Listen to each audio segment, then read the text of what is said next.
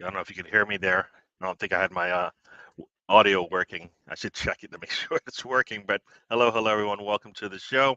This is the road trip. It is a little early, not early. It is an earlier show today. So we're doing a watch along. So hopefully you guys can hear me. I think all the audio is working over here, so we should be good.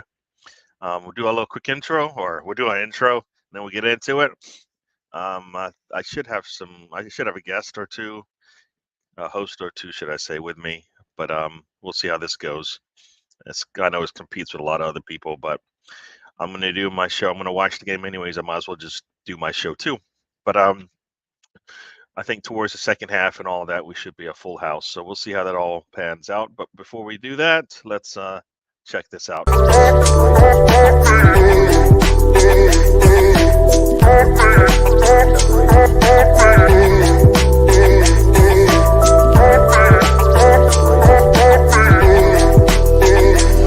This is DWTT coming to you from the Emirates.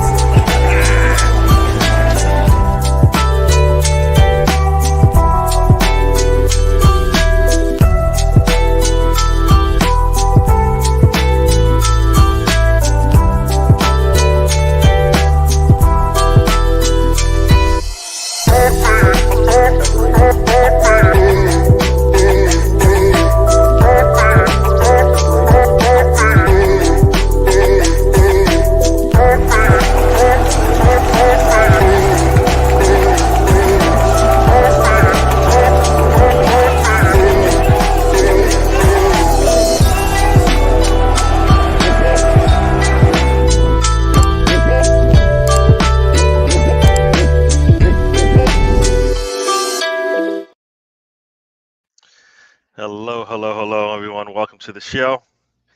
And got my first chat message in there. Good morning, Spencer. Welcome to the show. I didn't realize today's going to be a busy day for me. I got like back-to-back games going on. I think Mr. Tom is supposed to join me, but we'll see about that. I actually decided I'll get up and I will watch his team play. Oof, not a good one. Not a good one. Yeah. So not a good game for Leeds. So we'll see what he has to say. If he has much to say, I mean, he pretty much dominated all the stats, but not a good one for him. But yeah, it's got some. There we go. Got Riddy's joined us. Welcome to the show. Ange is in the house as well. Welcome, Ange, to the show. Oh, Mr. Tom says he has a lot to say. So we got a half an hour before the game. So Mr. Tom will let it all out, and then we'll hopefully enjoy our football today. I see. I got the. Let me bring up the. We'll bring up the starting lineup for Arsenal in a bit. Not sure much is going on. Let's see. How do I do this again? Oh, here we go. Slides. It says. Oh, screen. Here we go. Trying to figure this thing out. It's been a while since I've done this. So let's see. We've got the Arsenal lineup. I think this is the one. Yep. So we'll share this and we'll get into that as well. But yeah, so football started today already. Aston Villa went up early, stayed up. Brighton looked like they might have been trying to come back. Not so much. They lose 6-1. Aston Villa. But I think if I recall, both teams, it's been a little up and down for both teams. If I recall, I think Aston Villa also had a kind of a tough loss earlier this season. Let's see what the standings are as they speak right now. Aston Villa is sitting third right now. Arsenal has dropped to sixth. They get a win today, they will jump up into the second place, I guess. Depends on what Liverpool does. And Brighton is sitting in third. Sitting in fourth, actually. So that team and us are sitting there tied for points in fifth and sixth place. So yeah, so Brighton, I think they do have a loss, right? Yeah, they do have a loss. They lost to Liverpool 3-0 on the road. and they have lost to also Aston Villa as well. So there you go. I'm sorry, they lost to Everton. Actually, they lost to Everton. Is that? Oh, is that in the cup? That's in the cup. Mm. So there you go. We'll get back to what we're really in here for. Oops. All right. So let's see. Oh, yep. So let's get into it. We'll talk about the lineup and we'll go from there. Uh, you said it'll be on at 3. I think that's in half an hour. So when the game starts, so he's got to probably recover from that. All right, Taib, welcome to the show. I'm doing good. Hope you're doing well. We will get into it. We'll go into the lineup, and I have a lot to say. Once again, yeah, Tom will be on. Russ has joined us. Welcome to the show, Russ. Yeah, strong lineup. It's just probably as strong as we're gonna get if everybody's informed, but we'll get into that. So let me share. Let's share the starting lineup here. So, not sure about the strong lineup, but we shall see. Well, I, it's strong, eh, but I think we could do things a little bit differently. I think everybody knows that. So, faked us on it. Yeah, Arteta he's a liar. He's a liar. He's a liar. Don't trust him. Everybody says he sells us one thing, he does another thing. So you can't trust him, man. Yeah. What we'll get into this in a little bit after we do the lineups. But yeah, I probably have some. We can talk about that as well. But let's first get into this lineup. So in goal, Raya is in goal. So one, either he's getting a chance to secure the number 1 spot, or he's the number 1 goalkeeper. It's hard to tell. We shall see, I guess, when the Champions League game comes up, because I would expect whoever plays in that match will also play in the weekend when we play City. All right, is it City? Yeah, it's City next week. So big game for us. We need to be clicking. So let's get into it. Rayan goal, number 1 goalkeeper, or just going through his interview process. We shall see. Back line, same back line as always, so we should be good there. White, Gabriel, Saliba, and Zinchenko. I believe from a lot of, I didn't see the entire game midweek, but I know a lot of people still like White isn't playing as good as he has in the past, but I think a lot of that is players in front of him. But for me, I'm just like, why that shouldn't make a difference now because we have to be able to play with other players. It can't be always this person doesn't play in front of them, so guess what? Their play is gonna, be lower. So nah. Zinchenko, has he been in his influences before? To some degree, but we're not seeing enough of it because we're not scoring much. For me, we should be scoring 3 goals. That's how it works for me. 3 goals is the marker we got to put down. Midfield of I guess we'll go from the left to the right. Erdegaard, Rice, and sorry, Havertz, Rice, and Erdegaard. Basically, we got Rice sitting back. So it was precautionary. Hopefully, they pulled him out. Seems he's recovered, so he'll be back in. So we'll see how he plays. I guess that's, as you said. I don't know if that's a strong midfield for us right now. Havertz, we need to see. Like we're still like waiting. When are we going to get the Havertz? And I don't mean the defensive Havertz, which is what we feared, right? A lot of people feared the defensive Havertz, and now we're like, wait a second, what about the offensive Havertz? When are we going to get that guy? When we get the guy that's going to give us some goals and assist and build up and be part of all the attacks and all of that stuff? When do we see that guy? So we shall see about that. Up top, another question. I guess if you go from right to left this time, you got Saka. I assume Nketiah is going to play in the middle and Jesus on the left, but I hope he does not, and he puts Jesus in his strong position. It's the experiment of Nketiah on the wings. One should never happen. And once again, now we have to look to our bench. Our bench is pretty solid, right?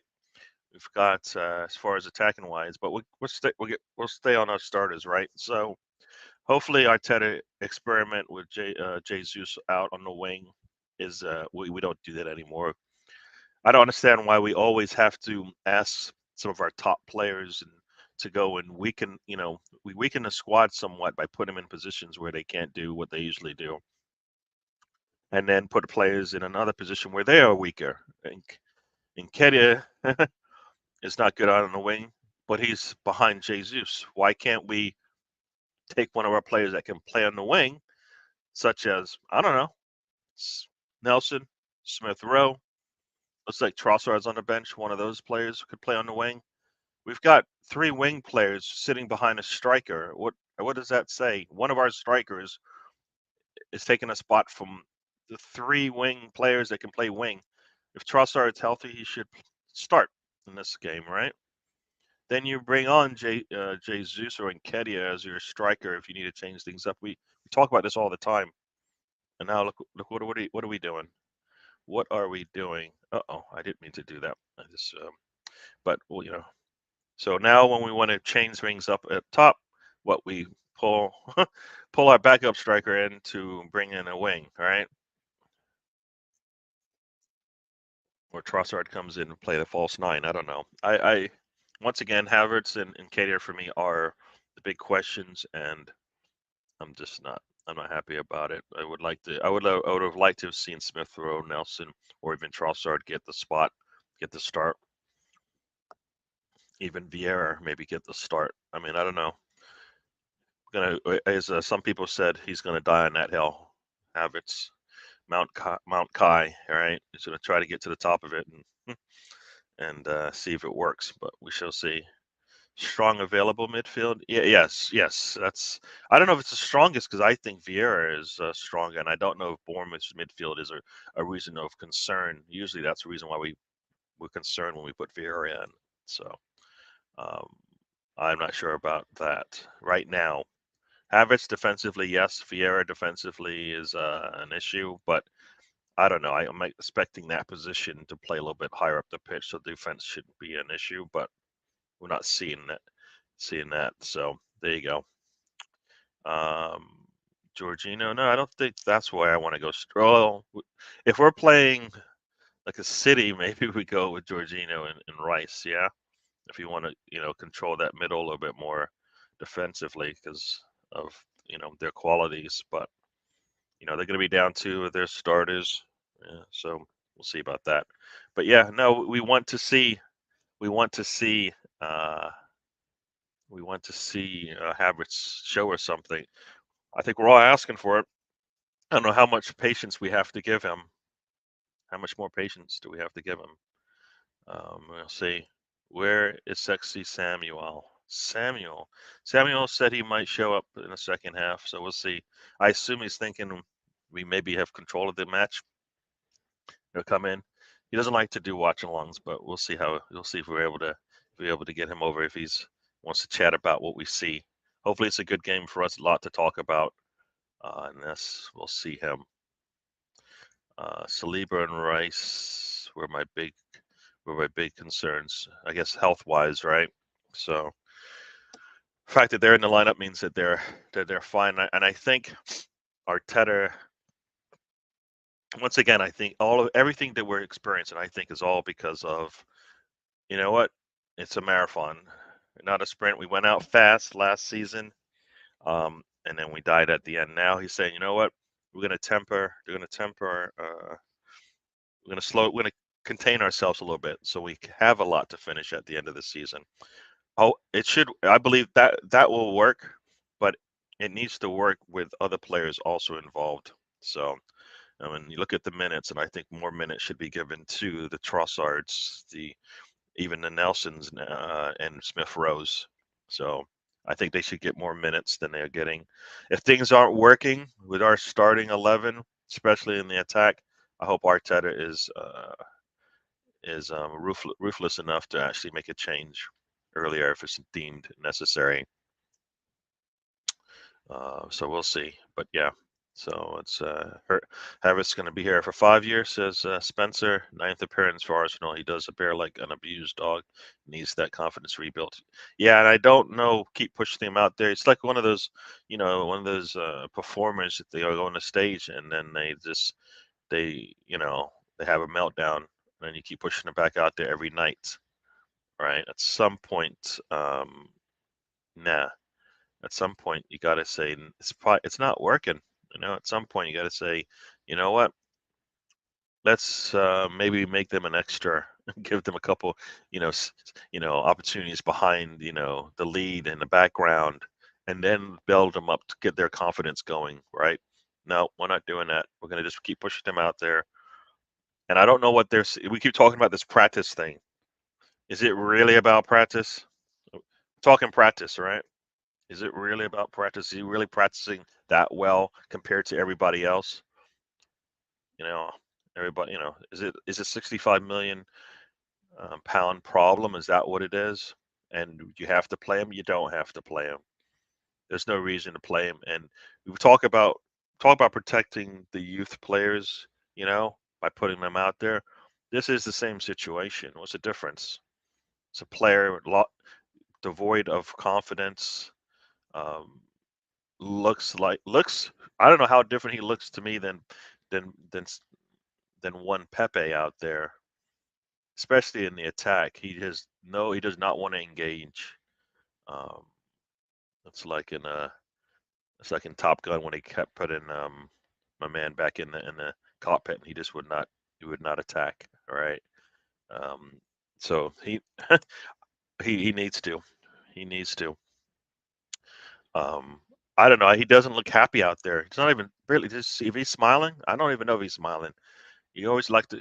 I feel like we should be seeing some smiles out of him. He's out there in a football pitch for what is it now? I think somebody showed he's been out there. He's played like 6 times or 5 times and been on the pitch 6 times already. We've only played 8 matches, so he's getting the minutes.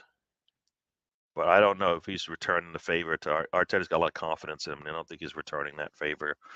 So, what's going on there. That's the lineup. Ramsdale is on the bench. Tomiyasu, Kirio, El Neni, Jorginho and Vieira. We got a decent bench, so we have answers for every problem. Every problem we got answers. Defensively in the midfield, Jorginho comes on. Midfield, El Neni and Jorginho defensively in the midfield. If we want to close things out. Vieira, if we want to, take Havertz out. Smith Rowe could go in there. Nelson Trossard can come in for that front line. Tomiyasu and Kirior. We got answers now, and to think we've got all these answers on the bench, and we're missing what I would say is two legitimate starters for us for sure, right? Timber and Partey. I think that's it, right? Yeah, those are the two players really that are out. I don't know. There's nobody else, right? I think that's it, right? I think that's all. I think that's all the players really. We're missing those two players, and those are defensive problems for us, right? But offensively, we shouldn't have problems, and I don't understand why we look so devoid of attacking prowess, as they say. So yeah. What's the expectations for Havertz? How many goals he does the defense well? Once he scores a goal, fan base will continue to move the goalposts. He's if he scores one goal, that can't be like, yes, he's back. We need to see consistent play. We're not even seeing we're not. It's not like if he's missing shots, and the goalkeepers are making good saves, and yeah, but he's not even doing that. Like a lot of times the goalkeepers are like, oh, I can't even save that. It's not even at my goal, and he's sitting in front of it. So or if he does, he misses it, and it's just a little dribbler to the goalkeeper. Mm. 8th game. He's played every game then, huh? He's touched the field every time. I think, right? We're in this is our 7th game, right? Played a two cup games, European Cup. So yeah, 8 games he's played every time. I think it should. I think the way he's treating him is totally different than at least after the first 3 or 4 games. At some point, you got to take a step back and say maybe he's just not ready, right? If Eric goes out there and shows you twice how to do the job, yes, in extra time, and as a sub. But I think we have other players that maybe should get the opportunity. So, um, all right. So I'm gonna remove that from there. So maybe we'll come to it later. Nelson is is it's been clinical when he's had his opportunities. He's put some shots out there at the goal, right between the two posts. I mean, come on, we're missing that, right? We're missing that from our team. So I'm still waiting for my stream to start. Oh, looks like it might start soon. Still got 10 minutes before this game starts, and let's see. What other match should I watch? Is there another match I should watch? Um, there's on this channel. There's what is it?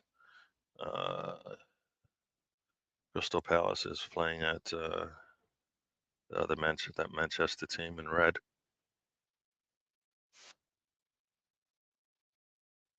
At least we'll have some stuff there. But yeah, no, I don't know what you want from Nelson or Millsworth Row. What do they need to do? They need more minutes. If you can give all this opportunity to Havertz, you need. What about your players that have been with you since you've been there? Except maybe what about those young players that maybe have shown really good quality? I mean, I think if I'm thinking correctly, Smith Rowe has scored 10 goals in the Premier League in the last 2 seasons. Havertz hasn't even scored that, and he's played more games, right? He didn't even play last season. So in like 3 seasons, right? Or is it we're just in the start of our third season here? So in 3 seasons, Smith Rowe has as many has more goals than Havertz. Is it 3 seasons? I guess 2 seasons. And he didn't even play. Oh, I guess 3 seasons. I don't know what he did in that for second season, but based on where he is, is it more than 7? Probably not. So I don't know. We shall see. Smith Rowe could be the other option, but he does do the defense bit. The Havertz does. It's a tricky question. Some people say that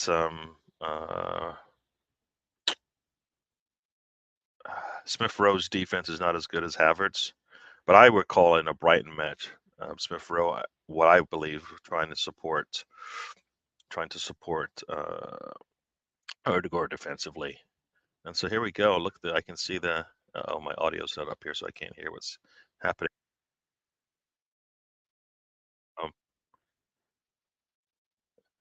so there we go. So showing the team, showing the field.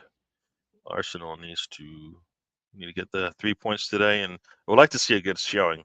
I think there's something to be said about style points, right? There's something to be said about having some style points, and not only just getting the 3 points, but also um, getting them close to where we want to be as a squad, right? Right. We need to get back to that. What's going on here? So I'm just putting it up on my. Here we go. So I got a couple of streams here, 2 for the Arsenal one and 1 for I guess the end of the Brighton match here. So as I said, Brighton got destroyed today. Lost 6-1, gave up a goal in the last like 90 seconds. So not good for them. Now I think with the bench we have, we don't have to let the experiments either Nketiah or Havertz go into the second half. We can make a change. Like if you can pull a Nunes because it's not working, right? I think he pulled him in the first 30 minutes. Then you can pull anybody as far as I'm concerned because the performances are no different in terms of what I expect out of the players. And Nketiah needs to be more lively. I don't know. Everybody says his movement is really good. I just see a man jogging around a lot. Maybe I'm expecting him to be. I expect him to sprint once in a while, and maybe that's how he runs. He looks like he's going slow, but the man is. It isn't doesn't look that fast. And when I do see him sprint, he's trying to get a red card. That's as fast as I saw him run last time, and yeah, put the tackle in on the goalkeeper. All right.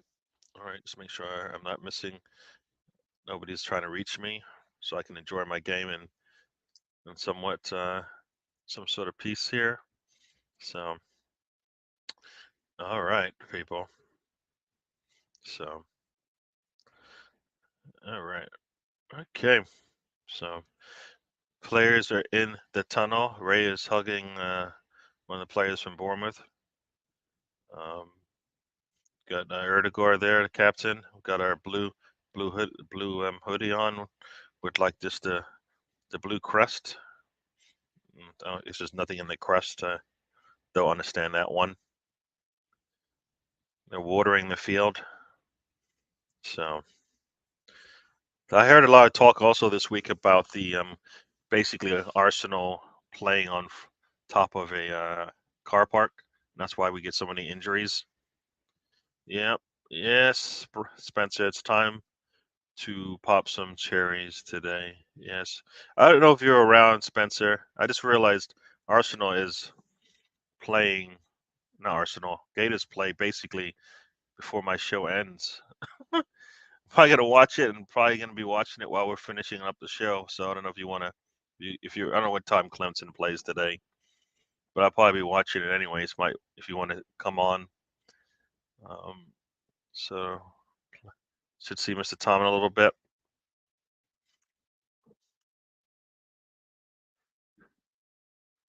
Uh,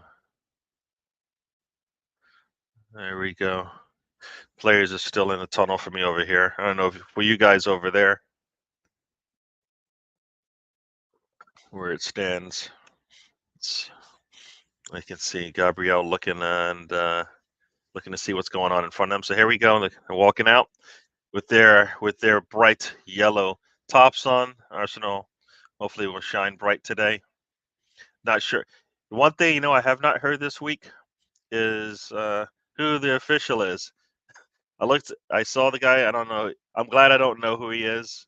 At some point, we will not talk about the officials and who's officiating the game, who's the referee in the game. Sometime we'll. So, oh, yep. Gators played. I forgot today's an early. It's an early match, early game.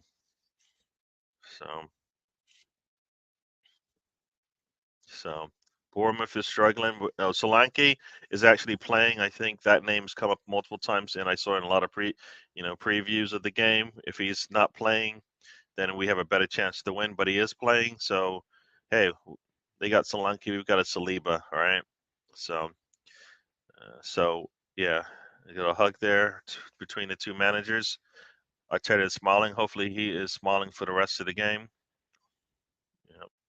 So I'm gonna bring this screen over to my side here. So I won't.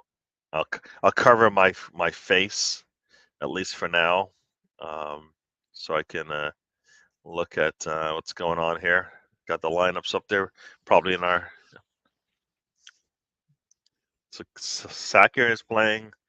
You know what? I'm hoping all of the that talk about injuries and whatnot is all precautionary. Basically, with the bench that we have, we don't have to play our players if there's a concern, and that's a good sign. That means we're a much deeper squad. Without Saka, without a lot of our starters, some didn't even make the trip. We got the win um, against Brentford. Brentford did have their starters in, so when that happens, you got to say we're much better because the squad is much better than it has been in years. You want to be stronger, and we are. So here we go.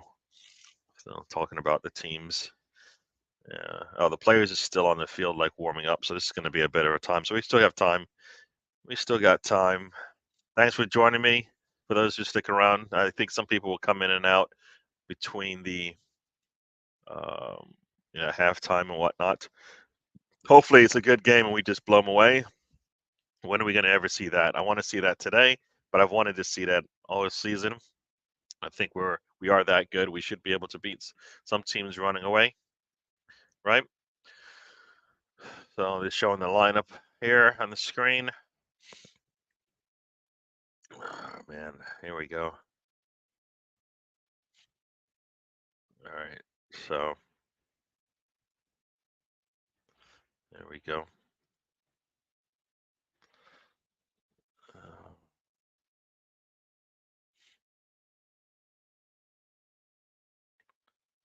Uh-oh, I hit. Why did I do that? All right. What's going on to my? All right, there we go. Players in the middle, around the circle. I don't know if they're doing something, and so they're talking about Solanke and scoring.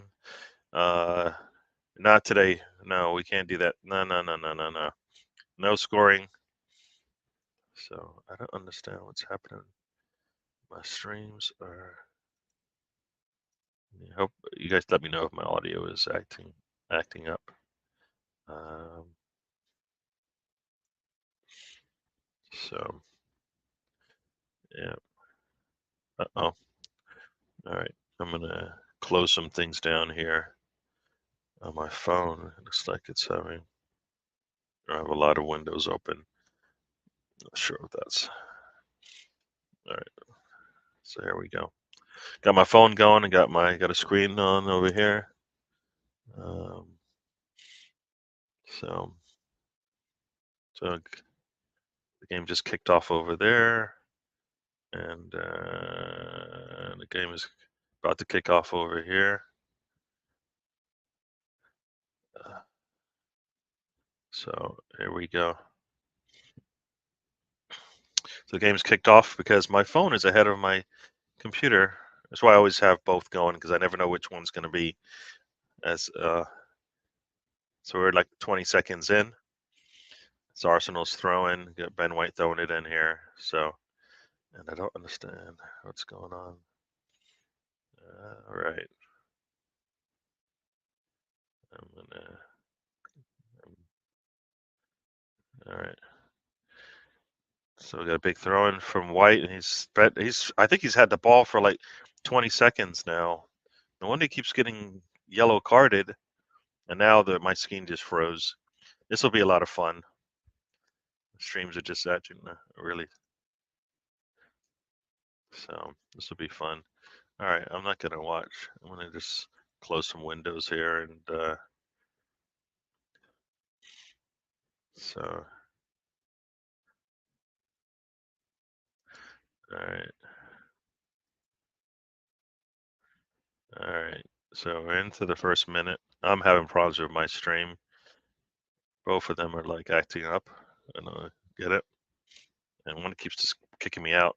This will be fun. This is the Peacock, so it's not like a dodgy stream.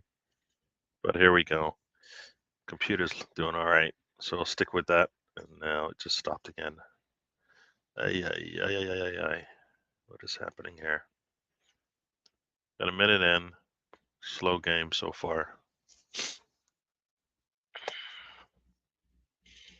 Hmm. All right. Yeah, Phillips with the ball, I think there. Or is that no Solanke with the ball actually? So we're into the third minute. Whichever stream, one of my streams is like into the first 90 seconds, and now it just stopped. The one that was in 2 minutes. This keeps going to go back and forth. It looks like, and Bournemouth is just like going to attack, and we're not going to try to stop him. We just let him just dribble.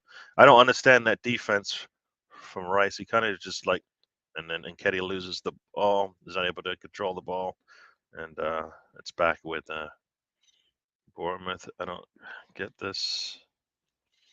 So yeah, yeah, long ball here from Bournemouth, and it's goes a little wayward there, and it's out for a goal kick. I don't know how we start these games. Just stop. It's not we're not even prepared. Like watching this is just like I was like, what are we doing? What are we doing? Sometimes how do you start so slow? Every game, it's like we're never prepared for this. And get the ball out of there. All right, we're out. Here we go up on the left hand side. Cross into not a really good cross to try. I was trying to make it to Erdegaard, and it just was not good. We're into the fourth minute over here.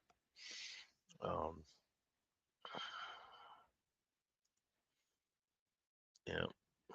So, all right. So here we go. So there we go. All right. We've got Big Gunner has joined us. Yeah, you know what, Big Gunner, welcome to the show. I am experiencing the exact same thing. I'm experiencing the exact same thing. And David has joined us. David, you're a funny guy because it's definitely not welcome to the show, but keep it down. Try not to, as they say, spam the chat. Um, yeah,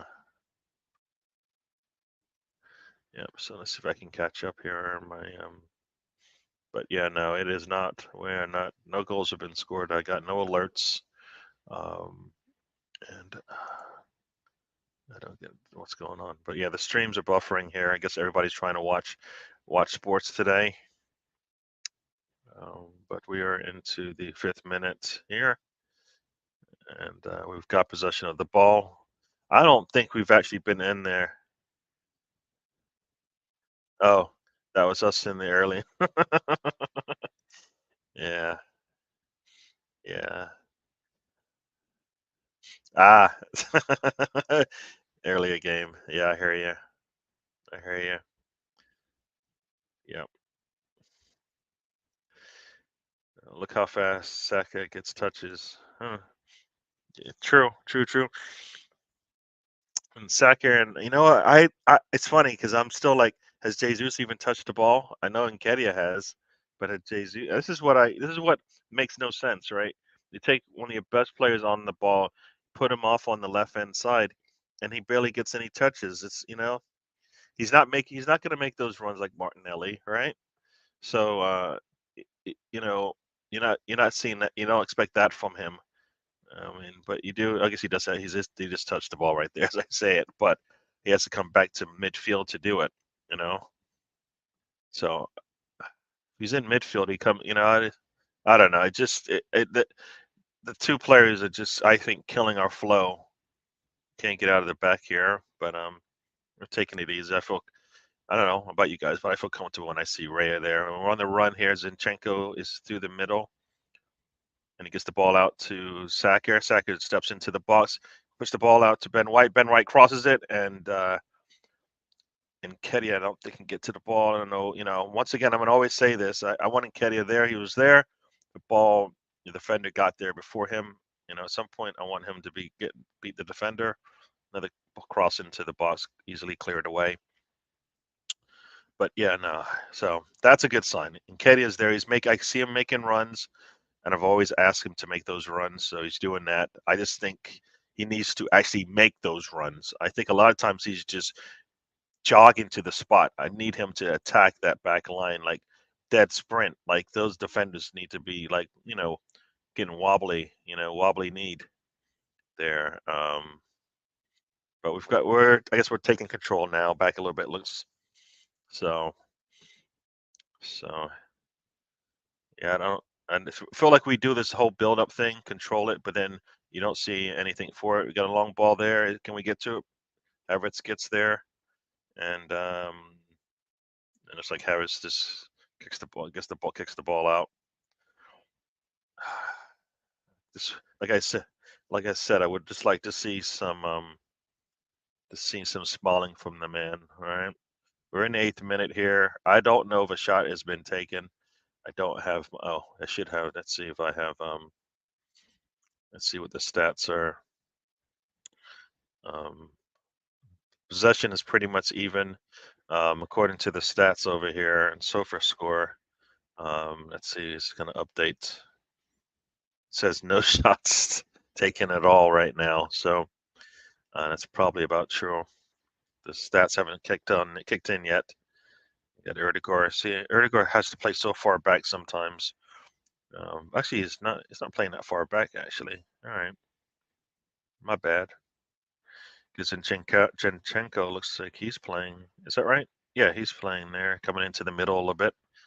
Or not into the middle a little bit. That's where he goes, right? Like he's playing basically sometimes it seems like behind Rice.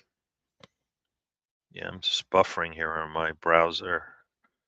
But a long ball in Nketiah, it's a little miscommunication there. Nketiah's cuts to the right, and Erdegaard's passes to the left, well behind him.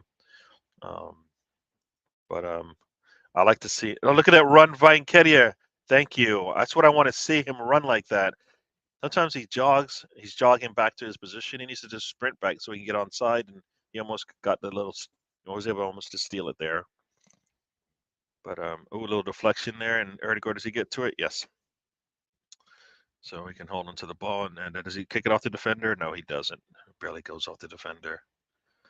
And there we go. Man, here we go. Ball out to Ben White's side here. And Bournemouth's going to hold onto this ball for a little bit. It's funny looking at our average age right now. It's like 25, and that's like so high now. You know, we usually well under the 20. Sometimes in that high 23. Sometimes. I don't. My buffering on my browser is terrible right now. So we're in the 10th minute. I don't know if we've had any shots from any team yet. It's a problem here. I don't get it. We got a really strong side. We think so, and I don't think we've taken a shot. So let me go into the 11th minute here, and yeah. So here we go. Harris is in the box. He takes a shot. Okay, it's a deflection. I was like, God. I want him to score, but I also don't want him to, embarrass himself. You know what I mean? He cause more pain. But he did get the ball inside the box here. He takes a one touch, which I kind of hate because he takes the one touch, and now he makes an even tougher shot, and it looks like he got deflected out for a corner here. Would have liked him to just take that shot one time, let the defender. I think he might have kicked it into the defender, who could have been even given a handball if he disputes it. But here we go, corner coming up. Short corner. We've been doing that a little bit this season. This one amounted to nothing. And ball comes in. Erdegaard gets walled off there from the pass in. So, and we're into the 12th minute. Yeah, I'm with you, Russ, a little bit. This game's a bit boring. I don't, like I said, we've taken a shot, right? Havertz has taken a shot. Got a goal already. Wolves are up. Who Wolves playing? I forget now. But Wolves are up a goal. They're playing home to someone. People, it's Tom's time. Tom wants to come in, but he knows we'll be talking Arsenal, so I guess he'll be talking Leeds. I'll be chatting about what I see on the screen. They're coming in for a tackle, and they're coming in for a shot. Very easy for them to get in and get a shot off, but it's not even clear. And it's a goal kick. People will probably not asking for anything. Good defense from Saliba there. Saliba gets his foot on it. Solanke took his time, and Saliba said, "All right, no problem. I'll just take it off your toe," and he did. He's good like that. Wolves are up on City. Yeah, I didn't know I just saw the alert, and the alert said Wolves has scored. City is down a goal. Early. Problem is you got to keep your pressure on that snake, right? You step on a snake, you let it go, it bites you. You got to keep the pressure on the neck of that snake. Don't let it up. They're home, so hopefully their fans are up for it. So we'll see. But would like to be able to put that game on so I could see it, but the way things are going here. Gabrielle is asking why can they just push on him? It's back the whole time, push him over, and nothing be given, and then the ball goes out on him, and he's wondering why. But yeah, Gabrielle's picked up the ball and then went to the ref. Let's see if there's any push there. Yep, oh my, he exaggerated that, and I think that's the problem. And it's a handball. I think Gabriel, he tried to sell that one and go. Officials like, nah. Newcastle has just scored. I'm not sure who they're playing.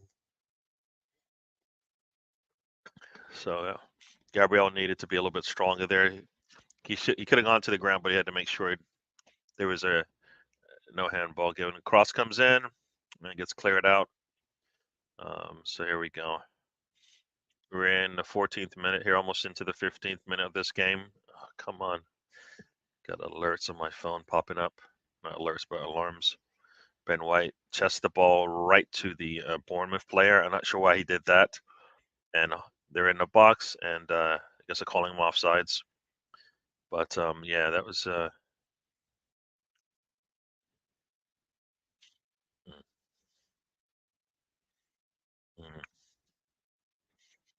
all right. So scoring going on, just not in this game. And Arsenal is playing a team sitting at the bottom of the table, right? If I recall, they are sitting pretty low, right? Bournemouth sitting 17th. What's going on there? They've given up 11 goals. Arsenal doesn't look like they. Come on, Ben White's taking it up the right-hand side here. Let's see. So, Erdegaard's got the ball, gets it out to Saliba, and here we go. All right. Saka's got the ball. Sorry, I got two streams going, so they're a little bit behind. Erdegaard's got the ball, gives the ball to Zinchenko, and I just want us to be looking to shoot, even if we're just well outside the box, because you never know. Erdegaard's got the ball. He tries to get it back to Jesus. Not a good pass because it deflected really easily.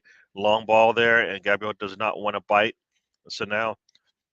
So here we go, and Ben White should be able to get to this pass, which is just a little bit too strong back to Raya. So here we go. I don't understand. We seem to be waiting for them to get defensively set before we decide to move the ball up here. Each one of my streams is one of them stops, the other one goes, and so they're always on the same time at some point. This is ridiculous. What's going on here? So there you go. We got Ben White with the ball. We are in the 16th minute. So here we go. So we've got I did get an alert, so this would be a good sign here coming up. We've got Raya here.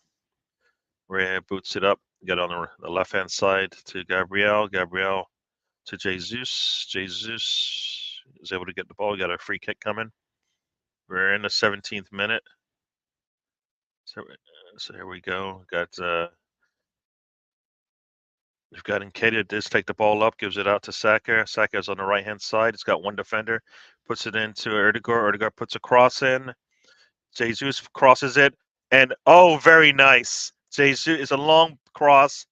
Jesus tries to score. It goes off the crossbar, and Saka is there to head it home. Very nice. There we go. Arsenal's up in the 17th minute. Yeah, Saka basically in front of goal. Nothing else he could do about it. And Arsenal's up 1-0. Very nice. Got Raya there talking to Arteta. Very, very, like I said, Saka, yes. Yes. So, yes. So just as he shows up, my team's up. Welcome to the show, Tom. You show up and Arsenal scores. Got a very nice header there from Jesus. It hits the crossbar.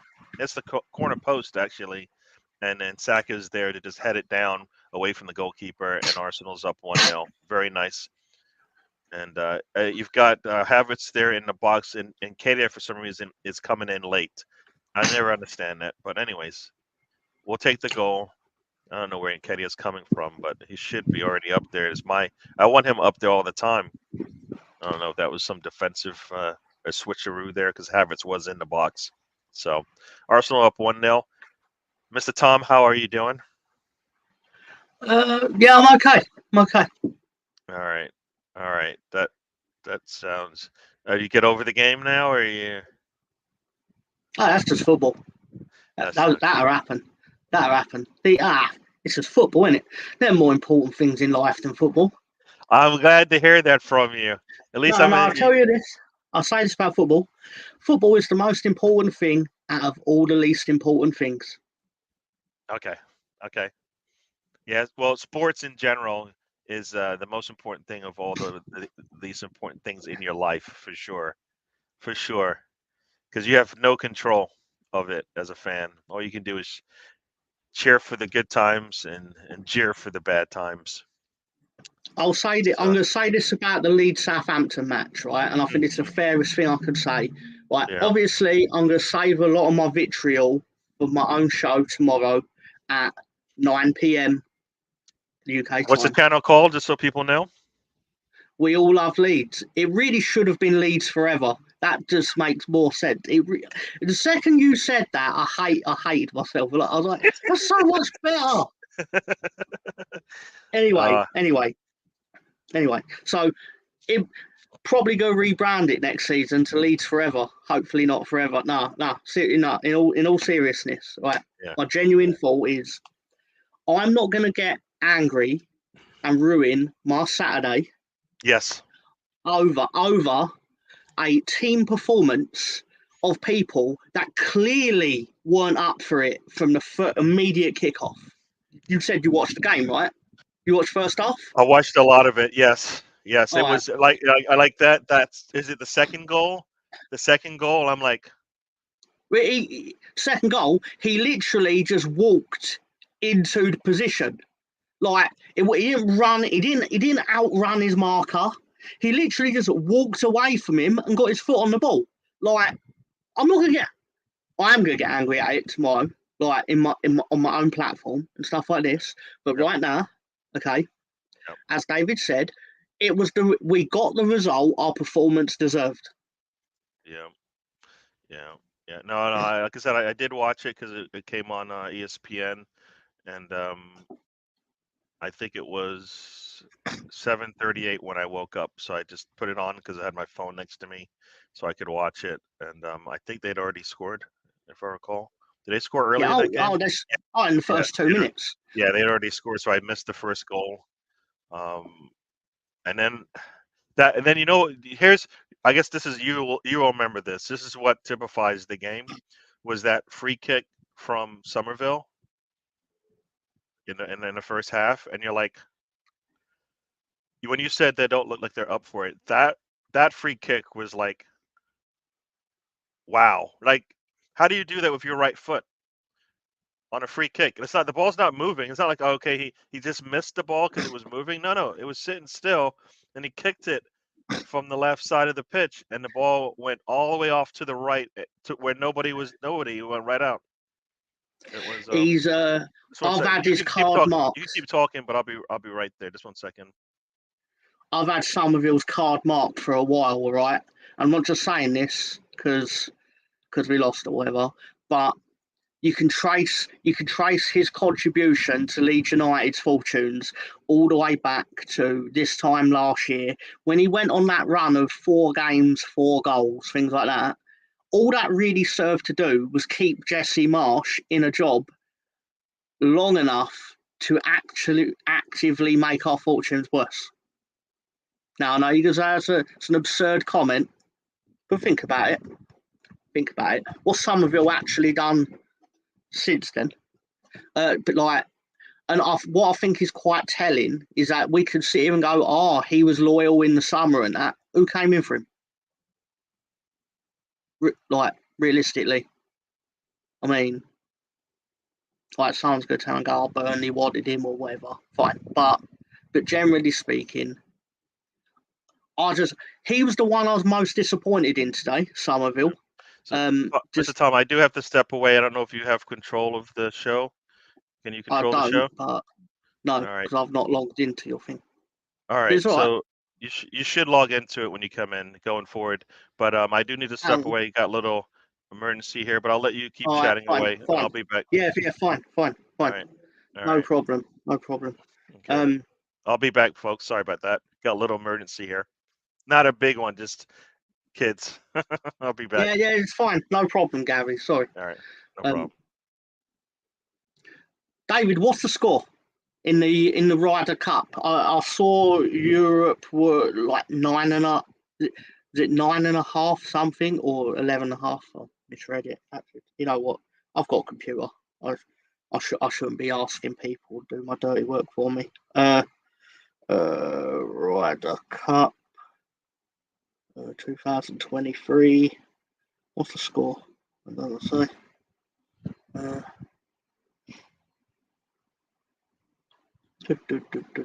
Ryder Cup score. Still.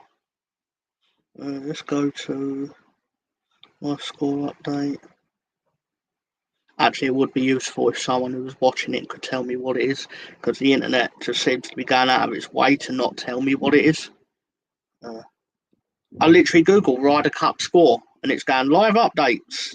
Doesn't tell you the update though. Just typical internet. Sad. It's a sad day for live score updates. Anyway, so in the Premier League, Villa won 6-1 in the end. I saw it when it was 5. That's a bit spicy. Goals from Ollie Watkins got a hat-trick, did he? Of course he did. Douglas Luiz, goal, Jacob Ramsey. Yep, of course. Obviously, as you know, Arsenal are 1-0 up through Saka. Everton are losing to Luton. Everton are losing to Luton. A goal 2 minutes ago scored by Tom Lockyer. Everton are losing to Luton. Wow. Man United are also losing. Crystal Palace. Joachim Anderson has scored.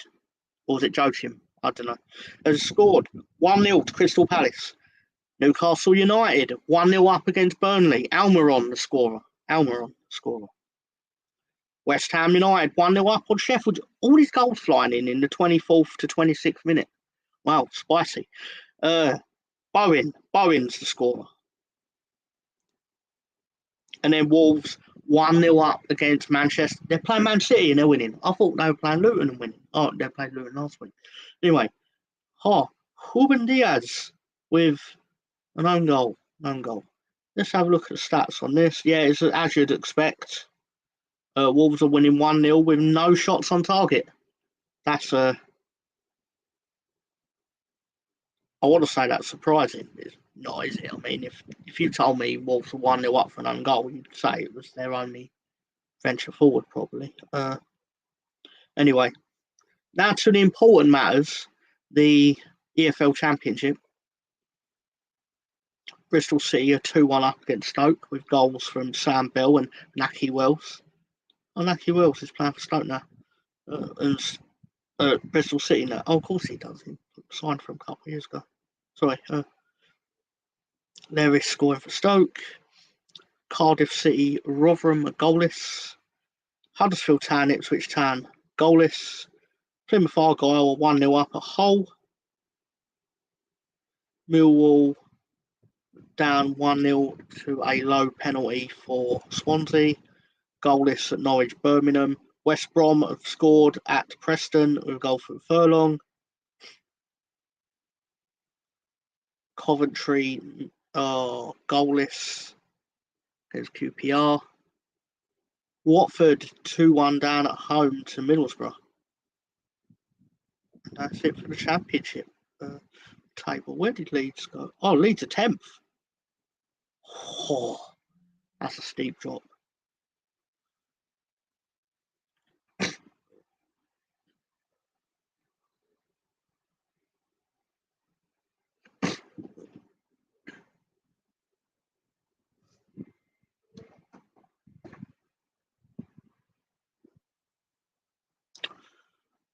Getafe versus Villarreal. Rayo Vallecano versus Mallorca. Lecce. 2-0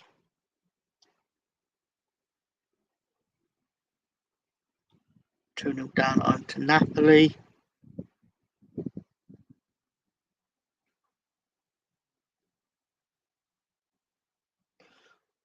Let's see what's going on in the rest of the football world. Shanghai Port FC won yesterday. 1-0, I believe.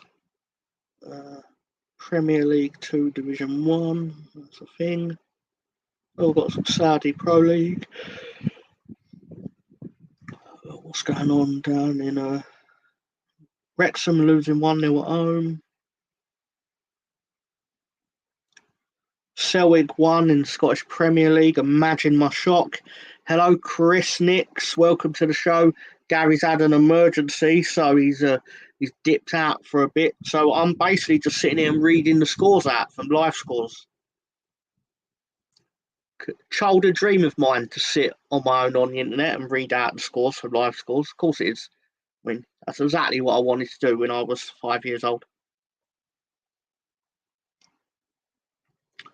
But anyway, but I digress. Gary doesn't know it, but I've actually prepared a tweet of his wrestling picks for the evening, and I am going to get him to display it so we can go over why I think he's going to be wrong. No, he's actually surprised. He's surprisingly quite good at it. I'd never tell him to his face because it's rude, but he's actually quite good. He has this ability where he's not encumbered by all the politics and knowing how they book and stuff. So he just goes, oh, that one looks like they're better. And they are. But he doesn't know why, but they are. It's fascinating. Truly fascinating. Also got Spencer Bronco has also submitted picks, and I'm happy to have him.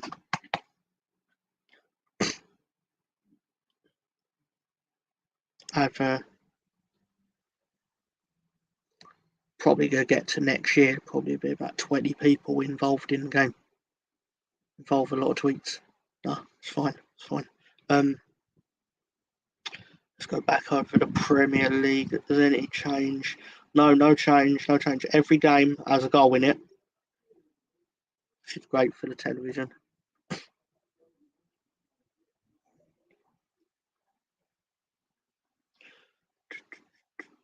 West Brom have got a second goal. Got a second goal at Preston, apparently.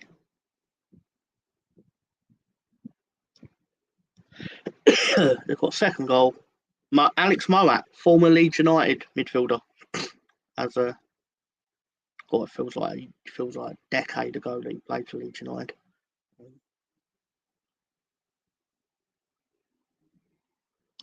But anyway.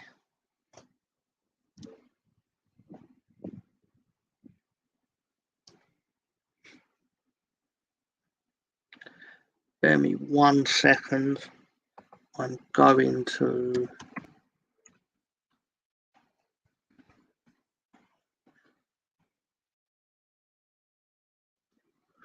log out of this and log back in.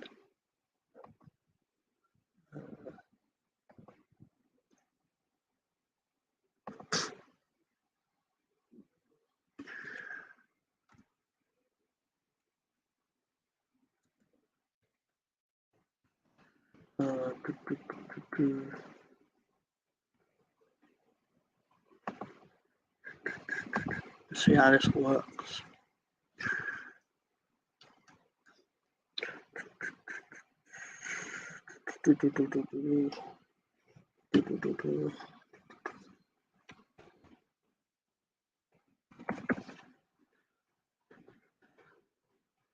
Oh, wonderful. Oh, this is about to get interesting. Bear with me 1 second.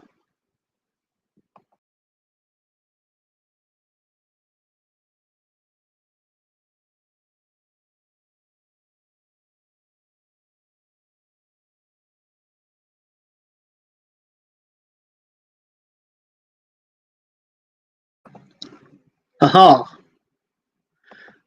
I'm now in control of the show. Not it makes much difference, but still.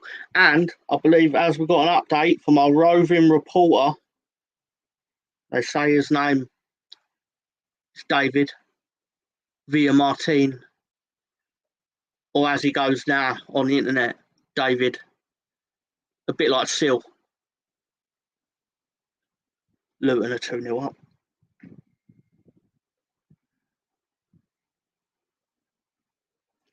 Luton with a goal from Colton Morris. And let's have a look at the Everton lineup. In goal, Jordan Pickford. Right back, Ashley Young, Tarkowski, Braithwaite, and Michaelenko at left back. They've got Dwight McNeil on the left, Idrissa Gueye, Onana, not that one, Garner, Decore, Calvert-Lewin. Jack Harrison has managed to avoid this claptrap for today. Oh, wait, he's on subs bench, so he's probably going to get brought into the fray. But, yeah, I'm good. I'll be lying if I said this didn't please me. Along with Bournemouth, let's see which of the mercenaries of Bournemouth are playing today. Max Aarons, of course, is playing. David, I'm sure, will understand why I've just called him that. Lewis Cook is playing, although, to be fair, we got a nice chunk of change for him, and at the time he left, it was perfectly. He's not a Leeds enemy, let's be fair. But Tyler Adams, where's Tyler Adams? Not in the lineup. And Luis Sinisterra is on the bench. The little twat. Anyway, Chris Nix is shocked to his core. I mean, it's shocking. Is it really that shocking that Luton are 2-0 up at Everton? It is, because I didn't hear everything you said before that, but it's Everton, and Arsenal played Everton to what kind of score was it? Okay, all right. You beat a team that you never normally win at. We got to stop with that. I hate that rhetoric. Every damn time, like they're having. At some point, my team needs to be better than that, and I think we are better than that. I think we should play better than that. So now I hear what you're saying. You never win there. There's You all never this win history. there, and then you Whatever. won there. But we're a much better team. So yeah, I expect us to win, but I expect us to perform. I always talk about it: perform. I take performance over results every day, and I don't even think we performed well. We got to win. We'll take a lot of people will take the 3 points, but the performance wasn't where we want it to be, right? So it's for me. That's part of it. Did see Havertz get a yellow card there. Let's see how long it takes him to realise I've took him out of the show. The look on his face! The look on his face! You know what? We're not going to hear from Mr. Tom for a bit. He's in timeout because that was really rude. Because he told me he didn't have control, and then all of a sudden now he has control and he uses it for evil. So he will sit in timeout for like a minute because that is evil and really rude and really mean. I wouldn't do that to his show. You know, that was cold, as they say. Supposed to be my friend and all, and you treat me like that. You've done that to me multiple times. I've never done that to you on your own show. Well, no, I logged in. I logged out while you were gone and snuck in. That was mean. That was mean. It was hilarious. Very mean of you. I gotta look. To be honest, Gary, the reason why I have to look off the other screen because I want to see more of the game, because usually I put it on the screen over here and it's smaller, so I don't get to see everything, so I can't see the players and know who their names are and stuff. So go ahead. You were gonna say something? Sorry. I didn't know it would actually let me do that because I figured as you have the admin, right? It's two different connections, so one's coming in as a guest and one's coming in.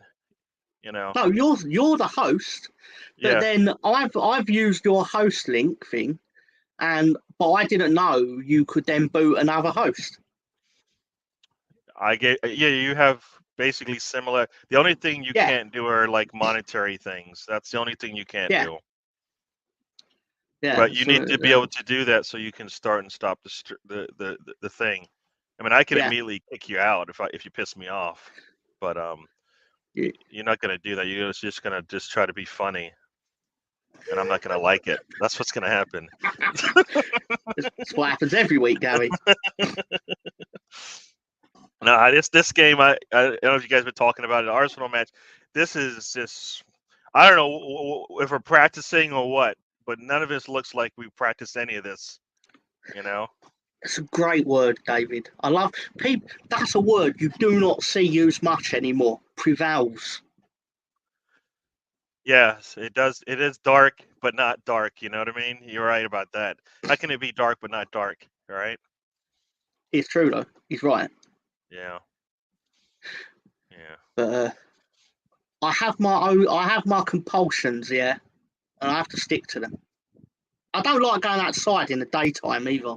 It's weird. It's like Mm. my skin bubbles or You something. spend all this time. I mean, it looks. I mean, I don't know if this is if you're in a room or a little closet or a little but it looks like a little small room from the angle that we're looking at. And Bournemouth is just getting a lot too much happiness going into the attacking third there. A little late challenge there. Does he get a yellow? He should, Is it? based on the way he's. Yeah. No, go on, Yeah. Gary. It's fine. No, I was going No, to no. say nonsense. Sorry. Go. Yeah. No. Jesus just got tackled from behind.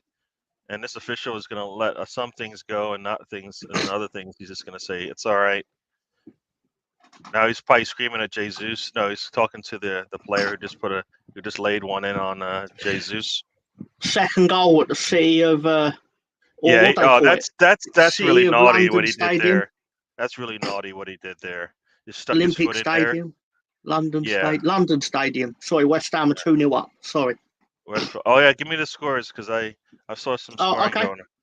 Arsenal 1-0 up, as you know. Luton 2-0 up at Everton. Crystal We Palace just are put a winning 1-0. goal. Everton just scored, so it's 1-2. It's And unfortunate. yeah, It's sorry. unfortunate. Luton Crystal is Luton, Palace are right? 1-0 up at Manchester United. Yeah. Newcastle 1-0 up against Burnley. As I mentioned before, Crystal Palace, West Ham 2-0 up Ben White against just gives the ball away for what reason? United. I'm not sure. And now they have the ball in the box. This is just ridiculous from us. Come on, clear the ball out of there. What the world's going on? I Jeez. assume Wolves have reverted to 2 banks of 5 in front of the goalkeeper because they are 1-0 up on Manchester City and they've had no shots. So is it No shots on penalty? target. They've had no shots on target, no shots off target, and no block shots. So basically, cut long story short, Diaz scored an own goal. And I'm guessing Wolves have now settled into their pattern of we're going to defend this, You, which you, I don't blame them for. you should be disciplined in that, right? Yes, City will give you opportunities to score. You have to take them. Yes, you're up 1-0, but you have to take them. You cannot sit back when you get an opportunity. I get like not making any dangerous upfield passes or whatever, but at some point they will give you another chance to score. You have to take it, and you're going to get more than one. Yeah. Oh, if it turns out Wolves have had a shot or whatever, I got that from live scores, which does say they've had nothing. But they have a Okay. goal. Because Yeah. football's weird like that. Yeah, we're in the 42nd minute here. Get a long ball here. Nketiah is holding on to it and is able to hold it long enough to give it to Jesus. Ball gets kicked out. It's Arsenal throw. No. Arsenal just looks like this team is terrible. Why are we making? We're like playing so like hesitant. Just take the ball to them. You know, they just get to run up and down the damn field, and Arsenal sits there. Come on. Now we have the ball. Continue up the field, and Nketiah's got the ball on the left-hand side. What does he do with it? Oh, Nketiah's there. He gets to the ball. Oh, that tackle. I don't think he touches the ball. I think he takes Nketiah down. I think he missed the ball, and he got Nketiah before he got the ball in the box. Nketiah, good run by him. Yep. Is it going He to be a goes right penalty through. He to goes right. Arsenal? He doesn't even touch the ball. He goes right through Nketiah. So he takes Nketiah out. That's the only way he can get out. I think he does get a touch, but I think the only way he could do that is by we got a penalty coming for Arsenal. So we should be up 2-0 if all goes well. So let's see what happened. That was on Aaron's. And guess who's taking the shot? We might get a brace today, as they call it, our star boy. So here we go. We need to open this thing up even more. This is a good start for Arsenal, even a very slow start. So we're up 2-0, and I'm saying this is really slow. I think that, Mr. Tom, that's why there's levels to this thing. We could be up 2-0, and I still don't think we played well. Yeah, but you never think they play well, regardless. That's not true. That is not true. Nah, it's a bit true. It's a bit true. And Saka takes it. Goalkeeper bites to his left. Oh no! And Saka goes to the far corner. Oh wait, Erdegaard took it. Sorry. I can see how you'd think they look the same. Why they look the same? Who? Oh, you know what? He was holding. Sarcasm, Gary. He was looking. He was holding. Sarcasm. You got me. Yes, they are like. They are like. It's it. I missed the armband. That was the only thing I didn't see the armband, or else I would have known it was. Right. It was Erdegaard. I mean, it was. Of course. Because you know how it is. People move really fast. Yep. Yeah, I'll tell you this, right, David, if you're still listening. Do you remember when Leeds won 4-0 at Burnley under Bielsa? Sorry, just one for David. Just if he remembers it. It was a great afternoon. It's a great afternoon. Anyway,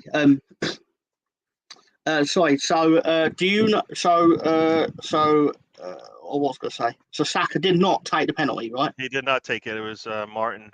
It was the captain, right? Oh, okay. Because if he had, I would have asked you. Do you know why they call it a brace? No, I don't. All right. Well, two bits of trivia here, David. That's that afternoon against Burnley, or it was I believe it was a lunchtime kickoff.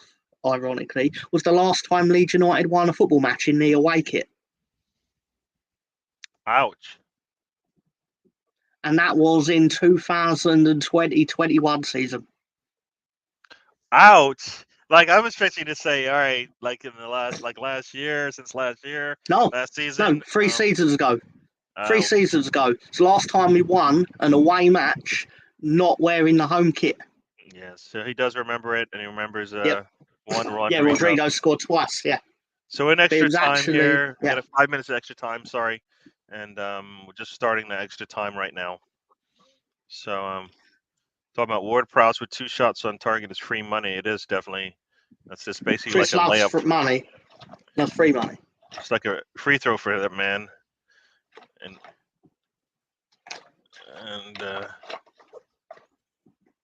look at the long ball there. Billings has got the ball. He's going to take the shot. He does, and it gets the Gabriel does clear it. It's so easy for them to get these opportunities. This is why I hate the way we play sometimes. Like if they get a good opportunity, ours we have to work so hard for it. There's like I'm just going to pass through 2 lines of your team very easily done. Yes. David, who did Celtic play today? He says Chris Nix has joined us. Sorry, Chris Nix, welcome to the show. You know, when I saw David here and I couldn't see, I didn't know it was my man David. Like, you know what I mean? David Villa-Martin. No, I know my man David. I just said it. Yeah. I said earlier because he's removed the last part because and correct me if I'm wrong, David, but I'm guessing it was mainly because people thought you was a Villa fan.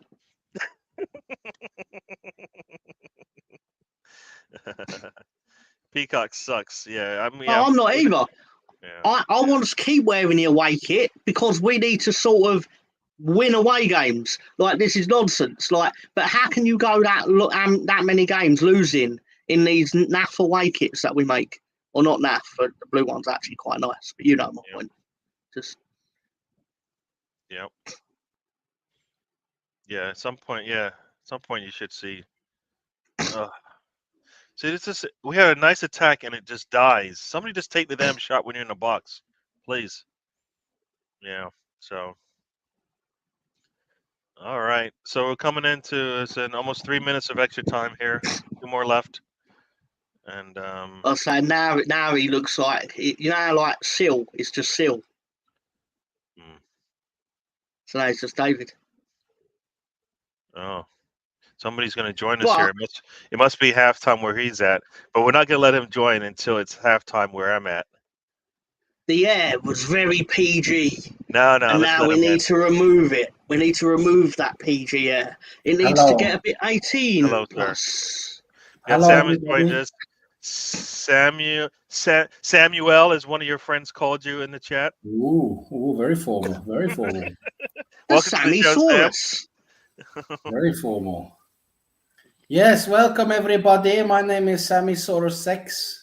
That's my new wrestling name. I'm going to join AEW. I'm going to join AEW next week. I only need to go get some chinos, and I'll be We right. didn't watch AEW yesterday, Sam. We No, forgot. I have other more important things to do, like fucking wash my hair. That's a lie. It's a lie. It's a lie. You loved it last week. You had a great time. I just need to go and get my chinos now, so I'll be ready for it. True. We've got Stefan who's joined us. Welcome to the show, Stefan. And it should be over here. We got about 15 seconds left in this extra time for me. Or actually, can I finish my bit of trivia, please? Oh, yes, you do. Yeah, you're going to tell us what a brace. I thought a brace just means something you put on your leg. But... No, the term brace dates back to the Old English, signifying a pair of something that was hunted or shot down as a brace. Ah. Wow, that was fucking brilliant. Yeah. You would like the way the half ends. You've got you got Havertz coming up the left hand side, tries to pass to Nketiah, the passes behind him, and turns into an attack. I didn't just see that myself on TV. And they take a shot, and Ray is able to stick a hand out on it. So that's how the half ends. Well, thank you, Gary. I didn't just see that with my own eyes, but thank you very much. I know you saw it. I just saw it. So that's what's important. Remember, it's not about you. It's about me. Saw it and then you told everyone about it. Exactly what you saw. Damn right I did. It's called a watch along. So I'm watching it along with my friends. You're not watching it together. You're not watching it. You're commentating it. I am watching it. I got to see it first before I can commentate. One just results in the other. I'm sorry. That's how it works, man. It's the Steve Harvey commentate along. That's what it is. One thing I will defend Gary on. No. Take it. Defending Gary. Call me something else. I don't want to be called that anymore. I don't like that name. Not for me. Steve Harvey. The Steve Harvey hour. Call me something else. Sorry, go ahead. I don't know. He was great as the host of the King of Comedy, the Kings of Comedy stand-up film. He was great at it. Steve Harvey was like, he would basically, like, in between, I think it was D.L. Hughley, Bernie Mac, and Cedric the Entertainer, he would do jokes, and like he was like the host / whatever, and they went on tour doing it. It was really good. And he was quite good. He was a funny guy. Yeah. But to be fair, I think because he made the jokes up, he was able to remember them.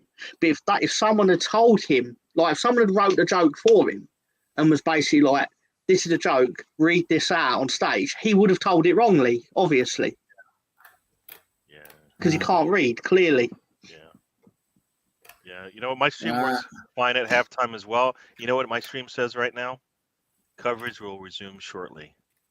I can't believe Wolverhampton are up against City. Yeah. What do they say in any given Sunday? Same thing, Palace up away at United, Manchester United. We like that. The Kangs. We like that, right? Luton were 2-1 up away at Everton. Yes, sir. Yeah. I know. Amazing. Bloody hell. We'll take that. We will take that, right? Anyway, how's everybody in the chat doing? I see we've got the same old suspects here. Don't you want your friends to show up? The usual suspects.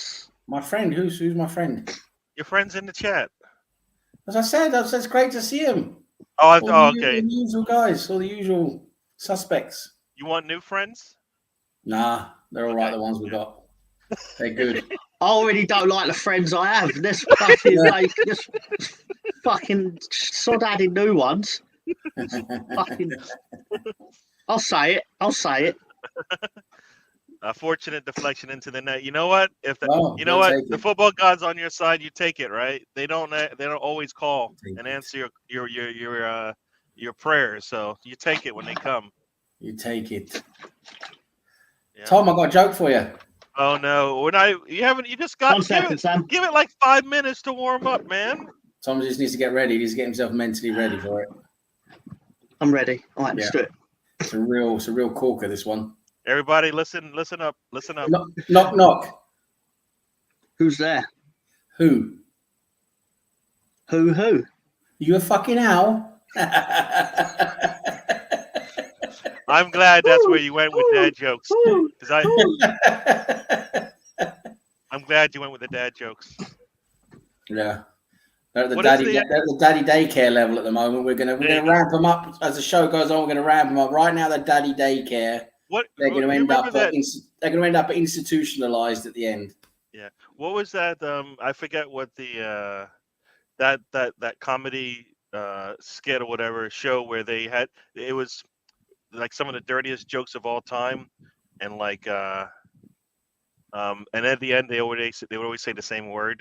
I forgot what it was called now. Is it the Aristocrats? Yeah, the Aristocrats. That's what it is. The Aristocrats. That's a famous so joke. There's the Aristocrats level. I think that's like at the top level, right? Aristocrats, and then there's like dad jokes. I've never seen it. I've seen bits of it. It's crazy. It's the sickest joke ever told. Apparently, I've heard it told by what's his name? That guy. I forget his name now. He just whines the entire time and screams at you. The guy that screams. Yeah, that's Godfrey. Godfrey. Yeah, Godfrey. Yeah, he's dead now, isn't he? Why did you do it? Yeah. Yeah, rest his soul. But he F Comedy Jam. Yeah, there's actually a documentary called The Aristocrats. It's about that joke. Yeah, you know what? That's what I saw. I saw that. I did see. And that. he tells the joke at the end of it. It's hilarious the way he tells it. But the joke is it's about the telling, because the actual joke itself is just sick. It's just a sick You're like listening to it, going, "This is not," as Mr. Tom would say, "This is not PG." No, I'm not going to say it. I'm not going to say it because it's just basically a sick story. That's all it is. But it's the way it's told. I think that's where sort of like the comedy is. Anywho, yeah, had an emergency. Southampton have been shit, Tom. What happened? Southampton have been shit so far, haven't they? What happened there? Well, I can explain this. Basically, Dr. Leeds turned up because have you not been playing well, unable to defend, finding woes in front of goal? Dr. Leeds are going to turn up and cure all the ails you. And we're going to make you nice and happy and give you your points and your goals. We didn't give you a clean sheet. Annoying. I mean, we're still Leeds. Leeds. Is that Dr. Leeds? Dr. Leeds. Dr. Leeds. Dr. Leeds. Dr. The Leeds, question baby. you have to ask yourself is he qualified? Is he qualified? He's qualified at fixing shitness. PhD in that. Oh, no. But in all seriousness, there's really nothing I can say to justify anything. From the moment we kicked off, the passing was in the 2 minutes, the 120 seconds between the kickoff and Southampton scoring, we managed to misplace every pass or every action we had on the ball or off the ball. And we got away with it in the first minute, and they didn't learn from it in the second minute, and it just went, and it was done. So as usual, teams that play against Leeds play out of their skin. 100% effort and commitment, everything you'd want to see in a team. Will they display it on Wednesday, whoever Southampton play? Of course they won't, because they used all their energy up today. That's not illegal. That's not unfair in the world of football, but it's fucking annoying. Yes, absolutely. Oh well. Don't you ever feel that like that teams like try harder because it's Arsenal? Yeah, very often. Absolutely. Yeah. You know, there's teams that be battered the last game and they play us, and all of a sudden they're playing like fucking Barcelona. You know, it's Everton is losing to Luton Town 2-0 at one point. Arsenal can barely get a goal across the line. Yeah. What's up with that? Well, whether it's true or not, it feels true. It feels like that. Feels like that, doesn't it? Yeah, you're right. There's that way. I mean, it's their job to try hard against you. I get that. But then they didn't the previous game, and they probably won't do well the next game. It's very annoying. Yep. No, you're right. That's the ups and downs of football, isn't it? You know, it's Yeah. You know, it's like typical. We see one team for us. Typical is like Manchester United, because they'll be in the worst form ever, and it's happened a few times with us now in recent years. they'll be in the worst form ever, like, lost 2 games in a row or whatever, just absolutely playing crap. And then we play them, and they're just, absolutely, just, we can't beat them. It's yeah. Like, and there'll be a lot of people who tell you it's not true, and it doesn't work like that. But it feels like it works like that. Yeah, exactly. It's perceived reality. It definitely Everyone's works. been laughing at Southampton for a month, and we've been amazing. And then all of a sudden, Southampton come out of the blocks like we owe them money. Yeah. And there's no, like, I'm not going to sit and say Southampton did deserve it. Of course they did. They mauled us in that, especially in that first half. Not only that, but you gave them your money, and then you robbed your mom to give them more money. That's what it seemed like. It's like they took your money, and then you went and robbed your parents and said there. And then your parents are like, what happened? Some guy in a ski mask came in the house. I swear it's my son, but I can't tell. And he just took our money and left. And it's like, what? They would have given you the money anyway, but you still had to rob it from them. Yeah. Thanks, Sam. Thank you. As you're leaving, like, you got the gun on, you got your gun on your mum, and you're like, oh, yeah, thanks, mum. And then you get out the door, and you're like, fuck, what a corner!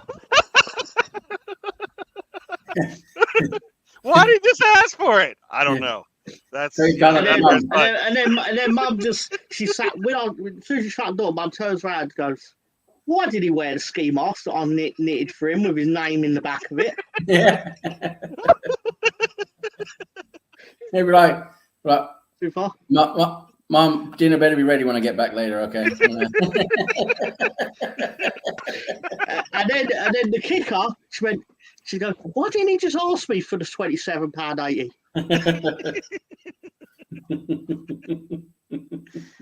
Oh, yeah, that's right. Because he needs to feel like he earned it.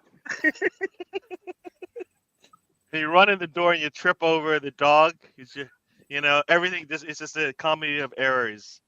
I mean, we got robbed by a guy who opened the door with the key.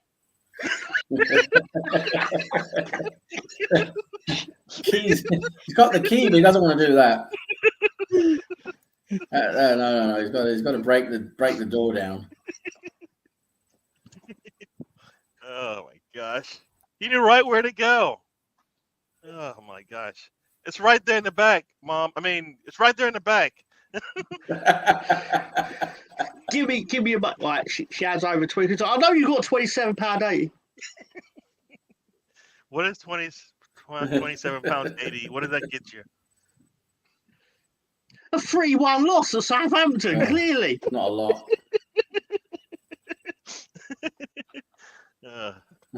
I like the road trip. We go wherever we need to go. We get there and we enjoy it.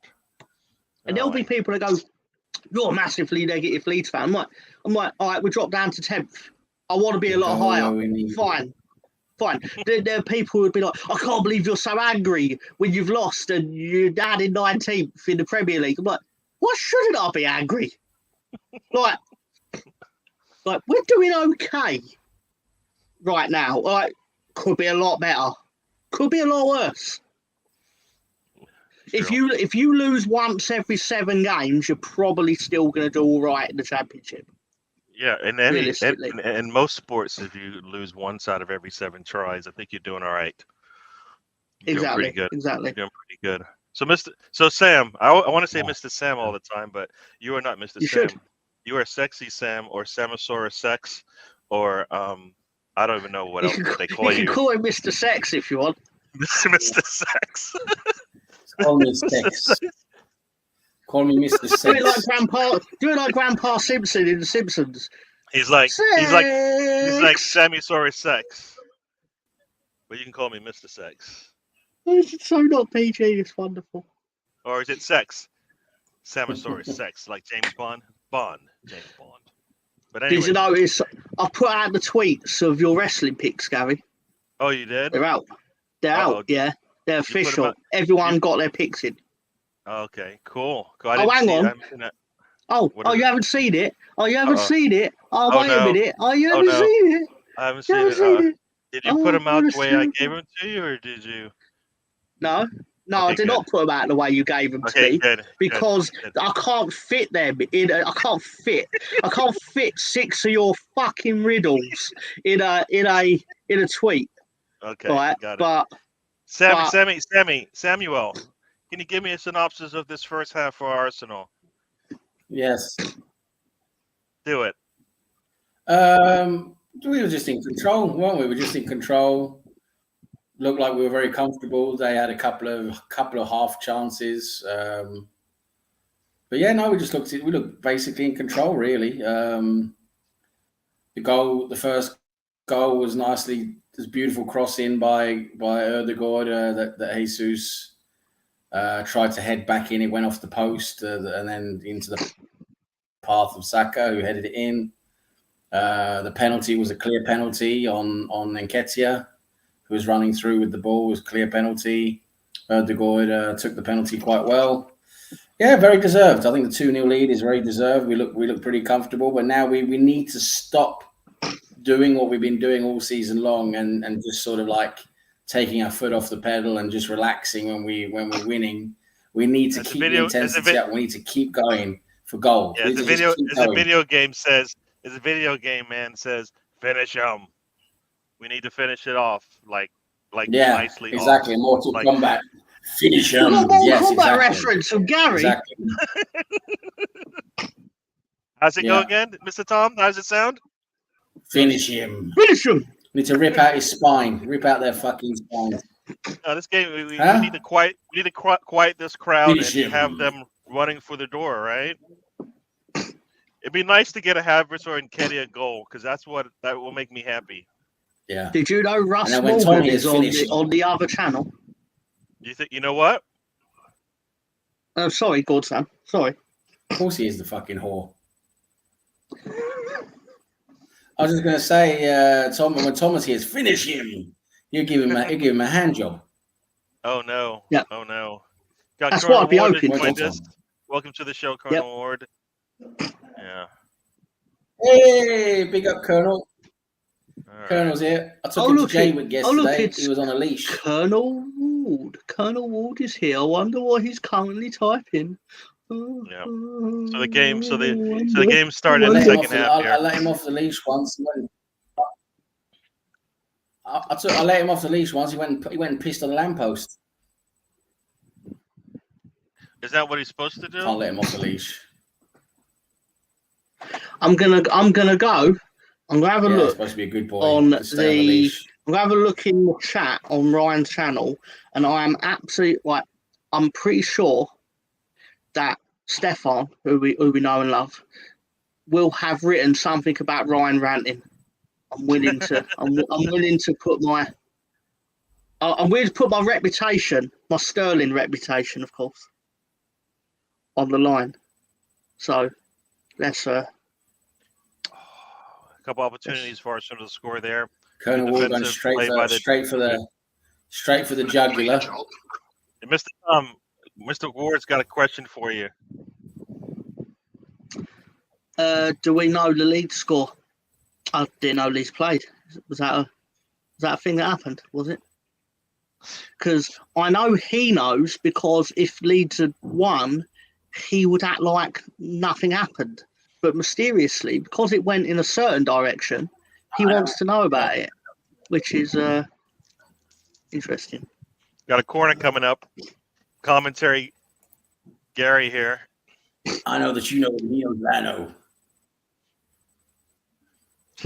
And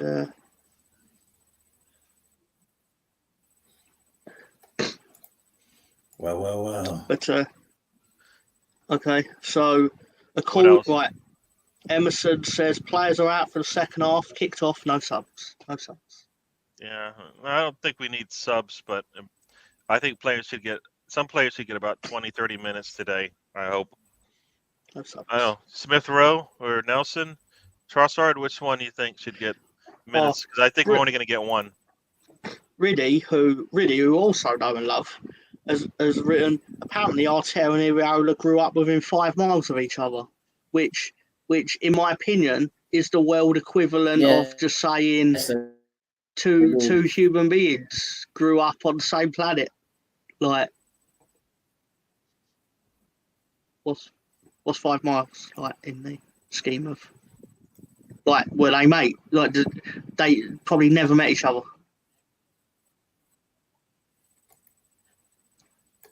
Unless they did. Well, I'll be right. The championship's not for everyone, Tom. It's okay. Oh, that's okay. We could say the same about losing virginity, but that's okay. Sorry, that's not for everyone. It's okay, Colonel. You'll get there. You'll get there eventually. Don't worry. Oh no! He called you an award. That's unoriginal of me. I've done that to him before. I'm sorry. I need just waiting for City to get their compulsory. Just waiting for City to get their compulsory fucking goals from nowhere. That is true. That is well, true. They did concede a goal from nowhere. Who scored for Palace? I'm just looking at Palace here. Now I see. It was Anderson. And get the fucking Anderson. Mr. Anderson. All right. Yeah. Keep your fucking Matrix. The Matrix will Mr. be Anderson. celebrating. Mr. Anderson. Mr. Anderson. I don't know if this is good or bad, but I put it up anyways. I don't know that one. Oh, so there you go. Chris, Knicks. When does Liverpool play, later today or tomorrow? It's 5:30 in English time. So yeah, playing 12:30. All right, so I got the Ranger. I'm thinking of Nile Rodgers, that guitar player from Chic and all that. I don't know any of what you just said. That's because you are a fucking spastic. Yes. Oh bloody hell! And then takes a swig of his orange. Is it orange juice? I was going to say you like drinking out of. Oh no! What is it called? Chocomel.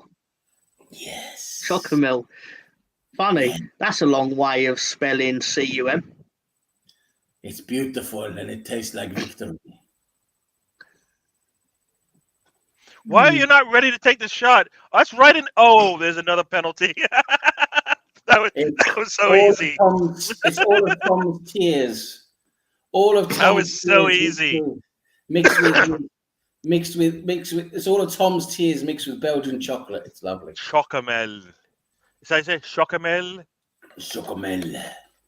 Looking forward to Tom's tactical analysis of Southampton versus Leeds. Everybody's looking ready for the show. Leeds. This is Southampton. That's the end.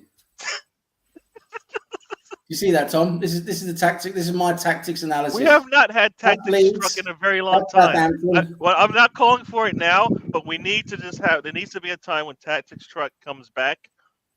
I miss it. I miss it, but it doesn't have to be today. Got a penalty for Arsenal. Thank you. They're ready. No, don't tell me who scores. I've got to catch up yet. I've got to fucking catch up on this stream.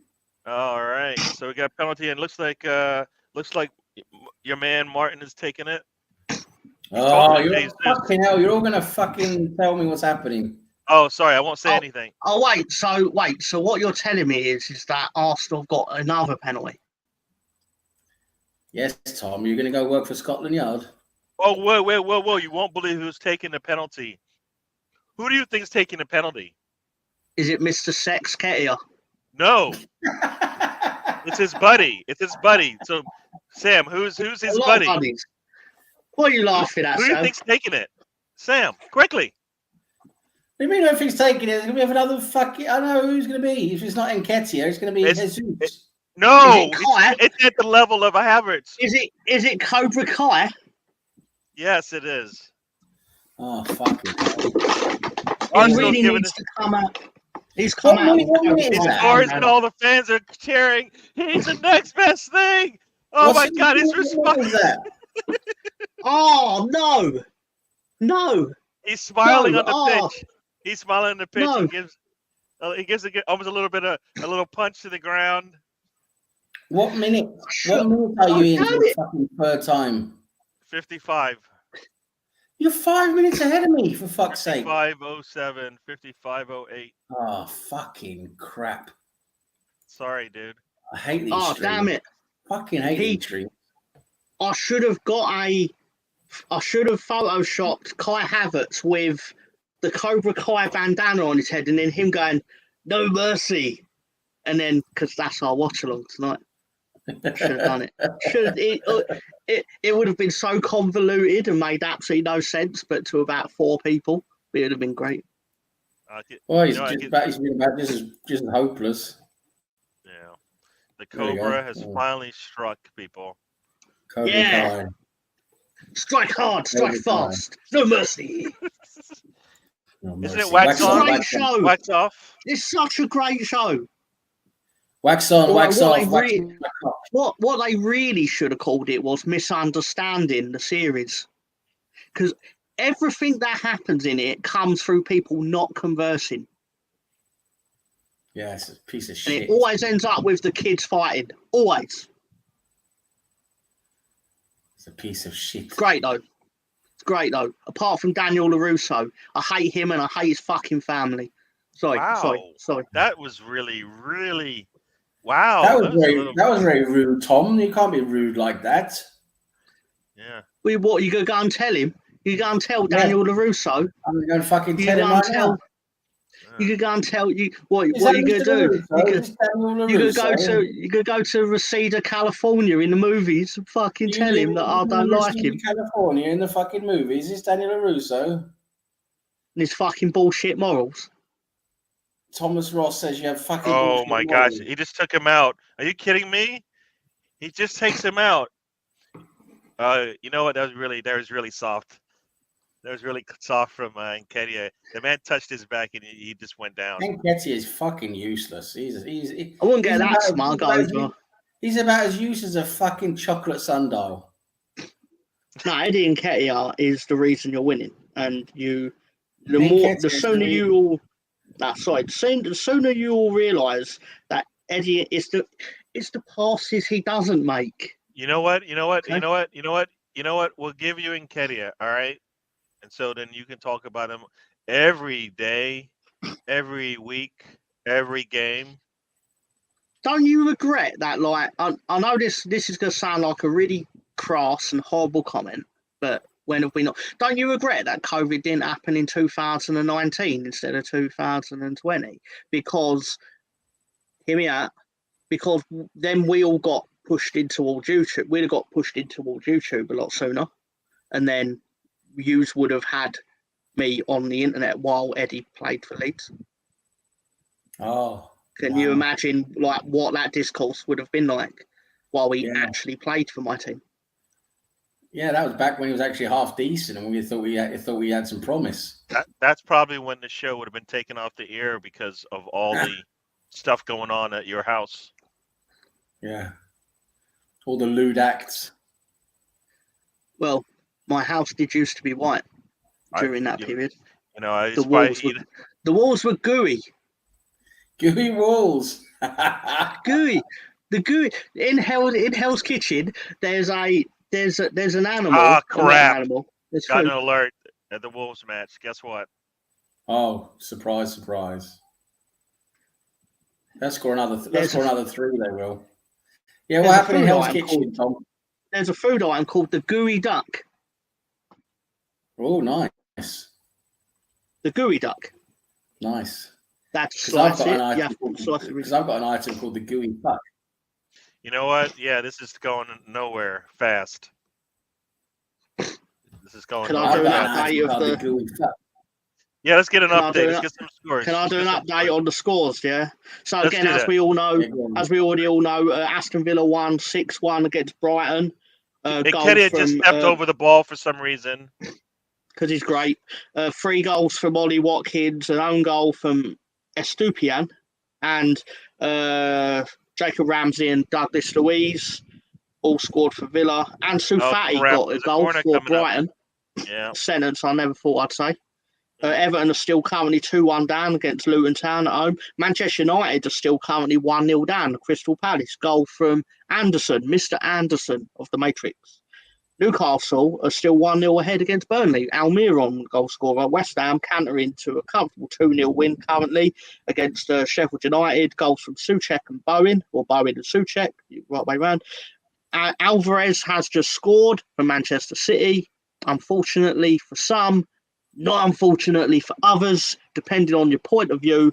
And basically, they are tied 1-1 now at Wolves. And Wolves have now got to come out and to try and get something, which we all know how that's realistically going to end up. Well, how much time is left in that match? 60 minutes played, so 40 minutes probably. There you go. So, Mr. Anderson, Kennedy. Oh, look who bothered to show up. What's wrong with you, man? Mr. Don't you like him? You like him, don't you? He's all over the place. Kennedy. You got Gunnar Forever in the house. He's got a question for you guys. Question: if you can eliminate one thing from football, what would it be? The money. One thing from football. It's reliance on the money. Yeah, I'll probably say it's absolute control there is by money. Yeah. Money's corrupted every sports in terms of where it used to be, where people would say it was pure, to where it is now, where it's all about the money. So I think everybody. I think we're all in agreement here.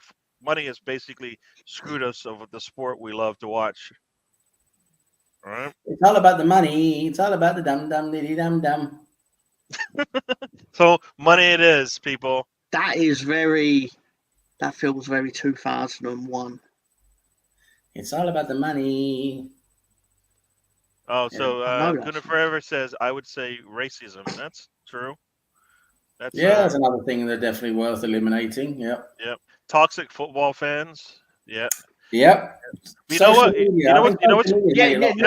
But to be fair though, that's something I would eliminate from society, not just football. See, there's a for me there's toxic fans, but then there's also like people who are just like they've been enabled essentially to think that that's okay. Like they would probably never do it, but then they see it on TV, and then they want to be like that person. You know what I mean? So because we're all crazy. We're fans, fanatic, all that kind of stuff. Mr. Tom, who are you calling up? Who are you ordering? Hi, Danny. Yep, he's calling. Hi, Danny. Yep. Yeah, no, yeah. Okay, I'll tell him. All right. Yeah. Tom. Danny just called me back, Mr. LaRusso. Just called me back and said, you're a cunt. Why isn't Checo not looking to shoot? Look to shoot, Saka, from out there. Do you really need me to go to war with a fictional character? Are you prepared to take on the mantle for Daniel LaRusso? Who is the true villain of Karate Kid, by the way? Did you? Oh, he is the villain. Mr. Tom, I meant to put this up. Mr. Tom, let's do it. People are calling. They want to know. No, I'm still angry at Daniel LaRusso. He's got all these years kidding everyone that Johnny Lawrence is this evil kid. No, anyway. But John Kreese was great. No, I love Karate Kid. It's awesome. Yeah. It's awesome. It's basically Rocky, but with karate. Wax on, wax off. That's true. It's the plot of Rocky, but with karate. The same. Yeah. Sorry. And that crane kick at the end, come on. I mean, that's just special. Yes. It's illegal. It's against the rules of karate. Still special. That song, it's from 1998. I knew it was familiar. So let's get those EFL. Oh, yeah. Sorry. Sorry. Yeah. So, okay, as we all know, Leeds United lost to Southampton 3-1 at St Mary's. These things happen, okay? But anyway, Bristol City have now been pegged back to 2-2 by Stoke City. They went 2-0 up through Bell and Wells, Naki Wells, and Leris and Haksabanovic have brought Stoke City back into that. Cardiff have gone 1-0 up through Etete against Rotherham United, so they're 1-0 up. Huddersfield Town have gone 1-0 up against Ipswich. Bergzong with the goal. And Hull City are now 1-1 with Plymouth Argyle. Slater has equalised. Why is he heading it to the other team? Sorry. And Swansea 2-0 up at Millwall. Goal from Lowe, and Matt Grimes, formerly of Leeds, whose mum basically said that Leeds fans are all cunts because we sang bad things about her son. So she just returned the favor. That's the thing. Yeah. That's the thing. Norwich 2-0 up against Birmingham City. Sarah and Rowe have scored for them. West Brom now 3-0 up at Preston North End. Just getting a third goal. Their first goal, Furlong. Second goal, former of Leeds, Alex Moat. And I don't know, got the third one. That's coming through. Maybe we'll go back to it. Coventry are now 2-0 up at Queen's Park Rangers. QPR not doing well. They're rolling into Ellen Road. Will Dr. Leeds be available? We'll find out in midweek. Dr. Leeds. Anyway. The unqualified electrician. Yeah. And then David says on behalf of Leeds, he wishes to veto the acceptance of you giving us Nketiah. He doesn't speak for Leeds. All right, so David, he's all yours. Enjoy. He doesn't speak for Leeds. Definitely not. Score update. I don't know if this is worthy of the show, but it's on there. Tannadice, Dundee United. Middlesbrough just scored at Watford. Mr. Tom. Just scored. You missed last night's game. Oh, guess who's up now? Guess who's up? Wolverhampton! You said they had to come out of their shell? They came out. Yeah. They came out? Yeah, they came out. There's nothing wrong with that in 2023. Oh, sorry. They came out. They're all out now, baby. I believe you asked for the latest update from the EFL Championship, Riddy. Therefore, last night's game is not the latest. Why wouldn't it be the latest? Because it's not the latest. It's yesterday. But why'd you give us yesterday? So many? How many? There's not. They can't be more than one latest then. So why'd you give us like 10 scores? No, because they're all playing at the same time. Because he asked for the latest updates. No, they're not playing at the exact same time. They are. They're all playing at the same time. They're all playing now, Gary. No, now you guys are. Now you're just moving the goalposts. No, they're all playing right now. You're moving the goalposts, and now you don't like what you moved it to. Therefore, you're now trying to remove it. I know your game, Gary. Known you long enough to know that's how. I know you play, bro. You want to play, pal? You want to play? Oh man, I know if I turn on the City match, Miss Sam will go. You did it again, Gary. So I'm not going to put it on. All right, but for the benefit of one individual, maybe two, we'll include Gary. For the benefit of Riddy, Sunderland defeated Sheffield Wednesday last night by 3-0. That's good to know. Very good to know. I don't want to hear about your racism, really. You need to figure out what that word means because you're using it wrong. Well, I wouldn't be the only person in the history of this show to use words wrong. Like when you constantly say that Eddie Nketiah is not good. Now I don't know if Sam, can you show Sam? Yeah. Sam, tell me what Eddie Nketiah is. He is a piece of shit on two legs. Sounds the same as what I just said. Yeah. No. That guy. I'm sorry, lads. That guy. If you fly him up in an airplane, and he falls out of that fucking airplane, he wouldn't hit the ground. He just had a shot, and he was well off. I mean, he would hit the ground. He wouldn't hit the ground. That's just really nice. Oh my god. He had a good opportunity to score there. You got Nelson and Tomiyasu coming in. Nelson is coming in for Nketiah. That means Jesus gets into the middle. Maybe we'll get that fourth goal and see this thing out. Tomiyasu is in for Zinchenko. So we don't have to worry about any late scoring from the left side. Played well last time out, didn't he? Yeah. He's his clearances are pretty good. I like he's pretty good at that. They're showing Albert. I see Milsroof Rowe looking around for something. I don't know if that's getting the shoes right. He's taking a sip of his drink. Ramsdale looks like he's not coming into this match. He's clapping. Clap. Yeah. Riddy says, Sam, and then laughing four times. That was you. I think that was you earlier. Trivia question coming up. Trivia question. Should we wait for Mr. Tom? We'll wait for Mr. Tom. So you both have a chance to answer it, even though you can read it right now. Mr. Tom probably can read it too. Where did Mr. Tom go? Did he say he's leaving us? Who scored one away from home? That son of a bitch. Hang on. So, Colonel Ward, Riddy, Sam, and Gary, this is for you. Wow. His finger the duck. He's back. It's a fist. Fuck a duck. Fuck you. Duck fuck.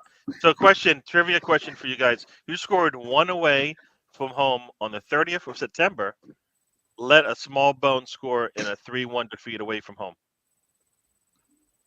What the fuck's a small bone? You should have if you were up early at like midday today, you would have seen a small bone. He's a dirty little fucker, that small bone. He technically, if he'd have got 2 yellow cards, even before he scored, right, it would have been no complaint. I'm not saying that as in that Rob. We did not play well enough for that to even really matter, but it's still. He's going to get sent off at some point this season if he carries on like that. Yeah, that was a little. Yeah, he was a little playing dangerously. Johnny dangerously. Johnny dangerously, right? Gotcha. Have you seen the Man United fan, Johnny United? Some of the things he comes out with. No, I only know of it because one of the Leeds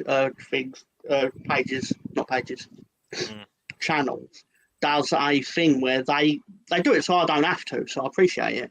They go around the other fan channels and just pick out funny things. And this Man United fan from Yorkshire, there is one, called Johnny United. He's a nutcase. I think he does the Twitter Spaces thing. Yeah. Right. So nobody wants to answer this question, Colonel Ward. I think you've hit a nerve with at least one of my co-hosts. I think the answer is Leeds United. No, the answer is Dr. Leeds. All right, it's Dr. Leeds. We've established this. You mean Dr. Leeds, the qualified electrician? He's qualified in a lot of it. He's qualified in helping others, let's just say. He's a qualified BTEC caterer. Any points, goals? Dr. Leeds. He'll do your catering for you. Yeah. Mr. Tom will have a lot of flowful language to describe the match today. He doesn't mean jelly. Doesn't mean jelly. We are just trying to get a goal for some reason. They are in our box like too much time. It's just not. Just imagine how good Wolves could be if they actually tried to score every week. This guy's trying to get a penalty. It looks like. Huang Li Chan with the goal. Pardon? It's He Chan, isn't it? I called him Lee Chan. Because I was too busy. No. This isn't going to turn out like some 80s funny video under the counter. No, I was thinking of one of our favourite wrestlers that no one ever talks about, but he's still favourite. Dragon Lee, fucking hell. The one who looks like Batman. Oh, Batman. Saka tries to play defense and Fucking B-Tech Batman. hurts himself. Saka, take Saka off. It's 3-0 up. Take Saka off now. Rest the fucker. Put on Reece Nelson. Reece Nelson's on, but he needs to bring in Emil Smith-Rowe. Okay, sorry, I didn't see that he came on, but yeah. Or Trossard. If Trossard is healthy, he needs to get minutes as well. We need Trossard healthy. Yeah, Saka limping because he tried to play defense and it was late on a challenge. Bournemouth have brought on Scumbag. They've brought on the Scumbag. And we just turned the ball over. Jesus, they are in our box once again. This is ridiculous. How much time is Sinistera is on. Can you lay some tackles in on him, please? I'm not saying injure him. I would never say that. I'm not saying injure him.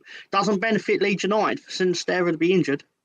But can you let him know that I know he's a scumbag? I know that you know that he knows I know. Just letting him walk into the goal. Newcastle is up 2-0 on someone today. The lack of respect for Burnley, the football institution of Burnley. Saka should be off this pitch like yesterday.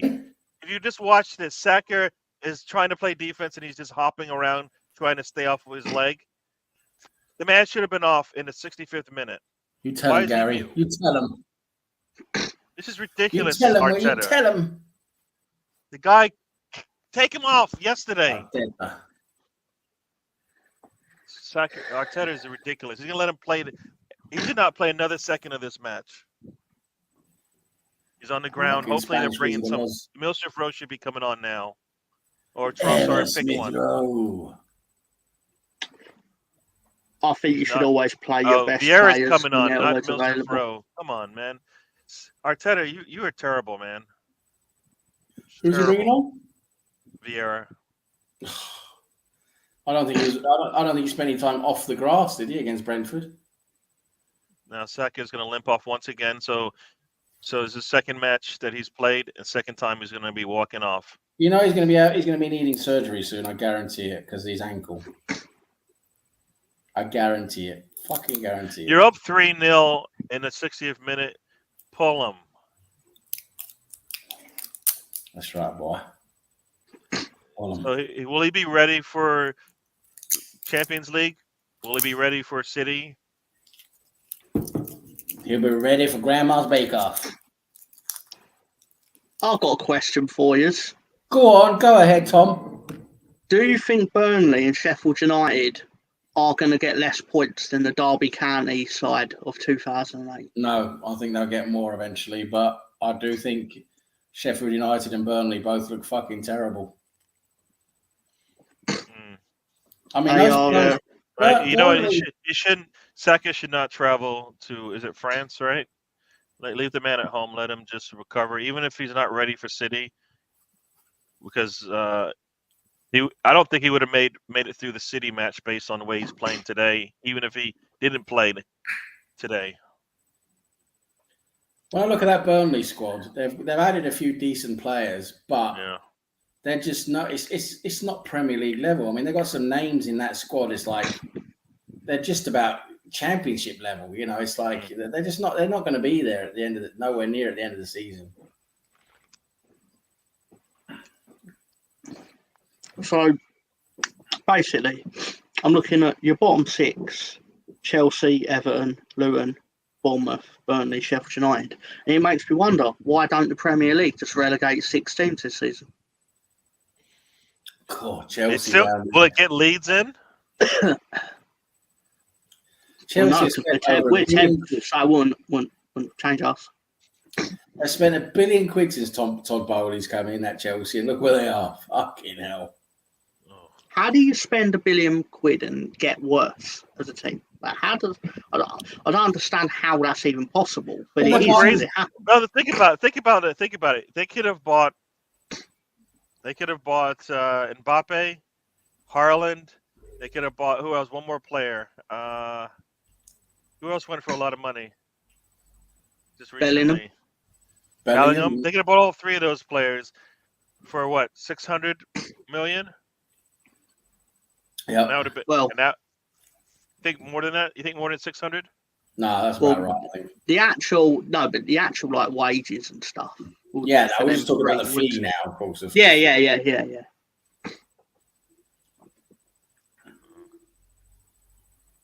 Vieira's passed to. But that's what they're saying. The people at Chelsea are saying that players are being bought in without consulting management. You know, they're just buying everyone just because they want they want the names, but they're not thinking, you know, can they actually be good for the team or not, or, you know, whatever.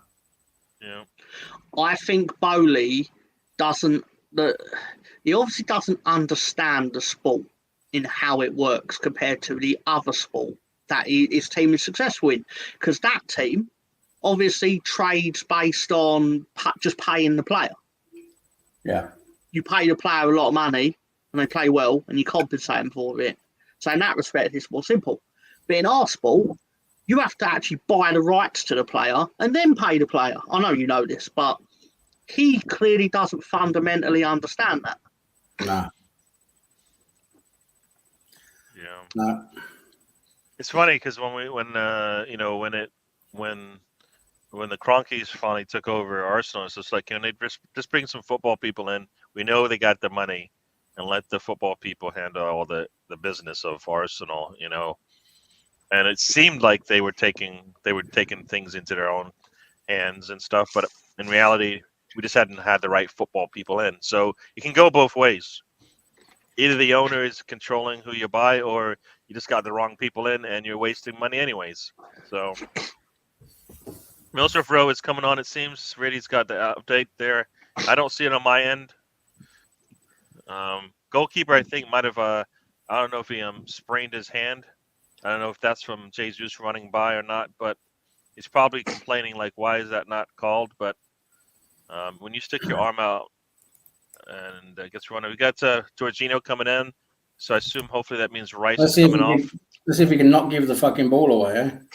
That would be really nice. Goal in the championship. Goal in championship. Coventry, third goal at QPR. Havertz comes off to Havertz comes on off to some cheering. It looks like Rice is coming off as well. Arteta is learning a little bit. It is the 80th minute, so it should have been a lot earlier than this. But he's making changes, taking off players, and we got a duck over there. No Cyril. Cyril must be pissed. I haven't seen Cyril. I don't see Cyril on this show, but I see the duck-a-duck. I'm not gonna say the bad word. So I think we're about the right time now where we can ramp up a bit the. No! Are we going to Aristocats level or not yet? No, don't worry. We're going to be in between, about 50%. Oh boy, people, ready for a joke? So this one's for Tom. Uh-oh. So, Tom, did you hear that McDonald's have brought out a McJackson burger? I did not hear that. I did not hear that McDonald's have brought out a McJackson I don't burger. know. I don't know where this is going, folks. So, yeah, the new McJackson burger is a 50-year-old piece of meat in a 12-year-old bun.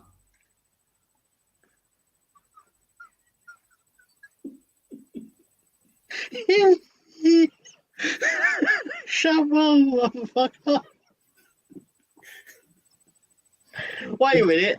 Wait, sorry. No. Wait, we're not going to repeat it. Gary. No, yes, sir. Oh, I thought Gary had immediately realised what entered my head. It's like, wait a minute. Sorry, I've just got to go and get him.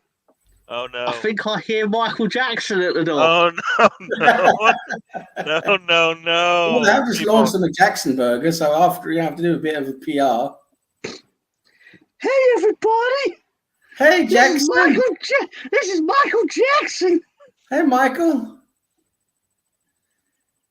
What do you think about your new burger?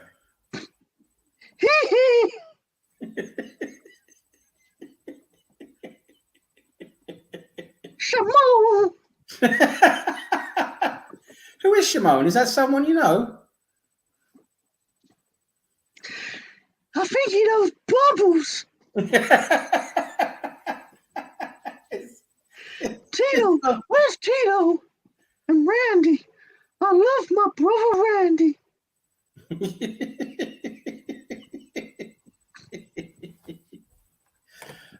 Tito. Where's Tito? He's locked up. Tito likes a hat.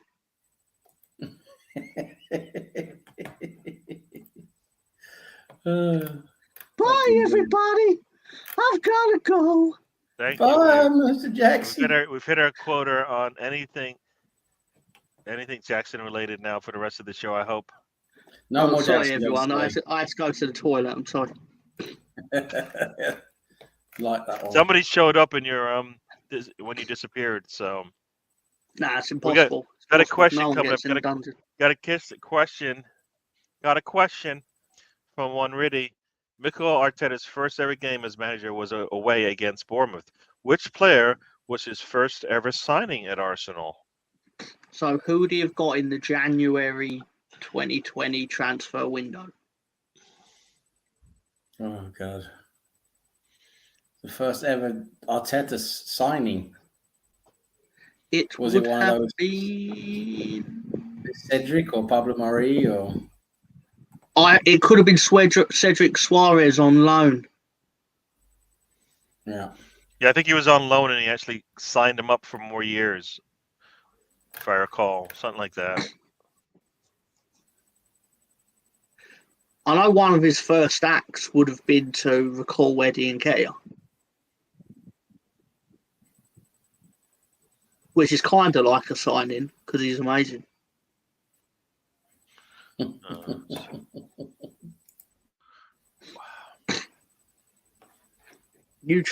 Arteta tried to cheat him out of a medal, but he qualified for one anyway. You'll let us know, Riddy, what the answer to the question is, or confirm it. Anybody, you can see the question there. We got less than 5 minutes. Might have been Martinelli. Was it Martinelli? I don't know. No, Martinelli was here before. All right.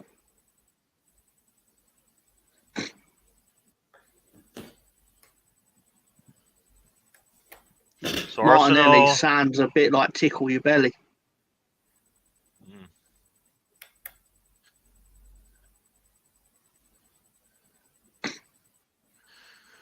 See, we're getting the answers. Nobody's answered in the chat. Is anybody here? They're all enjoying this match. Havertz scored. They're all good to go. They're all watching Ryan's rants. They're not. I have no idea. So there you go. It was. We were right. You're right. Wow. We outsmarted Riddy. And Cedric is still here today, folks. For those who wanted to know, just he's still around the squad today. I think he actually was in a Champions League roster. Jesus now looks like he's a little gimpy. So why is Jesus in the game? I don't know, but he looks a little iffy there coming up after that challenge from the goalkeeper. Eddie did not play against Leeds in the FA Cup because he had just been recalled. Yeah. Eddie, I believe you'll find Eddie played in the fourth round of the FA Cup against Bournemouth, I believe it was. Mm-hmm. But he did not play against Leeds, especially after they recalled him. Mm. So Riddy's information isn't 100% sometimes. No. But whose is? Mine? Debatable. Yeah, and Jesus is still like, Jesus should be out of this match as well. I mean, we've got all these players with like iffy coming in like not 100%. And you know how I was saying before how like teams try against you and stuff like that? And like don't slack off? The opposite could be said for Ipswich Town, who have just scored an equaliser. Ipswich doing really well in Championship, but I can't help but think everyone just drops their guard against them. Because they're like, they're a promoted team. We should be able to breeze past them.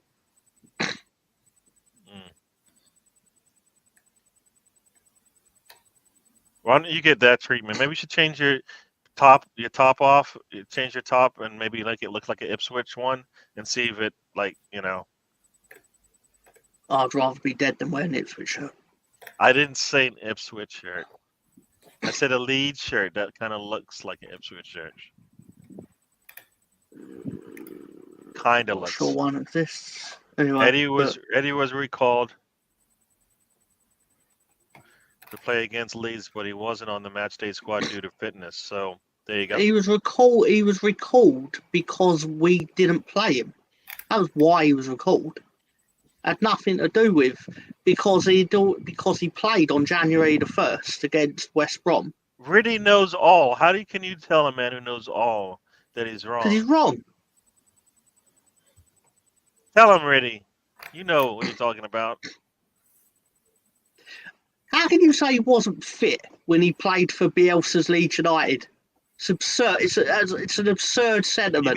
You mean like Bamford played for Leeds United? Is that what you mean? That kind of fitness? Bamford came on today. Funny enough you say that. Patrick Bamford was brought on. He did nothing. He did fuck all, mind you, right? But he was part of it. He's shaved his hair as well. He's got short hair there, Patrick Bamford. Hopefully all that hair must have been weighing his legs down. Oh, there you go. But anyway.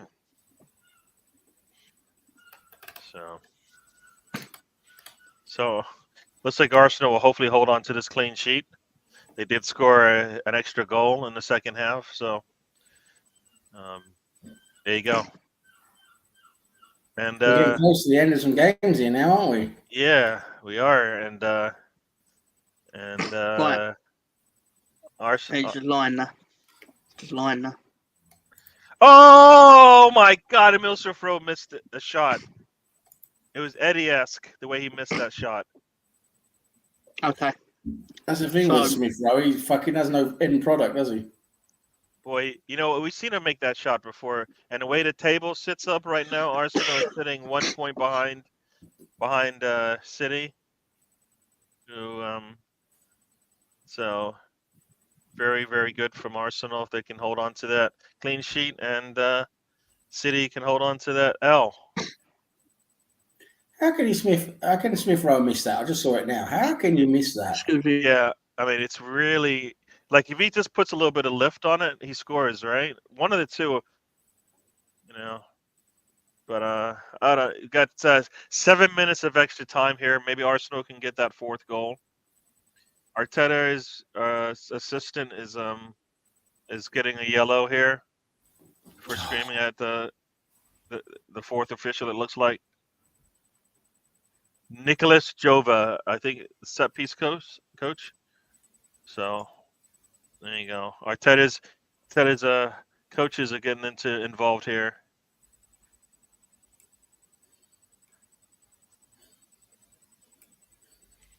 So there you go.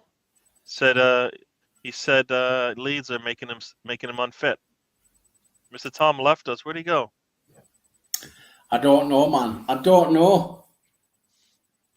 Are you streaming it, or do you watch? I've got a stream here watching it. I'm about 2 or 3 minutes behind. Do you have cable or not? Do you have any cable service? Like TV service?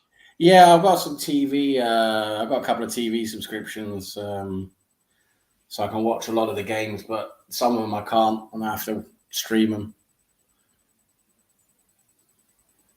I got the Ryder Cup in the background, which is good. I think Europe are doing really well. Yeah, I think did they win like the first day? They got a points in every one of the matches. Yeah, after the first day, they were like, was it like 6.5 to like 1.5? And yeah, and I don't think US got a full point, right? No, something like that. But now they're getting towards the end of the second day. Now it's 9.5, 4.5. So it's still a very commanding lead. Yeah, and Vieira got tackled there. He's got a free kick coming. Arsenal, can we put in this goal here to close this out? Got Erdegaard taking it off the right-hand side.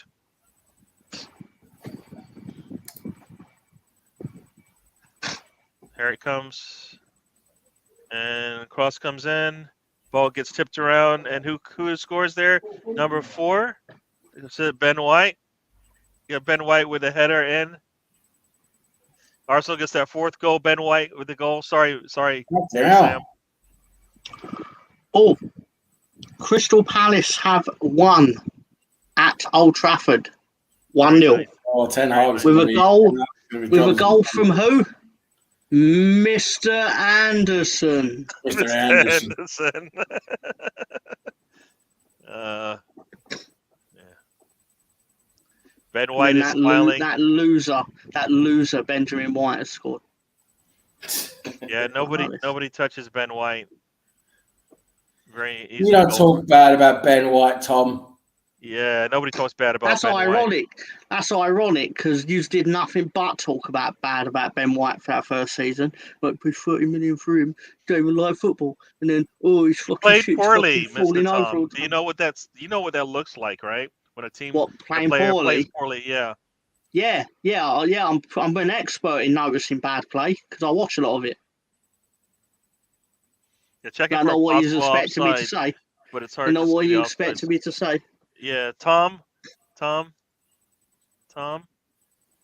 you can't. They're trying to find an offsides there. It looks like somebody might be offsides.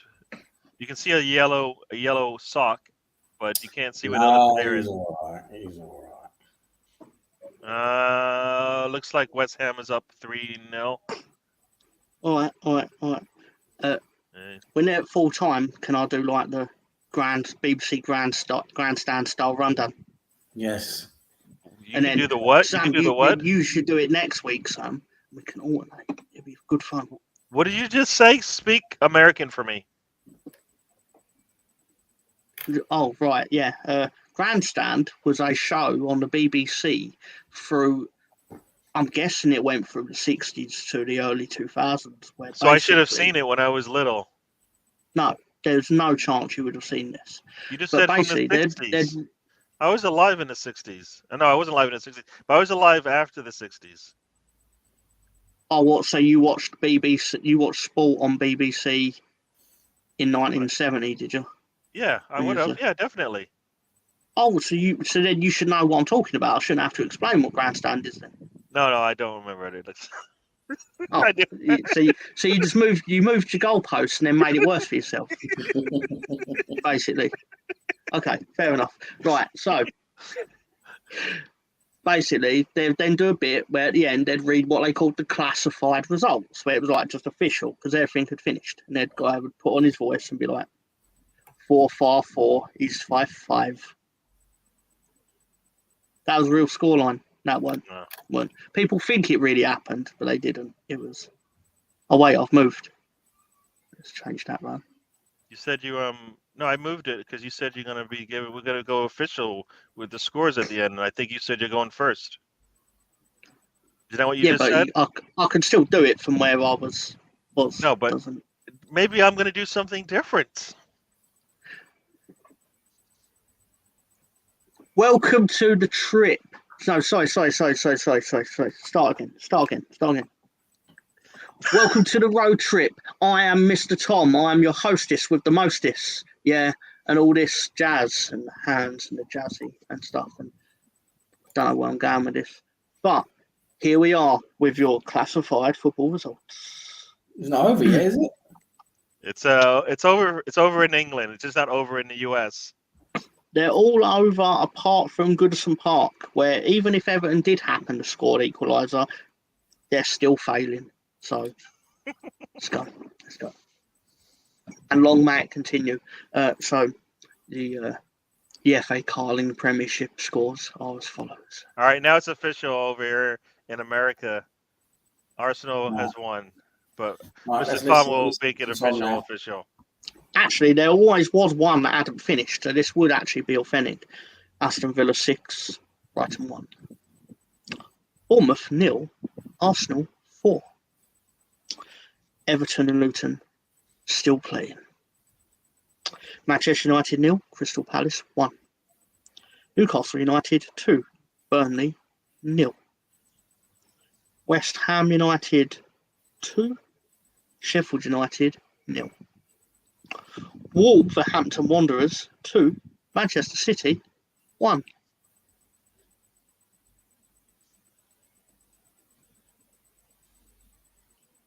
Still going at Everton. Points on the upset challenge. Did I get points? I don't remember who I went for. I did. I've gone for Chelsea. You went for Villa. So you got 3 points. So I got some points, but not a lot like you did. Yeah.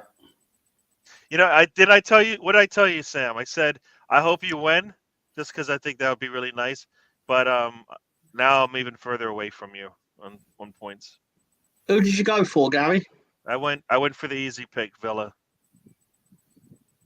Who did you go for, Sam? I got Wolves. So you're top, probably. I should be top now because I didn't see who you went for. I went for Chelsea, so. Right. Yeah, no. How many points would you have ended up getting? Like, well, how many top versus bottom, wasn't it? Yeah, I think so, isn't it? No, I don't think so. I don't think they were probably. I think it was 11 or 12 points. If I recall. Let me have a look. I got the tweet here. Hang on. Let's see what. I'm guessing you got about 17 points. It's 15 points by the looks of it. Fucking hell. Yeah, 15 points. Very nice. Very nice. This has gone against my actual plan, though, because my plan was basically I was just going to take Luton every time that they played a big 6 at home. So I could, like Sam has nabbed with Wolves, where someone's going to beat one of them. And you'll get at home, and you'll get lots of points. Just with a draw, you get probably more points than you get from most of any other upset. You know what I mean? Yeah.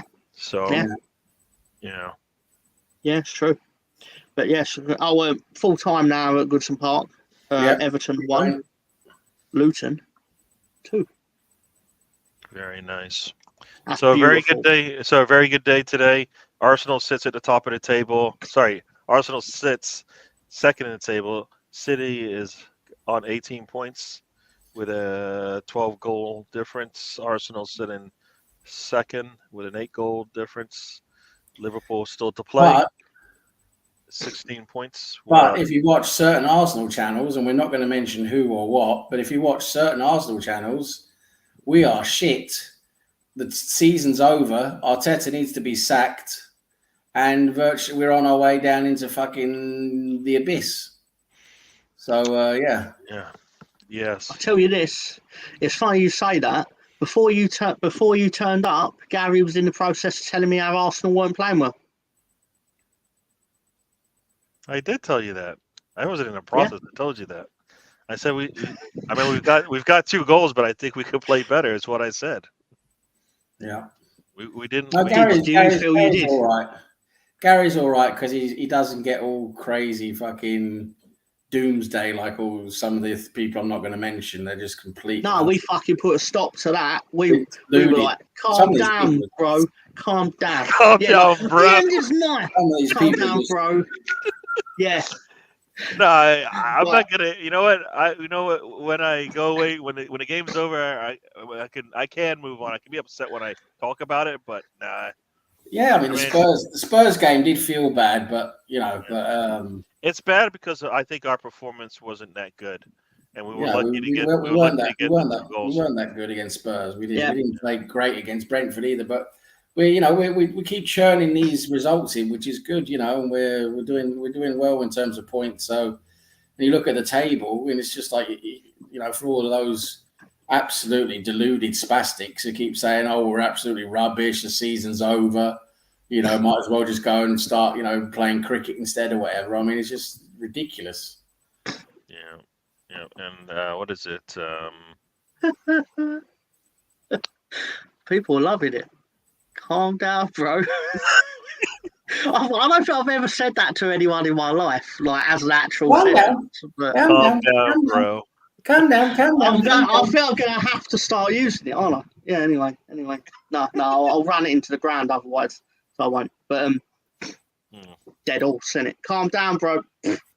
Dead horse. No, anyway. No, we'll take it. We'll take this score line. Yeah. Absolutely. Excuse me. 4-0 away at Bournemouth. That's a great result. Yep. We definitely dominated the game. I mean, it was. So what more do you want? You know, it's like, oh, that's not good enough. We didn't win 22-0. Oh, fuck off. Yeah.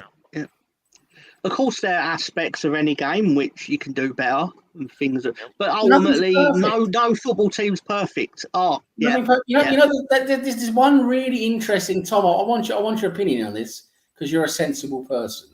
That has never been said to me ever. Are you on? What have you been smoking? Are you on crack? Sam, what's in your chocomel? I don't know. What's in it? I think there's some amphetamine in there. Anyway, the thing is, right? What I can't stand when people analyze football is they have this sort of like inherent like meaning behind what they're thinking that, oh, you know, if you're going to have like and of course nothing's perfect, but if you're going to have like an optimum, like absolute maximum good day, you know, that the other team basically they don't even do anything on the ball, or they don't even have a shot on goal or whatever. It's just completely unrealistic. When you're playing the game of football, right? Even when you're on your best and you're playing a good team, which you are doing in the Premier League, that other team, they are going to get chances. That's the way football is. Even the shittest teams in most, 99 out of 100 games, they're going to get a chance to score a goal. Yes, overall, you're going to have fewer chances. If you're not playing well, you're going to maybe only have 1 or 2 chances versus a team that's playing well that might have 10 or 12 or more chances. So, of course, the crux of the matter, the absolute, what separates the men from the boys is scoring your chances, of course. But this whole notion that whenever you play someone, you sort of think, oh, they're never going to do anything. That's just completely wrong. You're playing another football team, a professional football team with professional players. They are going to get chances, more often than you think. That is just the nature of the game of football. And it really annoys me when you talk to all these people who don't really know, they can't really know what it's like to play football properly. It's like, they just think that, oh yeah, if you just do what you're supposed to do, the other team's never going to do anything. That's just not the way football is. Well, what do you reckon about that, Tom? Don't you? You know what I mean? You know what I'm talking about? Do you know what I'm trying to say?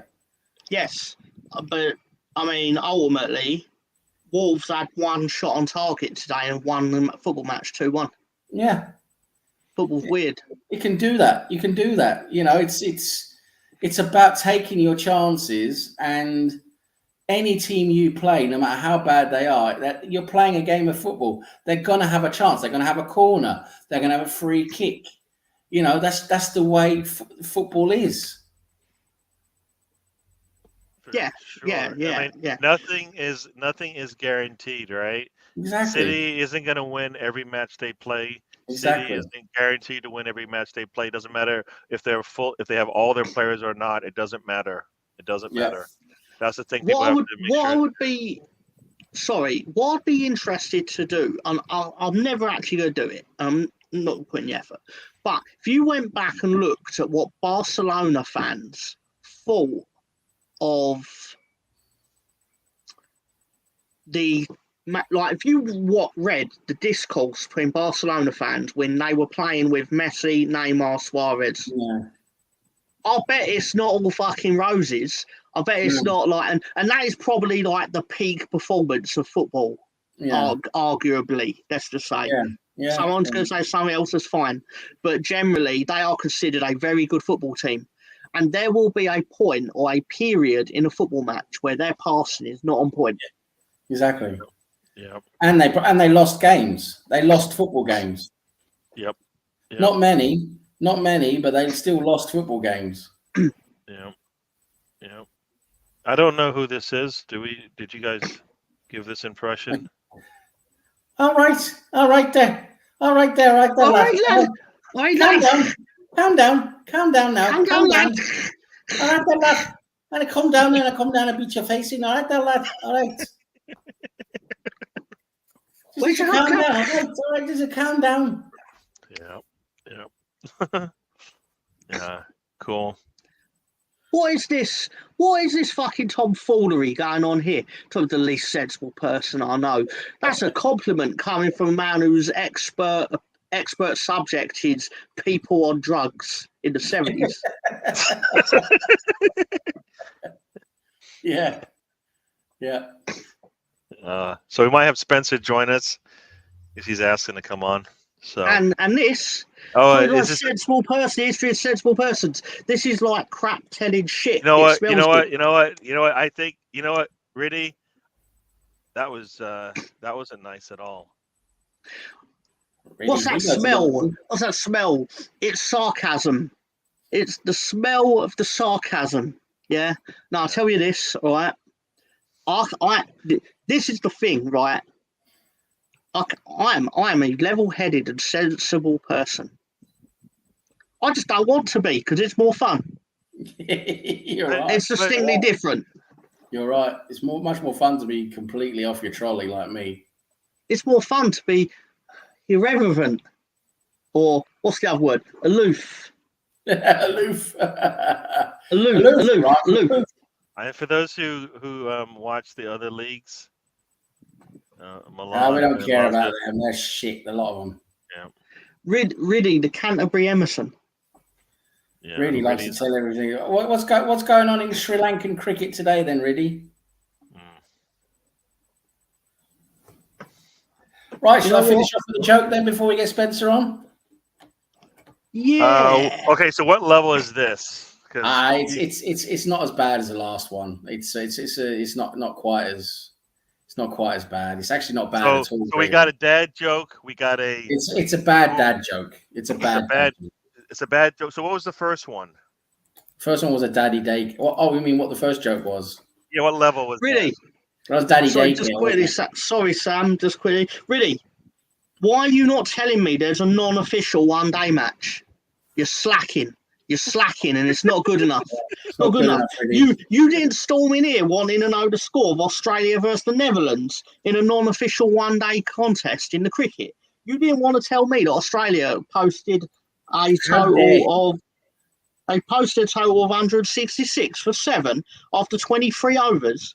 But then you're going to tell me that Netherlands are now coming at 15 for 4. You didn't tell me any of this. You didn't sit there on the YouTube. You didn't type it out. And you didn't tell me. You didn't tell me. You didn't tell Gary. You didn't tell Sam. You didn't sit there on the road trip. The road trip. Not the trip, the road trip. You didn't sit here on the road trip on Saturday afternoon at 5:12 in the afternoon in the United Kingdom, and you didn't tell me that there was a non-official cricket match. But I thought you was the czar of cricket, the czar of non-football sports, and the czar of football sports. You didn't tell me. I'm offended. I'm offended and slightly upset. He's off his game today. He's off his game. He didn't tell us about that dirt race of little box cars in Australia either. Amateur. Absolutely amateur. Yeah. And Riddy's got his he's telling us Syria is much better. It's because they're all shit. That's one. Anyway. It's because Weston McKennie plays there. Anyway, let's get this last joke off the road then. So the first joke today was a daddy daycare joke. Very, very, very low level. Then we cranked it up quite a lot we went quite up on the gas scale to about gas mark 7.5 maybe. Something about that. 0.5. And then now we're going right back down now. I didn't want to get off with a bad one at the end here, but we'll do it anyway. So respect. We get off with this one. So yeah, this one's for you, Gary. All right. So I was digging in our garden. I found a chest full of gold coins. I wanted to run straight home to tell my wife about it, but then I remembered why I was digging in the garden in the first place.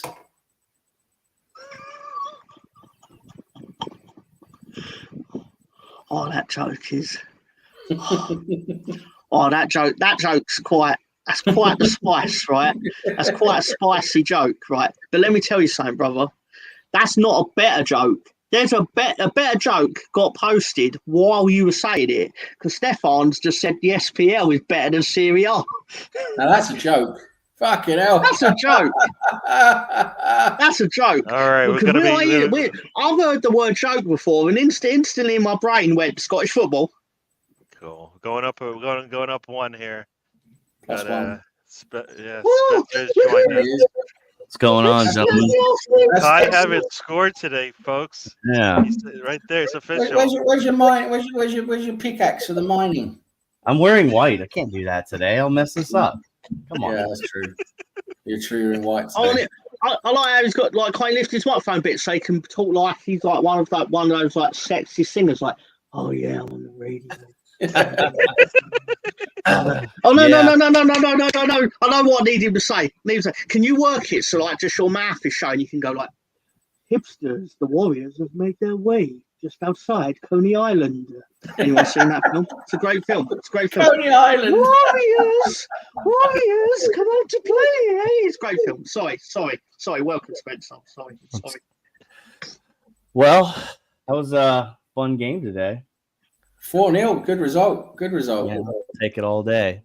It's kind of happy Kai got his goal, obviously, by the headline, but just, I mean, it could have been more, but I was actually talking to my wife downstairs about it, but it's like, feels like these guys are just trying to go get their own goals instead of doing team goals, especially Jesus towards the end. There was a couple there. I was like, if he just handed it off to Nelson or Smith Rowe, it could have been 5-6, 7-0, but I got zero complaints, man.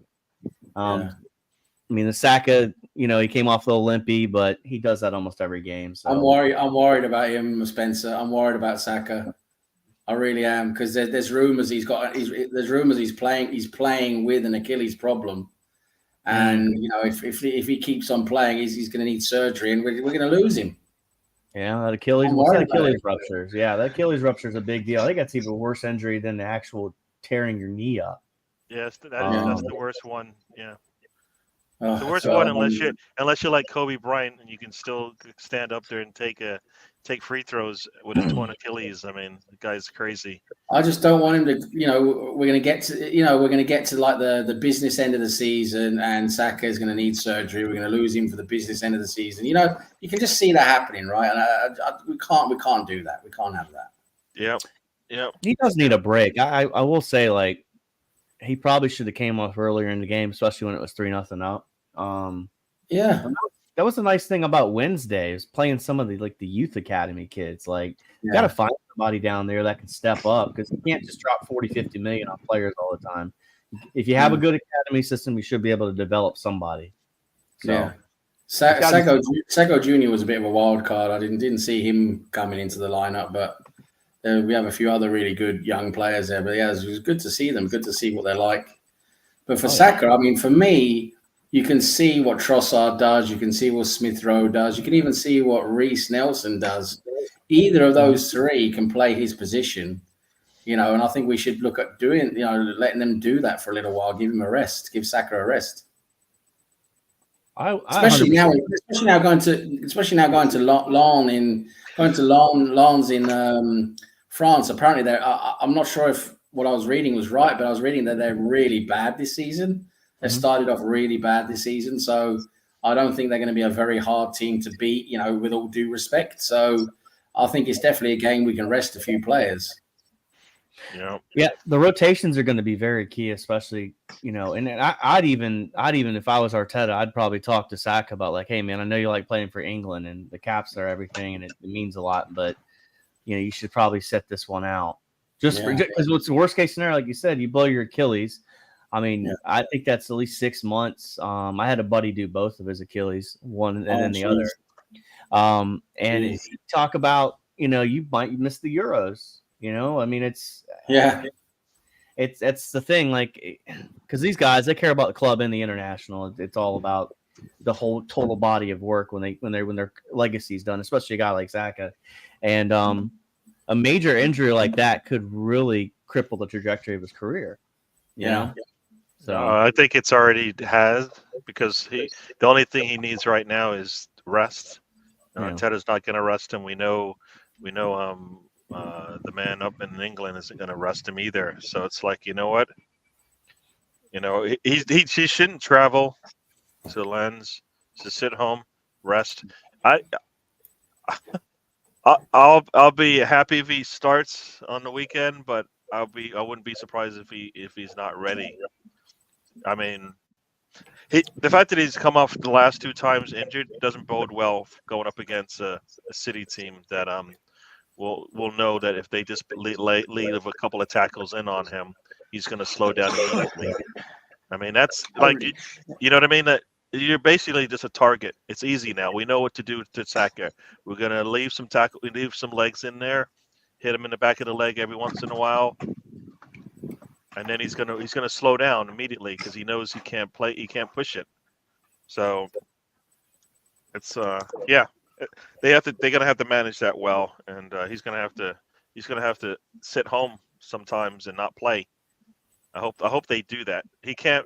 This is where everybody's like, we needed that player behind Saka, and we're like, oh no. Who wants to be behind Saka? Well, look where we are now, because teams know that, and Arteta will not play anybody behind Saka for some reason.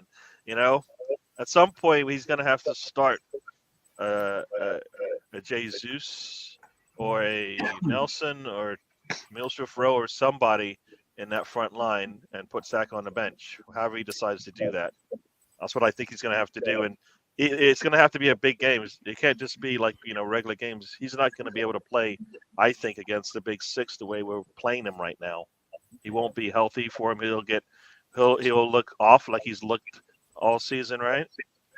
We'll be back doing that thing where we're complaining about Saka not playing well, and it's like, what? No, you know what? It's actually because he's injured, right? He's injured, and he's trying to play. He's trying to play through it, and we don't need him to. We don't need. Go ahead. Sorry. Go ahead. I'm sorry. I'm no. What I was going to say is, like, I think I mentioned to you on Monday when they pulled Rice off, and this is kind of a big picture comment, but sometimes it's okay to sacrifice 2 points or 3 points in the game to have that player available for the rest of the season, just like they pulled Rice off. We didn't think Rice would be back today, but he was back. So you need to make that same decision with Saka and be like, hey, yeah, I get it, you want to play, but you need to sit down and relax for a couple weeks. I mean, we need him for the City game, even if it's as a substitution role, come on at like the 60th minute. But I think Martinelli being injured hurts things as well, because you see Jesus played the wing today a little bit, so he's very capable of playing the right side of the wing as well. So there's options there. I just think Arteta's got to make that decision, and who knows? Maybe Sam's right. Tuesday he's not in the lineup, and he shouldn't even be on the plane. That's how he shouldn't be on the plane. He should be home watching it on TV with his legs up, iced up with all the whatever they do at the treatment stuff that they give him. Just sitting there in that wrap that goes on your leg. We don't need him against Long. We don't. That's a game we do not need him. Yeah. We got. Is it City next? City is on the weekend. Yeah. So we got City now. That's when we want him, right? So we can't use him against Long, surely. I mean, just don't want to see him in the squad at all. Just stay at home. And we need to see what we can get out of a Milsrif Rowe or a Nelson. We need to see what we. They need to start games. They need to get more minutes in their legs. It's the rotation needs to be a bit more. A bit more proper, a bit more full. Yep. And if Trossard was healthy enough to play, but we decided to save him for the Lons and maybe the City, then that would make sense to me. But I don't know how Arteta's player management works, because if Trossard he should start next week if he's healthy, right? He should start midweek if he's healthy, right? He definitely should play, but he should start if he's healthy, right? It's who do you want to use on that right-hand side where Saka normally plays? For me, Reece Nelson goes there well. For me, we can also play a Trossard there. He'll probably do a decent job. Smith Rowe could probably also play that role pretty well. I think any three of those guys could go in and start that game in that role and do well. You saw Vieira do it in the Emirates Cup too. So I mean, he's not as good as those other three you mentioned, but he can still do it. Yeah, if needed, absolutely, if needed. But I think the club, since the Timber injury, has been a little more sensitive to the injuries, in my opinion. Like, it seems like they pull guys quickly because coming into the week, we heard like, hey, it's going to be, 5 or 6 guys out, and then it ended up being not as much as they said. But we need that caution with Saka, and that's really, he's very important. If you want to win a trophy this year, you're going to need him. Yeah. When he was limping, when he was trying to play some defense, and you're like, dude, just go down. Just go down. He's trying to play defense. You can see him like he's favoring that leg, and it's like, no. Go down, take whatever time you need, and go make sure the subs come in. I mean, don't put any more pressure on yourself. So, and Arteta needs to tell his players that, especially some of them like Saka. You know what, buddy? Right now, you're more important to us on the pitch, not laying games, trying to grind out games. So you're gonna have to take yourself out of the game, or Arteta and his staff need to see this, right? They need to see. Look, they need to see it. This player, they know when he's on and when he's off. We can see it, right? We can watch a game and go, you know what? Maybe it's just not his game. That's all right. We'll pull him off, and it's tactical reasons for sure. He's not playing up to par. Bring somebody else in. We see that. We've seen the big boys do this. Arteta needs to get a little smarter and do it faster. Up 3, we should have definitely pulled somebody. That third goal goes in. Somebody should have already been warming up to come in. I think we scored, in the 60-something minute, right? Yeah, no, you're right. Yeah. 53rd. He scored in the 53rd minute. We should have had somebody come in immediately the 60th minute. Nope. We took 16 minutes after that before we bring in the 2 subs. Somebody should be coming in once we're up 3-0 in a match on the road, right, to close it out. Use the 5 subs. You got 5 yeah, subs. Exactly, We used them all, but we used like 3 of them after 76 minutes. You know what? In Europe, under UEFA rules, it's really weird. But under UEFA rules, you have to have in your substitutes. They give you more substitutes. I think you get like 11 substitutes or something like that. But you have to have 2 goalkeepers in your substitutes. 2 goalkeepers. And I was reading somewhere the thought process behind that is so that you always have you're allowed an additional backup goalkeeper if your backup goalkeeper gets injured. But you have to have 2 goalkeepers out of the 11 or is it 11 or 12 subs? I can't remember. It's 11 or 12 subs you get in UEFA now. But 2 of them need to be goalkeepers. It's crazy. You got 2 goalkeepers on the bench.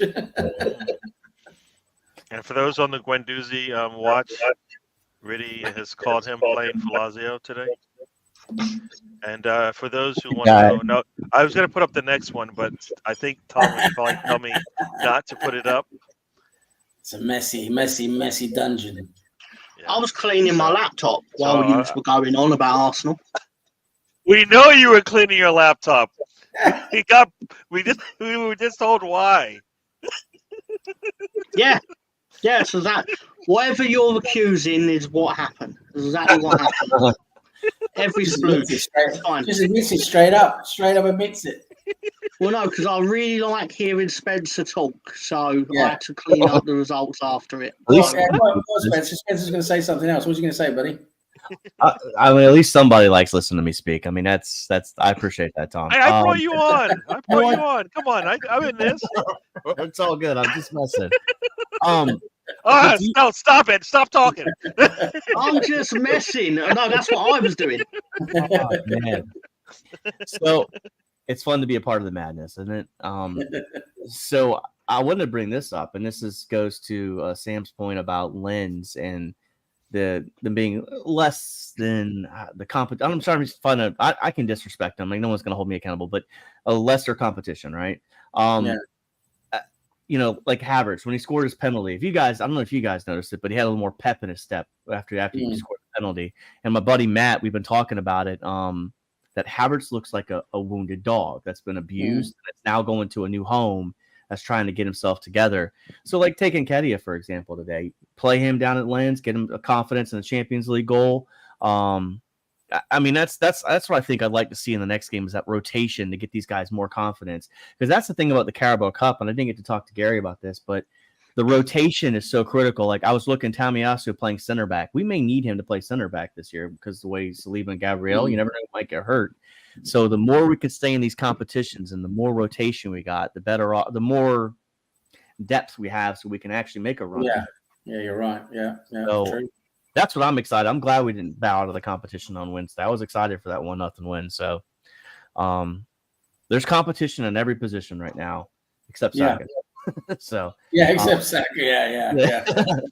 But it's an exciting time and have fun, man. I mean, it's glad to enjoy it. We're seeing some great young players come up. I mean, it's we've got some great talent there coming through, and we just need to enjoy it, and we need to realize that they're not perfect. I mean, they are going to be still making mistakes. So look at that for a compliment. The Declan Rice the road trip. There we go. I won't put too much stock into anything Riddy points at because there's two big things that he's not pointed out, right? Which I'm really disappointed in, right?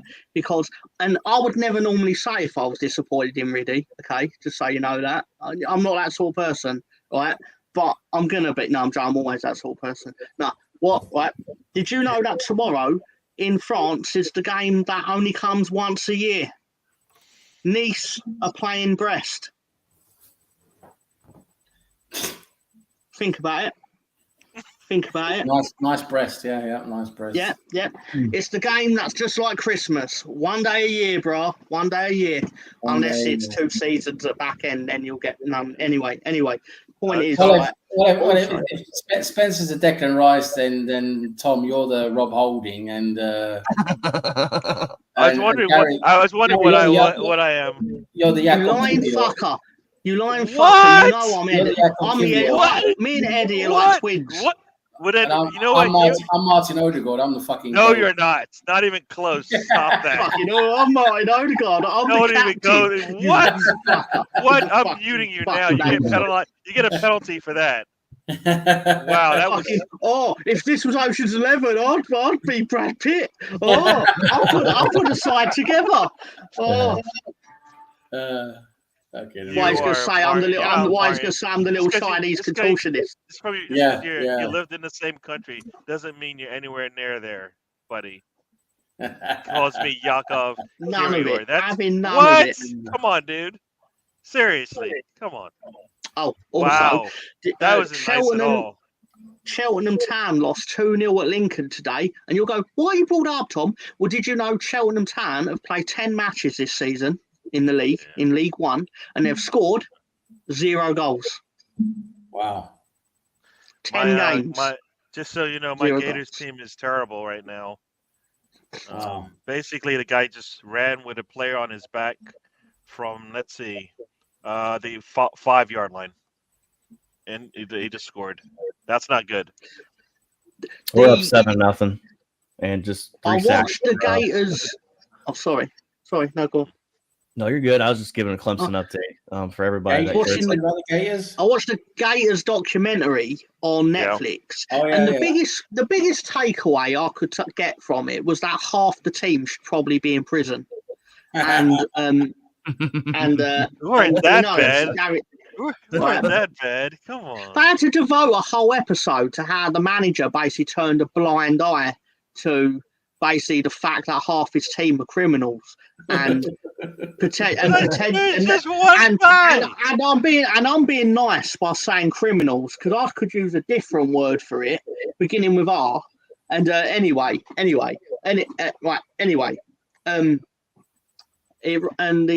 end of it rhymes with ists. But anyway, so basically. Because he was like, but one player did do something bad and I kicked him off the team, and then 2 years later he killed himself. Now, that's a tragedy. I'm not saying that's not a tragedy. But at the end of the day, you can't go like, my players doing bad shit. And anyway, sorry. I probably shouldn't have brought it up, but that was my takeaway from the documentary. That coach was crazy, wasn't he? I've not seen that documentary. He's been in AEW as well. Urban Meyer. He seems that crazy. I bet he does. He looks that crazy. Yeah. No, Urban Meyer's got some problems, it seems. Syracuse just fumbled the ball. This Oh. game's gonna be Your over. Your Broncos are playing my Bears, man. My Bears are fucking shit. My Broncos are horrible. I know, it's a game of the game of the shit teams.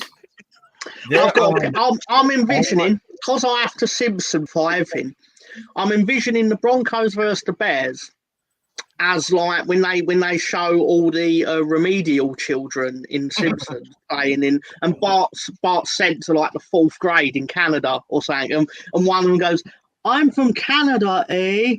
They say I'm slow, eh?" And I imagine that's going to be what that American football match is like. Pretty much. Like, Yeah. my coach says I'm allowed to throw the ball, eh? The Broncos gave up 70 points in a match in a game. Yeah. And the So- Bears can't catch a fucking football. So that's been my rough part this week. So it's been kind of like watching people complain about Arsenal only beating Brentford 1-0 on Wednesday. I'm like, man, get over it, man. My team just gave up 70 on Sunday. And that was because Miami were nice enough not to kick that field goal. And they should have ran it up on us, to be honest with you. Yes. But you deserve it. But so there's actually a clip going around right now, and it's a South Park clip. If you remember the cripple fight, when Cartman's coming around, and it's got the Bears versus the Broncos, and he's just going in a different response saying "cripple fight," and I'm like, that's accurate. So 13-0. I saw so many memes about that match, and I thought, no, I don't hate Spencer enough to send him. Is that tomorrow? That game? Is it Sunday? Listen, if you're not laughing, what are you gonna do? You're gonna cry? Send them, baby. Let's let it burn. Like the Broncos have been the laughing stock. They are the mid 2000 Detroit Lions right now. Yeah. I was dying myself at the time, though. To be fair, I saw there was a meme somebody put up, a little video meme, and it's, I don't know if you remember in Rush Hour where they're like running up the bamboo scaffolding, and like you see them all going up, and then you see like one of them's, I think one's Chelsea and one's Manchester United. The Chelsea player, because you got the logo on it, is going up the scaffolding, and then you see the Manchester United a person going up, just about to go on, and then you see the Chelsea person falls from the scaffolding. The Manchester United is like, nope, sorry, I'm not doing it. It's the funniest thing. I was like, oh, this is great. Chelsea's jokes are always the best. It's such a fragile club. The face of every. Oh no! See, yes, yeah. You know what? One of my friends, he has a meme for every occasion. Oh, that's perfect. Log off. Yeah. Log off. I actually guess what? the Cowboys. Yeah. I had Cowboys in the spread. Mm. And on Sunday night, Sam, we quickly realised that was not going to win. Mm. I was like, Sam, I need the Cowboys to win by 13 points. I don't get it on the NFL. They're not even going to win. Sure. I just can't do it, man. The Bears have terrible coaching. I mean, we've got some good players, but the coaches are just, the coaches just don't get anything out of these players. They're useless. They had a video of Chase Claypool, who's a wide receiver for the Bears in the first week of the season, basically like walking through his routes. Like he was giving 60% effort at best. Yeah. And it was just the worst look. NFL Network was talking about it. I mean, Justin Fields, like a lot of Broncos fans wanted him. I wasn't one. I wanted Micah Parsons. That's who I wanted. But second time, sorry, I'm watching a stupid quarterback overthrow another player who's wide open. Clemson's rolling right now, baby. 14-0. No. Clemson tied. Quarterback's got a guy wide open. He throws it like 10 feet in the air. Who's our man of the match today? Erdegaard. Erdegaard's basically got 2 assists and a goal, right? Yeah, that's got to be Odegaard, I think. So, you know what's weird is because I guess you look at I can't look at football that way. I guess I have to look at the shiny object and not like the object that actually makes everything work. Because I never see that. That's just me because I look at it differently. But as you said, the game, we were in full control, and usually we're in control. It's somebody in the midfield is doing their work. Rice was good today as well. Yeah. Yeah. Yeah. That's Rice is quality. Yeah. Rice is absolute quality. For me, Partey needs to just, when he's ready to go again, Partey just needs to stay on the bench because Rice is not an 8. Rice is not an 8. He's a 6. And you leave Partey because for me, Rice is doing much more than what Partey was doing. Yeah, he really is. And if you're gonna have to, if you think putting Partey in as a right back is the only way you can get him on the pitch, forget about it. That's not necessary. That's not a requirement to get him on the pitch. Then it's okay to let Tomiyasu play right back if that's what you want to do. If you think you want some more defensive stability there or something like that. So I mean, if you got him back for the City game, I mean, you could roll 2 pivots out there, and I mean, to me, like the 2 names I was so excited to see on the sheet was Rice and Saliba. To me, like. And I'm probably, when I coached youth kids, I was more defensive minded than I was offensive minded. So I was all about making sure the middle of the field was protected and the back line was good. Yeah. So I always put my weak kids on the wings, but it is what it is. So when I see that 6 position and I see that those 2 center backs, like that's where I want to see, because they say this, and scoring goals wins you games, but defense wins you championships. Yeah. And it's look at our away record right now. We haven't conceded a whole goal on the road. I mean, that is super impressive. Yeah. Didn't even think about it. Yeah, that's crazy, right? It is. But we've given up 6 goals and all of them at home. Yeah. That's crazy. I just think it's difficult for us with a double pivot. If you're going to go double pivot with Partey and Rice, it's just difficult because they're going to be taking up similar spaces. Rice is going to be playing in a position he's not really used to if he's going to be pushed out left or whatever, or right. It's just for me, it's just the team doesn't play that well with a double pivot. You need the single pivot with the 8 and the 10. But we'll see how it goes.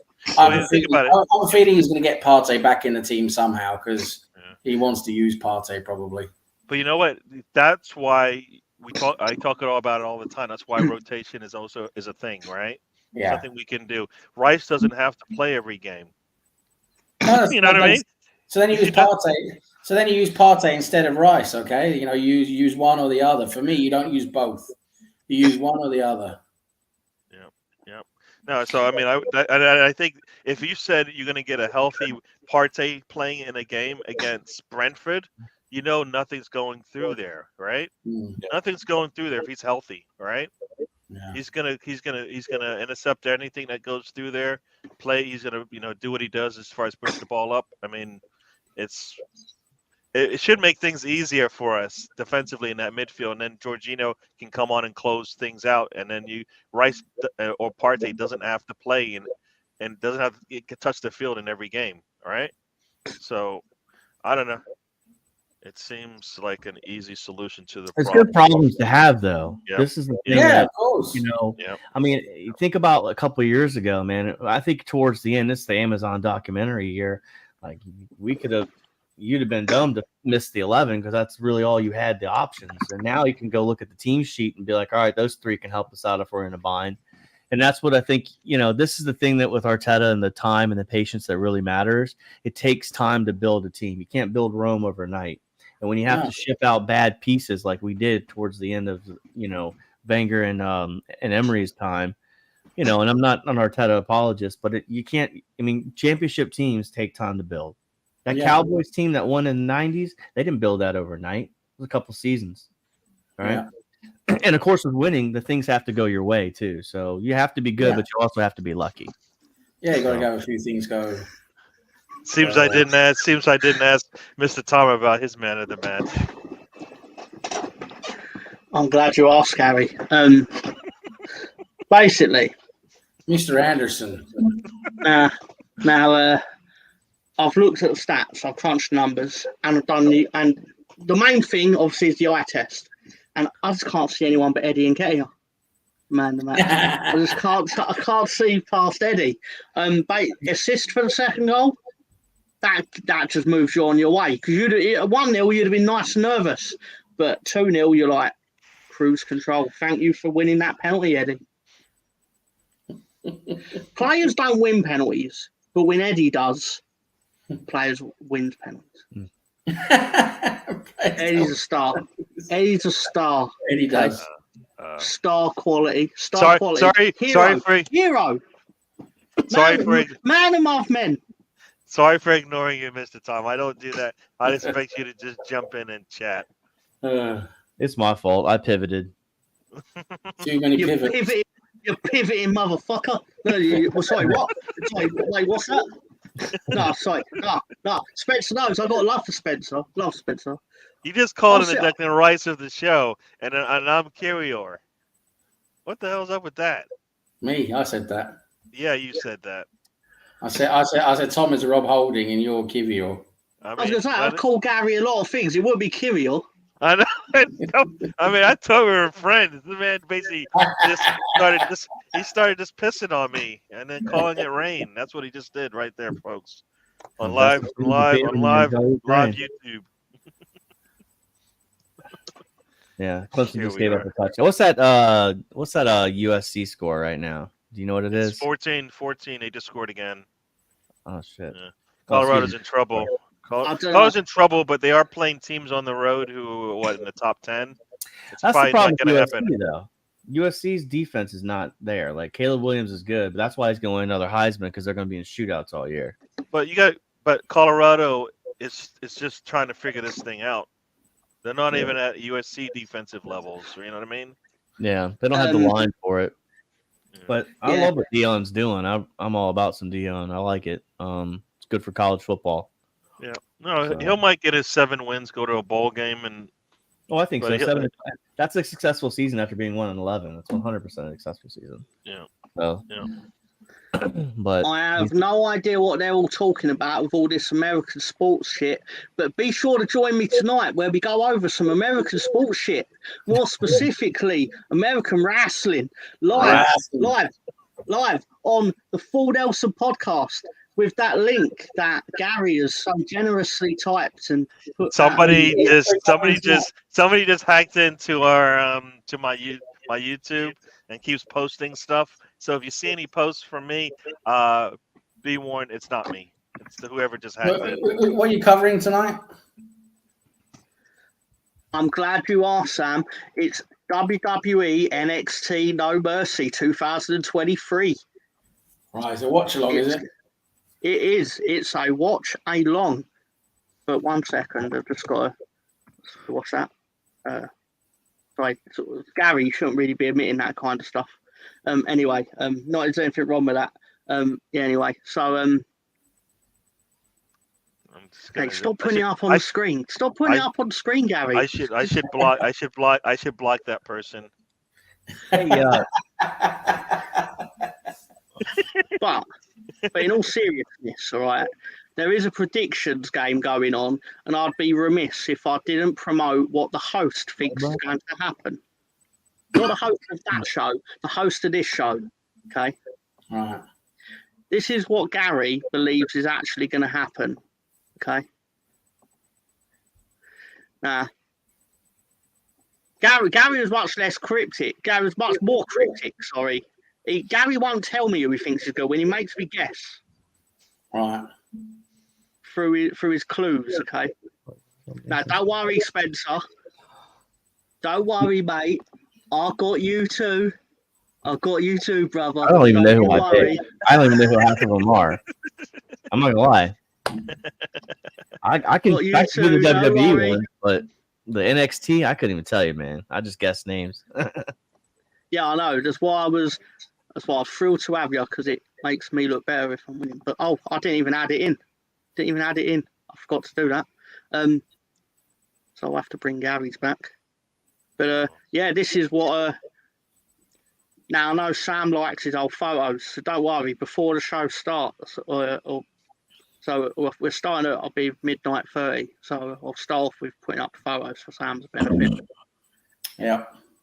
But hang on, I forgot to do. Let's put Gary's up on the screen. It's not a good day, folks. My team had the ball punted to them. Penalty gave the ball back to the other team, and they just ran it for 75 yards. Not a good day for the Florida Gators right now. Gators. Scrolling now, 14-7, and they got the ball, and they're running passing plays in the middle. And the of guy field. pulls up. What's up with that? Just run it out. On a kickoff, a guy should on a block kick. Guy not trying to score. What the? Sorry, I'm watching. My team sucks. Now I know how Mr. Tom It was feels. the easy route. Run it. I feel like Mr. Tom this morning. They scored early and they would keep scoring in the first quarter. So here we go. Tell it, Mr. Tom. So Gary has he's obviously gone with Butch. Now, hang on, I'm going to do it side by side with Spencer's. If I can. I'll get Spencer's up. Right, so they've both gone Butch. Does it show? But Has yours appeared over? Has yours appeared on the? Okay. Do we know who Butch is? Because I don't. That's all right. I know who Butch is, and that's the main thing. Yeah, so he's gone with. Don't worry, we'll find out tonight. But no, yeah, and they're doing British rounds, which is basically like World of Sport. Mhm. It's rubbish. What does that rubbish. mean? It's I think they do like 3-minute rounds or something like that, and like there's judging system or whatever. It's basically like trying to be like old timey wrestling, except it never ends up like that, and it's always bollocks, and the crowd hate it, and it's lots of fun. It's fun for me, but yeah, anyway. So did Spencer go with Corbin? Yeah, you did. And I think you both went with the Creed brothers as well. Actually, you're actually quite similar on all your picks. So, yeah. Actually, you've picked the same things. So, There you go. So we picked winners, right? I'll tell you what I think you're going to score. I think you're going to score 1, 2. I think you're going to get 4 out of 6, possibly. All right. So that's a good score though, because Clemson. You're creeping up our table. Yeah. So it's still 0-0, and the who's Liverpool playing right now? That other team. Yeah. Oh, that team. Yeah.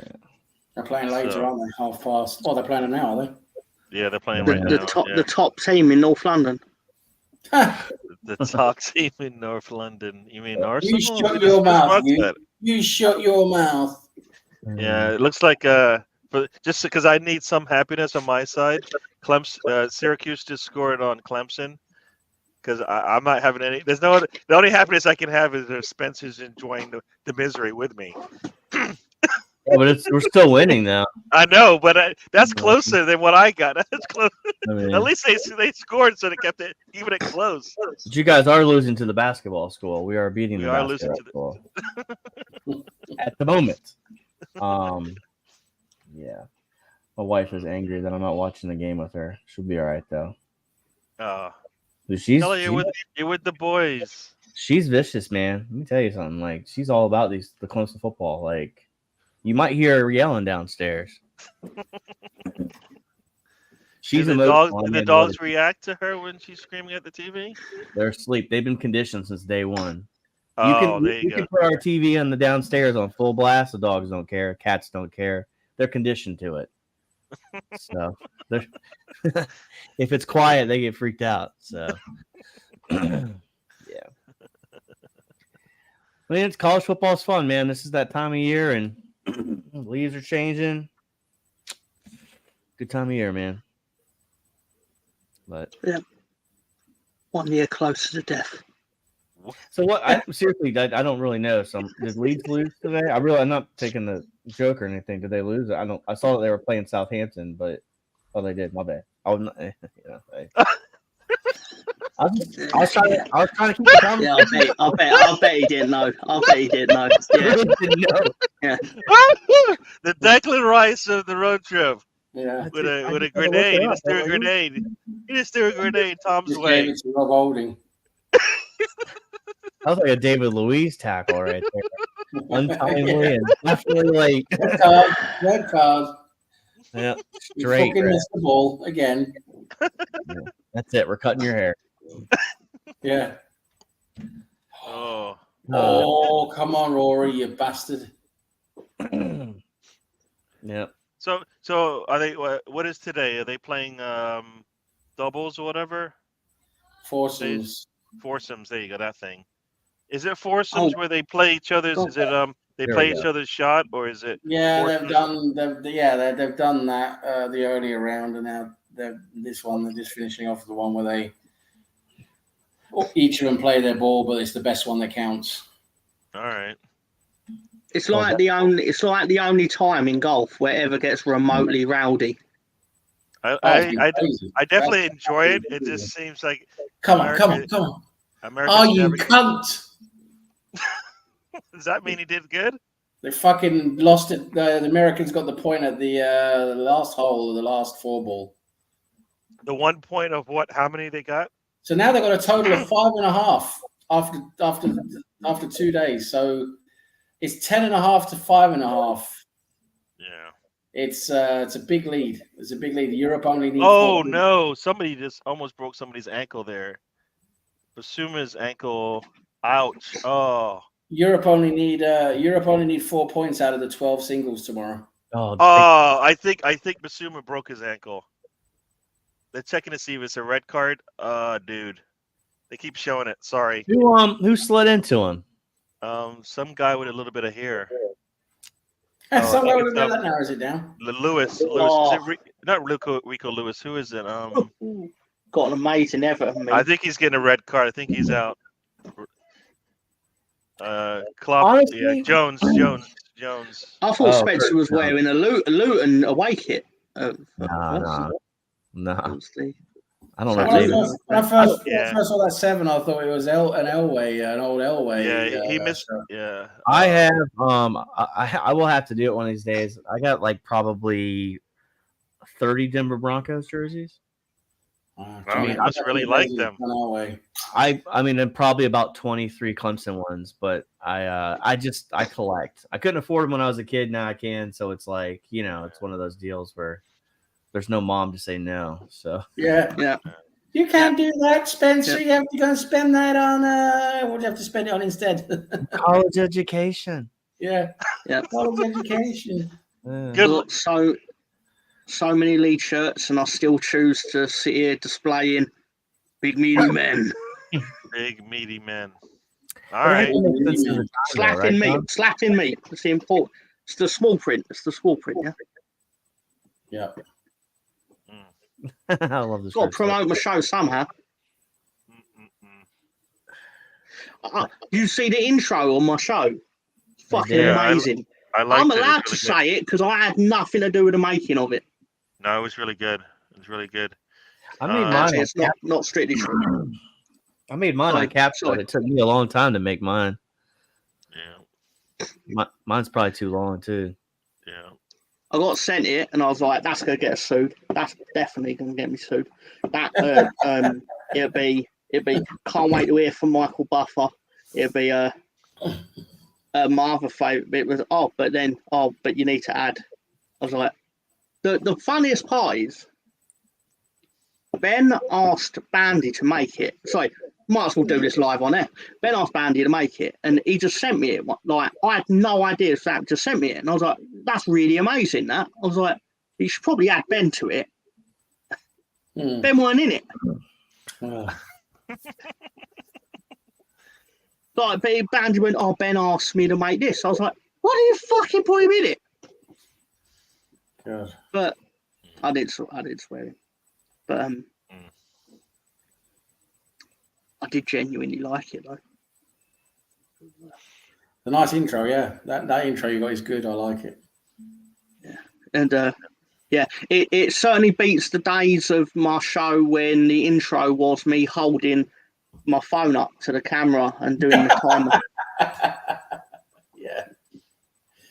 Good old days. So Spencer, when are our teams clashing? Is it tomorrow? Yeah, it's 1:00 tomorrow Eastern time. Yeah, so The Broncos, I think, are 3-point favorites currently. God, yeah, the Bears are fucking shit. Justin Fields is a great runner. He's a real mobile guy, and the new coach just wants him to sit in the pocket and pass. It's ridiculous. Well, so I think you kind of have to do that. The game is about mobility at this time, but you have to have a mixture of in the pocket and run. And the unfortunate thing is, and you know, the game is so physical at the NFL level. At college, like you can out athlete people, right? Like I'm gonna criticize Dabo for a second, which I don't know if you're allowed to do, but you know, a lot of times Clemson's offense is very simple and very high schoolistic. So a lot of times we were beating teams we had the better athletes. Yeah. So when you get to the pros, like everybody runs like a 4.5, right? The linebacker so at the end of the day, like they take your head off. Justin Fields' career, like he's got to be in the pocket.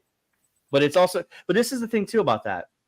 And it's really about route progression. So if you're watching a game, even like I'll take Denver, for example, like Miami with Tua, they do short routes for Tua, right? So they'll have like a quick 5-yard slant route or something that's a quick check down.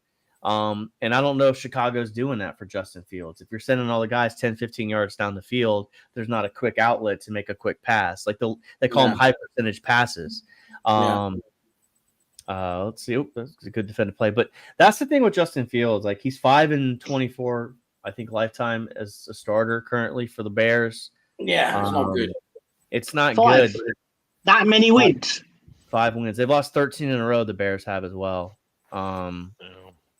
It's one of those things where, and this is if you have a young quarterback, that's where if I had a young quarterback, I would try to trade for someone like a Jonathan Taylor. I want a running back. I want 2 good running backs, and we're just going to run to set up the pass. Yeah. So I'm going to be now a 65-35 run pass team. And I think that's the thing that, like that's why with Anthony Richardson at the Colts, if Jonathan Taylor figured it out and wasn't, was a happy player to be there, that could be a very dangerous team. Yeah.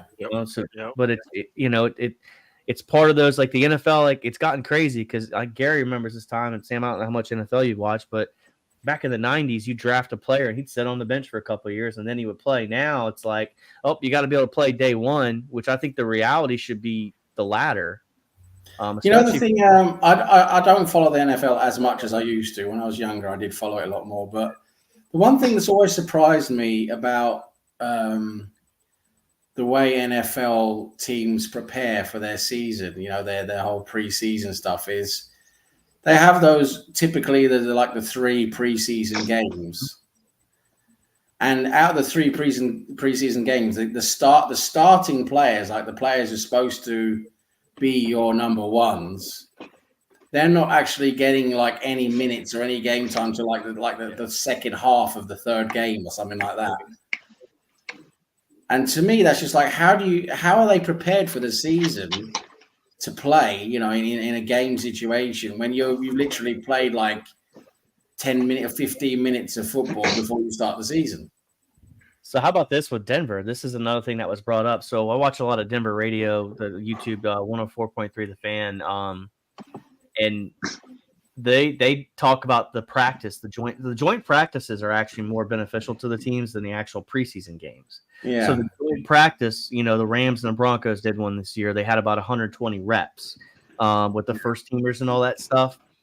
And even then, like the Miami game, they looked like they were tired. Well, in the LA game, when the LA practice match or whatever, they were showing the Rams had more. They were more up for it than the Broncos were. They were better in shape. So the Broncos are out of shape. That's the rumor around the league. So how do you get those guys out of shape? Like, it's a weird dynamic because like Hackett last year was like, we're not going to practice hard during training camp and we'll have less injuries by December. Yeah. Well, that didn't come to true. So what's the listen, that you can have a tie. Wouldn't that be the most like deflating thing ever if we just tied and it was like 3-3? That'd be hilarious. That's what the Americans don't like, right? They don't like ties. That's why you got fucking overtime and sudden death and all of that. Yeah, I'd be thrilled. I'd be thrilled if they tied. Hockey used to have ties, right? And then like they got rid of the ties and now they have shootouts, which I miss the tie, especially in a regular season. It makes sense to have the ties. But You'd be happy to know Chicken Man missed the goal by this much. What a shock. I'm watching my team play right now, and I'm not happy. The running back for Kentucky is averaging almost 20 yards a carry. That's not good. Kentucky. I've gone for the Bears, though. Liverpool scored, or no, he's offside. Oh, He's offside. I've gone for the Bears on spread, just so you know. Bears plus 3.5. Well, you know, as they say, an old grandfather clock. I wouldn't. Grandfather clock's got to be. So right where's the game? Is it in Denver? No, it's in Chicago. Denver's going to win that game tomorrow. They're going to win that game. Yeah, tomorrow. I don't have a doubt about it. Chicago seems to be so shit with shit coaches, shit attitude. The play, like you say, Spencer. I see a lot of the fans on Twitter. They're showing like loads of, photos, game photos and stuff like that, and they're saying, look at the attitude of these players. You can just see the players don't give a fuck. It's like it's crazy. You know what's crazy? So I did a video Monday on it, and Tom stopped by, which I didn't know he was half dead because I came on Monday, and he looked like he was about to die. Yeah, boy, you did look bad. I don't remember being on the show on Monday. Well, did I really turn up?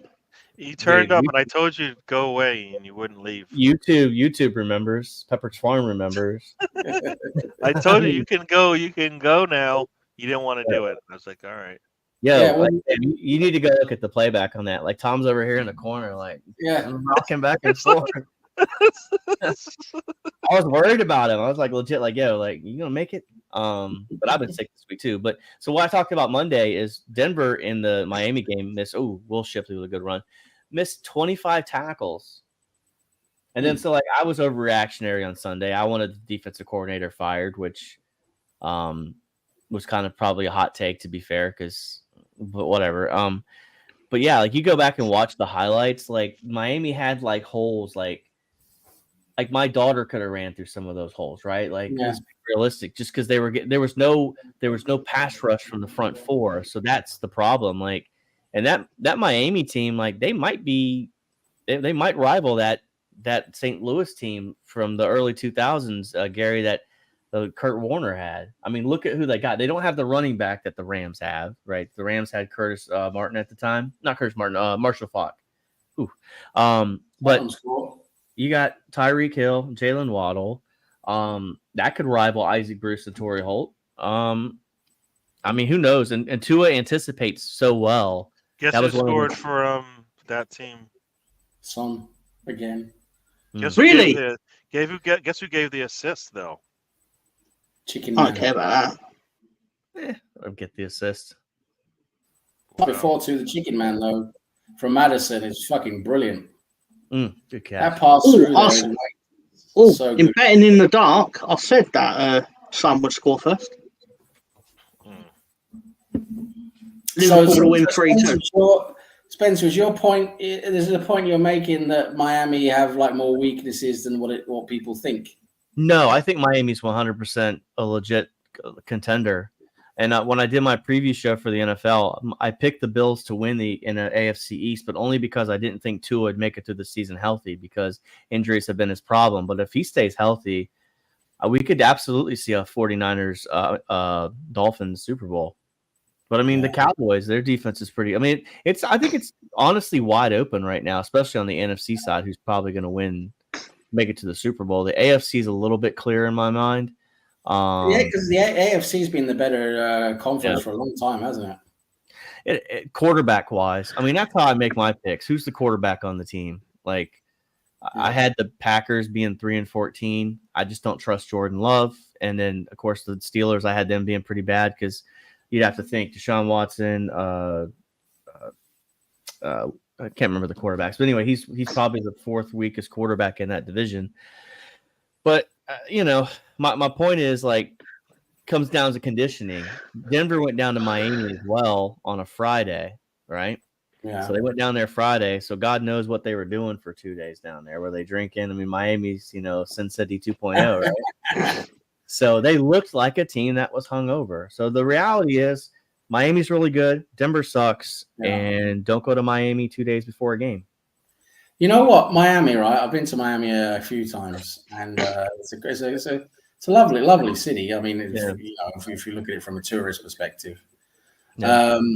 But the one thing I've noticed especially the last few years, the hotel prices are just crazy. They've just gone through the fucking roof, and it's like, is there that much demand? Is it really they can actually do that with the hotel room? I mean, it's like worse than New York. The prices are crazy in Miami when it comes to hotels. Unless you want to stay in some fucking, Motel 5 out by some jizz alley, fucking out somewhere close to the Everglades or something like that. Of course, that's cheaper. But if you're anywhere downtown Miami or anywhere close to the beaches, it's really expensive. I wonder if like Instagram has played a portion into that too. Because I was looking at going on holiday last year when I was booking like my vacation. I actually thought about Miami, like, wow, I haven't been there for a long time. Feel like just chilling on the beach, and I just couldn't do it because the hotels were just way too. I was looking at like the area I used to stay in, not South Beach, but further north, like a bit further north up along a bit further north up along the coast there. And like the hotels would like back when last time I was there, like 2010, I think it was. The hotel I stayed in was like about $110, $120 a night, about that, which is perfectly fine, just a normal 3-star.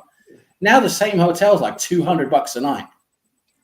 It's like fucking crazy. And then if you want to go to anything better, like 4-star, it's $250, $300 a night. It's just crazy. You just couldn't do it. It's just it's way too expensive to go on vacation. I've had a thought somewhere you should go on holiday. Oh, here we go. You ever thought of going to Compton? You get to stay in the hospital for free if you got decent insurance.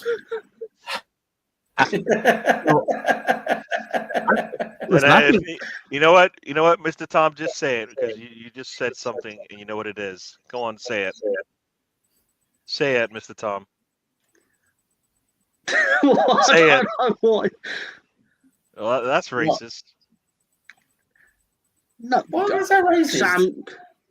It why is it racist? It is racist. Why is it racist? Yeah. If everything anybody's ever said is racist, what you just said is definitely racist. Explain. Why'd you say Compton? Why would I say why? Explain. No. Ask the gun capital of the world. I thought Sam might want to experience the movie culture. The movie culture in Compton? Well, yeah, like Boys in the Hood and stuff. He might want to know what it was really like to be part of that environment. It's not. I mean, there's loads of different cultures there, and that's the thing is that there's loads of dangerous cultures there, isn't there? It's still racist. Oh, you got something against the Mexican. You got something against the Mexican people that live in Compton. What about the Asian folk that provide all the noodles and? No, okay, that's racist. For the community. You keep adding on to your racist. Why would Ukrainians make noodles? You like doubling up on it. Just doubling up on it. Have you ever gone into a Chinese? I swear this is true, right? And this could sound really horrible, but I'm gonna say it anyway, right? Behave, Gary. It's not what you think. Anyway, I walked into a Chinese once, and basically a white person was working there, sort of thing. So I left. And I thought, well, that's not authentic, or too far. No. Would you not be suspicious as to like why aren't Chinese people working in this Chinese takeaway? Like, I was instantly suspicious. I mean, I bought food. Then I walked out, but it was fine. It was fine, all right. When it comes to Compton, don't think about what the people are or where they're from. It's just Compton is a dangerous area. There's a lot of crime there. It's a dangerous area. That's all I'm thinking about. Man, you can go where I live right now, and there's like a shooting probably. I don't know where I live. Like two or three shootings a week. That's just in all 7 cities. How many of them are committed by you, though? I don't even pay attention to the news, to be honest with you. It's like it's too depressing. But I like Baltimore. If it was me, I would. Baltimore is I'd want to probably. know if the police were onto me. Sorry. There you sorry, go. Sorry. There you go. Sorry. Baltimore is Sorry. probably the only spot I've been to in America where I've been like really legit scared. Baltimore out from The Wire, eh? Wow, The Wire showed that. It is legit like The Wire. That is not a fake premise. Like they filmed that, didn't they? And the series, the series is based on. I've seen it twice. It's probably one of the best series on HBO. It's one of the best series ever. Yeah. In my opinion, it's one of the best series ever. Full stop. So I'm doing the theme to The Wire. I'm doing the theme to The Wire. The Wire sounded like Humpty Dumpty fell off the fucking wall. That's what it sounded like. Nah. Let me tell you something about The Wire, right? It's the greatest show ever made, okay? Let's get that right. Arguably it is. Get Arguably it is. Get that right. Oh, as the joking Family Guy went when the TV started talking to Peter Griffin, the greatest show of all time is The Wire or Breaking Bad. Go for it, Dabo. Breaking Bad was good as well, though. That's the thing. It was good. I resisted it for a long time, and then COVID happened, and it was like, well, I'm being paid to see it, so I might as well watch Netflix. Yeah. Fortunately. Your due diligence. Yeah. But so it was good. Can I circle back to that Miami comment though, Sam? Because I just feel like Miami's gotten, ever since the Instagram has kind of kicked off and social media influencers and content creators, I think that's what's made Miami's value go up even higher because it's like this image that people want to portray. So people are going there. It's like Dubai, right? People go to Dubai, take pictures by cars, and they don't even own the car. But people on Instagram don't know that. So I think there's a lot of extra tourism there and everything, and it pushes the prices up, and they put the prices up because they know a lot of the people that go there, have money, and they put the price up because they know they can, and it's just it's just really surprising because Miami, they never really thought it would get to that level. It's literally worse than New York at the moment, in terms of prices. Yeah. And New York's been expensive for a long time, of course, for obvious reasons. London's crazy as well. London's really crazy with hotel prices, but the difference with America and the UK though is, unless you're going to stay in a really nice 4 or 5 star hotel, anything like 3-star or less is just completely shit in the UK. Yeah, they're just fucking shitholes. Hey, Big Scunna, this is called a road trip, and we've gone off the road. It's my fault. Doesn't take a detective to work out why we've gone in the direction of hotel management. That's basically say. And wait. Can you explain why we ended up in hotel management based on about Miami, weren't we? Talking about the Dolphins. Nothing to do with me, Gary. We're talking about the Dolphins. We're talking about the Dolphins, and then I started, talking about Miami, the city, what it was like to be there. Hotel management then turned into Compton, but I didn't start it. And then we were called racist by fucking Kivior up there. I can't believe I got called racist by Gary. Then you doubled down on it. You tripled down on it and went, you know what? I'm going for the quad, and you did it all. You just kept going. I just stating. And then Sam's trying to back you, like, yeah, say something more racist. I just was stating facts. I didn't state anything that was untrue. I said Compton's dangerous, and that's racist. Compton's dangerous. Now that's racist. It is, according to Mr. Thomas' definition of racist. It is. Sorry, I can only go by what I've heard and seen. Yeah, but my mum asking me if I want a cup of tea is racist by my logic. So exactly, you're right. Why is English people all they do is drink tea all the damn time? That's racist. Racist. Racism at the highest order. British people like tea. We can't say tea. That's racist. You assume I want milk in my tea because I'm white, you racist motherfucker. You racist. And Margate is worse than some in Central. Yeah, it could be. Yeah, Margate. A lot of people go out to Margate, don't they, on the coast there for the weekends. The weekend prices are ridiculous out there. But the thing is, the buildings, like when it comes to hotels in the UK, right? The buildings, so many of the buildings are so old, poorly insulated, just such a crap standard, you know, like especially 3-star and below. Yeah, so that's the dungeon, bad. baby. Old dirty carpets and old dirty rugs and old tiles in the bathrooms and and it's just so bad. And there's no room. There's no room in the buildings. They're all these old little townhouses. You know, they're the town housing buildings. There's literally no room in the rooms. You couldn't swing a cat in there. You know, from your bed to the door. And then they charge you like £150 a night. It's ridiculous. Have you ever been to the UK, Spencer? No, it's on the docket to go. Yeah. I bet you. Oh, you ain't missing much. You'll get here and immediately. You don't want to go to that dirt hole. It's full of all these English people drinking tea, walking down the street. That's racist, Gary. That's racist. Going to pubs, eating a curry, going for a kebab. All this crap is going on there. It's just crazy. You don't want to see any of that. Gary's trying to racialize against all the cultures in one swoop successfully, and I'm loving it. About as far as I've been is Bahrain. I've been out to the Middle East. So. Wow, Bahrain. Wow, that's pretty good going. Yep. It was an interesting. I've never been those more... who wanted to know, the American fans on the channel, Pulisic just scored. There you go. Who? I've never been more proud of Gary. Pulisic. You know him, the American, like Captain America. Remember that? Here we go. There's the Havertz agenda coming out again in the comment section. Oh boy, here we go. Good forever. What does he say?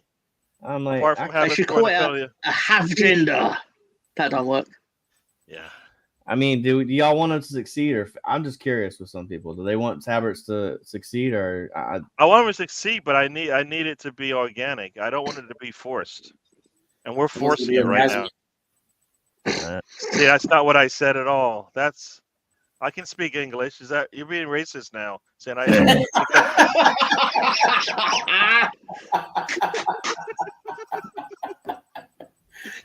mean, but that picks my point up, right? We won 4-0 today, and we're still complaining about Havertz in the comment section. It's okay. It's your opinion. I'm not mad at it, but it's like, dude, we won 4-0. Who cares? Yeah. No. I want him to do well. I want Kenny to do well. I just don't want it forced in my face. You know what I mean? Can you let it? As I said, let as Russ would like to say, you know, just give him time. You know? Give him time. Russ always says, just give him time. I don't know why he says it. Yeah. Because that's what we got to do. I mean, he just got here not even 3 months ago. Like, I could understand if we're in year 2 of the Havertz thing and that was the first goal. Like, all right, I'll pick that cross up. But man, like, he hadn't even kicked the ball yet, and people are like, I hate him, and I'm like, gosh, man, like. No, it's need to give him a bit more time, but I must admit, so far it hasn't been working as well as we hope. But we need to give him time. Time. I think defensively he's been pretty good. Offensively, he leaves a lot more to be desired. Oh crap! I just gotta. But at the same time, Arteta, for me, my thing is Arteta has to be strong enough to put him on the bench when when at the end of the day we want people doing their best, right? So, you got to sometimes just say, okay, Kai, you sit this one out. We will still believe in you. We think you're still going to come good, but just sit this one out. You'll play the next one. Yeah. I think we need to see more of that. I think we will, though. I think we will. Like I said, can we please just let him get to that level? He's not there, so we don't want to rush things. It's just like the same way we treat injuries and we treat players that are injury prone. Don't push it, right? Yeah. Like the one thing Arteta did is he said, you know what, Partey, I know you were injury prone, but guess what I'm going to do for you? I'm going to make you play right back, give you more field to cover. But it's all right. It's all right because you know what? Your body can keep up. It's only 1 year older. You know what? It makes you wonder what they do at Arsenal, right? Because it's so many times we're seeing the same thing with players don't really have an injury problem or record when they come to Arsenal, and then when they come to Arsenal, they just get injured again. Thomas Partey has only had 2 injuries, recorded injuries at his time at Atletico Madrid. He was there for like 4 or 5 seasons. He only had like 2 injuries. And he comes to Arsenal, and the guy's hardly ever played. You know? And you know what? And they managed his time. You can see by the way that they played him, right? He didn't have to play 30. He never played 30 matches in a season. He come on to play for 30 matches. He played in the mid-20s at that, and that's how they used him. And then he comes to Arsenal, and they want to push him to play 30-plus matches in the Premier League, tougher league. Remember that game against Spurs when Arteta pushed him back on? I was going to bring that up. Yep. That was the sign right there that, you know what, something's not right here. The guy was obviously injured, not comfortable, and he wanted to go off. And Arteta's like, nope, you're playing. It's like, what the fuck? No, think about that. If he was playing for Atletico Madrid, you think he would ever run off the pitch in front of his manager? What would happen if a player ran off the pitch in front of their manager for whatever reason? I don't know, but the point is, I just think that the manager at Atletico Madrid would not go for that, and players would know better. No, but that still doesn't mean it's right. Still doesn't mean it's right. If the Arteta's wrong for pushing him back on. But I think that for me, that's more the case of the level of whatever you want to call it, respect or whatnot that he has for the manager. Yeah, you're probably right. In a better circumstance, you probably just want to lay down and say I'm injured, right, and just bring on the physio and let's say we're injured. Yeah, that's probably better. It's a mixture of both, right? It's a mixture of both. It's a mixture of situational awareness by Partey to know, like, hey, I should probably lay on the field if I'm going to get actual attention. But the other option is, like, for Arteta, is the respect factor, right? So, like, Guardiola has so much bank in the bag that he shows up and gains respect. With people Arteta, like, and this is probably why some people got shipped out of the club, right? Like Aubameyang and stuff like that. He probably didn't respect Arteta. Probably looked at him and thought he was a clown at times. But some of the players buy into it. It's one of those things where, like, respect sometimes has to be earned. It's not just given, right? Well, that's what came out. That's what came out afterwards, wasn't it? When Aubameyang finally left and everything sort of calmed down, and then sort of things started coming out in the wash, and then it came out that Aubameyang was actually reprimanded 4 times for disciplinary actions, 4 times that we didn't know about, right? 4 times. And he was late all the time for training. He would come late to training all the time. Yeah.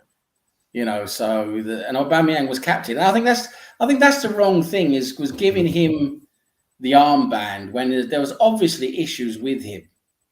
And then you give him the captain's armband. For me, that's real poor judgment. Really poor judgment. I agree with that. No. Yep. But do you think was that during the time? That was right after Doc had ripped the armband off, right? Around that time, or so. Well, I thought he got the armband after he signed a big contract. He was he did. Season, right? That was probably one of the incentives for him to resign. And you know what? And everybody said, and a lot of people said it. Like, I thought they were going to utilize him. That's why they signed him. They went away from everything that he was good at that season. Yeah. He looked terrible, and it was like he's out of place. A fish out of water, basically, trying to play some new system all of a sudden with a higher contract. Everything he set him up, basically, Arteta did, in the way that the games played out. The way, if you looked at the games, you're like, well, you're not asking him to do what he's done all his life. You know what I mean? And then at the same time, at the same time, when he got that big, huge contract, that deal, his form, it did drop. I mean, it really did drop because he never came back. I mean, even you saw with the transfers he had afterwards to Chelsea, wherever. He went Barcelona, he went Chelsea. He never played a good game ever since that contract. Yeah, so that was it's a big weight on players' shoulders to take on these big trophies. Yes, it was like he got his big payday, and he's like, "Oh, I got my payday now. I'm guaranteed for life. This is a nice 4 or 4 year contract with loads of money. It means I can retire nicely when I'm done. It's like all the like motivation and need to like, you know, give your best just goes out the window, you know, with some of these guys. Empty set. Yeah, and that's Aubameyang, like how quickly, and this is the thing that I have to give Saka credit to, maybe more of his character than anything else. He's gotten his contract and he's still playing. He still looks hungry. Yeah. And I don't know if Aubameyang Yeah. was just mailing it in. Like, it's hard to say, but I think some people are just they don't like rules. It's just it's a tough one, because I think the club at the time gave him the contract because they couldn't go out and buy a striker. So they were like, well, if we give him this contract, it's cheaper than buying a striker and then having to pay them a massive contract too. And maybe he'll try to good enough and sell him later on. I mean, maybe there was and also at the time when we gave him that contract, he was still playing well for us. You know, he was still at the level where, like, yeah, you want to give him that contract. Because I remember everyone was happy he got the contract. There were very few people who were like, wow, we maybe shouldn't have given him that contract. I remember there was a clear majority of fans who reacted really positive to that. Yeah, we got Aubameyang signed up, great, you know. That's exactly what we wanted, because he had played well before that. Yep. So, you know, but for him to drop off as quickly as he did afterwards, that was just a real shock. I don't think anyone really could see it coming that quickly. And that was a real shame, you know, because before, as I said, before then he was doing well. Like you say, Spencer, I do believe that's what they were thinking. Like, yeah, let's rather give him some extra money and go out and spend loads of money on a new striker when we've got the guy we need right here. Yep. So, yeah, I think that's definitely what they thought about. Yeah, I think one thing Arsenal has to do and strike through this rule is we are not giving a player a contract to increase their worth. Their value is not going to go up just because we sign them to a longer contract. It doesn't really work too often. And why? Because does anybody think Nketiah's value has gone up with the re-signing? Nelson's re-signing? Anybody think his value has gone up because he signed a new contract with I think to an extent, Arsenal? Yes. Technically, it has to go up a little bit because no, I know it goes up because there's a longer contract behind the player, but his value, like he's not any more valuable to us now than he was last season, right? You can say the performance part of it is not more. You're right. It's technically going to be more because you're gonna want to recoup what the contract's worth. So when the contract is worth more money, technically he's going to cost more, but like you say, the whole performance part of it, he's not really increasing his value through his performance. Well, not yet. I mean, Reece Nelson scored a few goals. I would say he's probably worth a bit more than when he scored his contract. But you're right. The point you're making is right, Gary. The players, it's not just about scoring the contract. They have to perform as well if they're going to increase their value. Yeah, absolutely. Can I piggyback on that one? Because I think it's the age profile too, right? Aubameyang at 30 years old was not going to his value was never going to increase. Yeah. But at Reece Nelson at 24, there's potential there, right? At 27, that you could sell him for 20 million. Like I'm not saying it's going to happen, but it's the age profile that I think plays into it as well. Every situation's different, but like you said, Gary, I mean, it's the Aubameyang one, like. A lot of these decisions that I think the people like criticize the club for over the last 4 years, it was kind of the only option they had at the time, right? Like Arsenal's more attractive to the players now than it was 3 years ago. Yeah. You know, guys that have ambition and stuff are going to come to Arsenal because A, they're going to get the money, and B, they're going to get the trophies that they want. I mean, like, and I know, like, I've heard people say, like, well, you don't if you don't have Champions League football, you're not attractive. Like, and I agree with that. Like, you know, these guys want to play in Europe, the ones that have ambition. You can go get yourself a Willian that's like, all right, yeah, I'll come hang out at Arsenal for $250,000 a week and play one game a week. Sure. Like, you're going to get that guy. But if you don't have stuff to offer him, that's why it's the progression that we've seen. Like, I know we've discussed about, you know, does he have to win a trophy this year? I think yes, but I'm not ready to throw the baby out of the bathwater if they don't. Now, if we start like finishing 7th and win nothing, then yeah, he's got to go. But No, I mean, we've been taking a risk every time, right? Every window we take a risk, but the risks have been for like 8 and 15 mil in terms of like Nunez and Sambi. Now we're taking risks, and it's 30 for Vieira, who looks like he's gonna come through now. All right, and Havertz, who a year from now we might not even be talking about how much he's worth, but it's just. I don't think we needed to take those risks because I think there are players out there that answer questions. They answered the questions last season, you know what I mean? And we don't have to ask the question again to see, can they do this? Can they do that? No, we already know they can.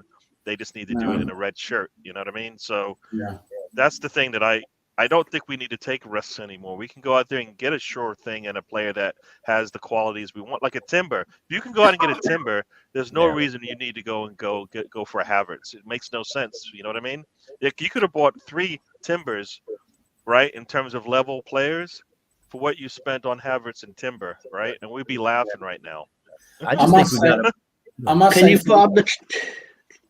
What's that, Sorry, Mr. Tom? I just want to say one quick thing. For me, out of all the transfers we did this last transfer window, the one that really sort of for me was like, why did we really do that was Havertz. I must admit, even though I have a lot of respect for Havertz, I know what a great player he used to be for Bayer Leverkusen. I believe that still a lot of that is still in him that needs to be unlocked and brought out some way. But I must admit, out of all the transfers we did, that one sort of to me was the most like, why did we do that? Because when we were looking at replacing Xhaka, basically, that's what we wanted to do. There were so many other players who I thought would fit that bill better than what Havertz would. Havertz doesn't really play that role at all. He played that role once or twice for Leverkusen, literally in his entire time at Leverkusen. That's his whole time at Leverkusen. He played either a 10 or a centre forward or on one of the wings, but mainly a 10 or a centre forward. That's what he played for Leverkusen. And he can't. And then Arteta's like, yeah, I can see you can play an 8. We can play you in the Xhaka role, and that's just like weird. For me, that is the one signing that really doesn't really add up to me. So we'll have to see how it pans out. For me, it was the price tag, Sam. I think you could have absolutely held out on Chelsea and probably got him for 45. Which if he costs like 40 million, like people would probably be less critical of Havertz. But I think that 65 million, and it was kind of like I negotiate for a living. I don't go ahead and, you know what I mean? Like I would have never started at 65 with Havertz. Like I would have gone lower. But again, like it's like Gary said, like a year from now, we may think completely different. That's my only thing with Havertz. I mean, I get what he did at Chelsea and it was crap. But everybody that's been at Chelsea has been crap. I mean, exactly. No one's done anything at Chelsea. They're dog shit. Like they're 15th at the moment. They're 15th in the Premier League. I mean, there's a meme going around about Mudryk being upset about his FIFA card, but I haven't seen anything from you except your pace that makes me scared of you. True. And think about that too. We had people that were upset that we didn't spend the money on Mudryk and we had to settle for Trossard. They said it. They're not going to agree to it. But people were upset about we settled for Trossard over Trossard over Mudryk. But look we got the better of that deal. Oh, definitely. So are you going to post the charity link for our marathon watch along, 24-hour watch along? The which one? Because we've been on here. We're going 24 hours, aren't we? It's Spencer's fault, Mr. Tom. Fucking never-ending stream. I'm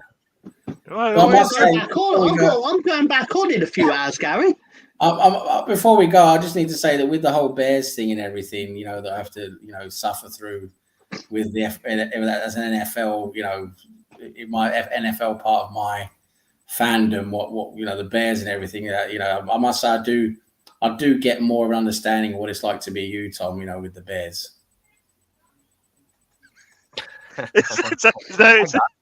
You know what? I'm probably gonna stay on, Mr. Tom, because it is college football. But I'm not forcing you to stay, of course. I don't want you to stay. I know you've got stuff to do. No, I got to go as well. I got to head off as well. So yeah. So I'm probably gonna How stay many on. 'cause it hours is have you college got football. left for the month, Gary, I don't know. You know, on I your don't know. StreamYard? Why do you ask? Let's see what it says here, Well, because I think it just reset. It just reset like the other day. It's been a good 4 hours. You've been over 4 hours today. now he's got his 20-hour allowance then. 20-hour allowance back. I think it just reset. Yeah. That's not. I went on a buddy's stream on Saturday. We were talking after the Clemson loss, and he uses Streamlabs, which I mean, I know how to do the OBS and all that stuff because I've streamed video games and stuff in the past, but I just can't justify dropping the $20 a month on StreamYard. I don't get. I'm too busy. I can't get on here and do what you guys do. My props to you on it, but yeah. See, I've already used 3 hours and 15 minutes right now. It just reset on. It reset during the show. Yeah, reset. Yeah, well, no, it says Oh yeah. Well, no, because it says 3 hours and 15. I don't know if that includes today. All right. So Okay. that's what it's. I probably have 7 hours, as you said. 12 hours left for the rest of the Just a matter of time, Gary. Just a matter of time before you move the trip over to the full Nelson network. Just a matter of time. Fucking Tom, the new Rupert Murdoch of fucking YouTube. I know he's out there just taking names and yeah, Tom can't get to his budding office on time because of Gary. Is that what it is? Tom doesn't have to work today. No, I'm hungry. Pardon my language. I'm fucking hungry. What are you gonna eat, Tom? What's the meal plan for today? I'm undecided between Chinese and Indian. Okay. I'm gonna get some. Before we get into the racism of it, okay. No, sorry, Sam. What did you say? Korean chicken for me. Korean. Korean chicken. Korean spicy chicken. All right, we'll head out of here. We'll let Spencer go earn some brownie points with the boss downstairs.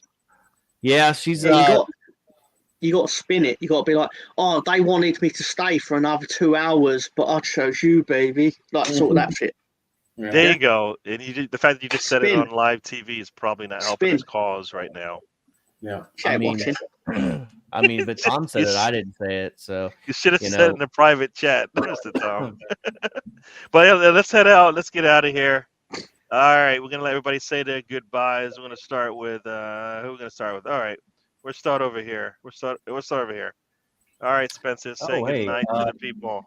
So as you can see right now, that's the YouTube channel Bronco and VA 9986. I do some Arsenal stuff every once in a while. I'm big into NFL and college right now because it's just fun. And I help out Gary, and I'm on Gooner Gathering some days with Lee Meadows and those guys. And the Twitter is Arsenal 9986. Send any banter and any memes to me. I'm down for it. Yeah. So there you go. Thank you, people. Yep. And Sam. I'm in the dark now because the sun's gone down. That's how long we've been on here. We've been on daylight's fucking gone. But anyway, yeah, thanks for having me on as usual. It's always good fun. We're on the road trip, which we know it takes its little twists and turns off of the normal road. And Tom, with his drug-induced driving, you never know where he's going. And I have to take the steering wheel and make sure we get back on the road as always, or else we never get back on the road. Drive us further into the shit. You know what Tom's like. He's always off his tits on some kind of drug, so you just can't let him drive. And it's always been fun. This show is great fun. I have a great time doing it. It's great to see you guys. Got to have Spencer on today. Normally just in the chat, but great to see him come on with us today. Everyone in the chat, you know who you are. You guys are great. You take part in the show. You make the show part of what it is. We have great fun messing around with you. And it's been good fun. Good Arsenal win, 4-0. A good decisive victory. Another 3 points. Manchester City lost, which is fantastic. Gives us that 3-point pullback, up behind them. So we're only a point off now, I think. Great stuff. And I want to make sure everyone Make sure if you're not already if you haven't already hit the like button, do so. Helps the show. And thanks again, everyone. And I hope everyone has a great rest of your Saturday and rest of your weekend, guys. Have a good one. Yep. Match of the day will be good today for some of us. And Mr. Tom, say bye to the people as well. Bye to the people as well.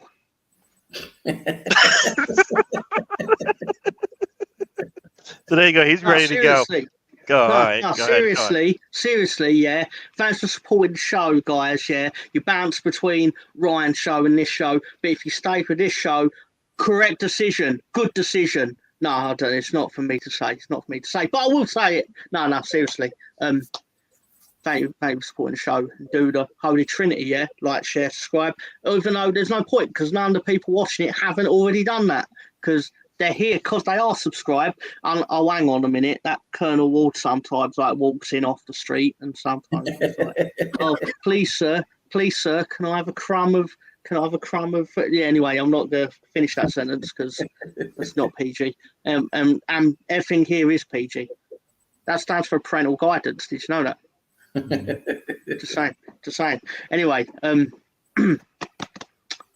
did you know Clemson have missed a field goal? Did you know that? They're up 21-7 now. Got the news. Yeah. Just saying. Anyway, take care. Don't forget tonight to join us for our live NXT watch along. There will be photographs. There will be nonsense. I'm going to make sure I've got some snacks, baby, and it's probably going to be pork balls. Dip them in a little bit of sweet and sour sauce. And the reason it's pork and not prawn is you actually get more pork ball than prawn ball for less money. So there you go, people. Now you know. And knowing I make money news. Yes. There you go. The private that's chat. not PG, Spencer. Well, I put it in the private chat. The private chats get a little nasty. But anyways, once again, thank you guys for joining us. Everybody in the chat, once again, thanks for joining us. We'll do this again every Saturday. Sometime in November, you'll have a guest host for maybe 1 or 2 weekends. So wonder who that could be. Well, hopefully Sam can keep it. Hopefully Sam can do a good job of corralling the co-host or the guest host that comes in. That's racist. Yeah. And this show was brought to you by That's Racist. You know? A new magazine coming out next week. You'll see it. It's got lots of stuff in it. But anyways, once again, thank you guys for joining me. I appreciate it. We have a lot of fun. As you said, we're on a road trip. We don't know where we're going. We always get there. And sometimes we get there. We shouldn't have got there. But once again, we'll see you guys next week. And we'll do this all again. I think Champions League and Manchester City. So it should be a lot of fun next weekend. But thank you again for joining us. We'll do this again. And as I like to say, life is a journey. Don't waste your trip.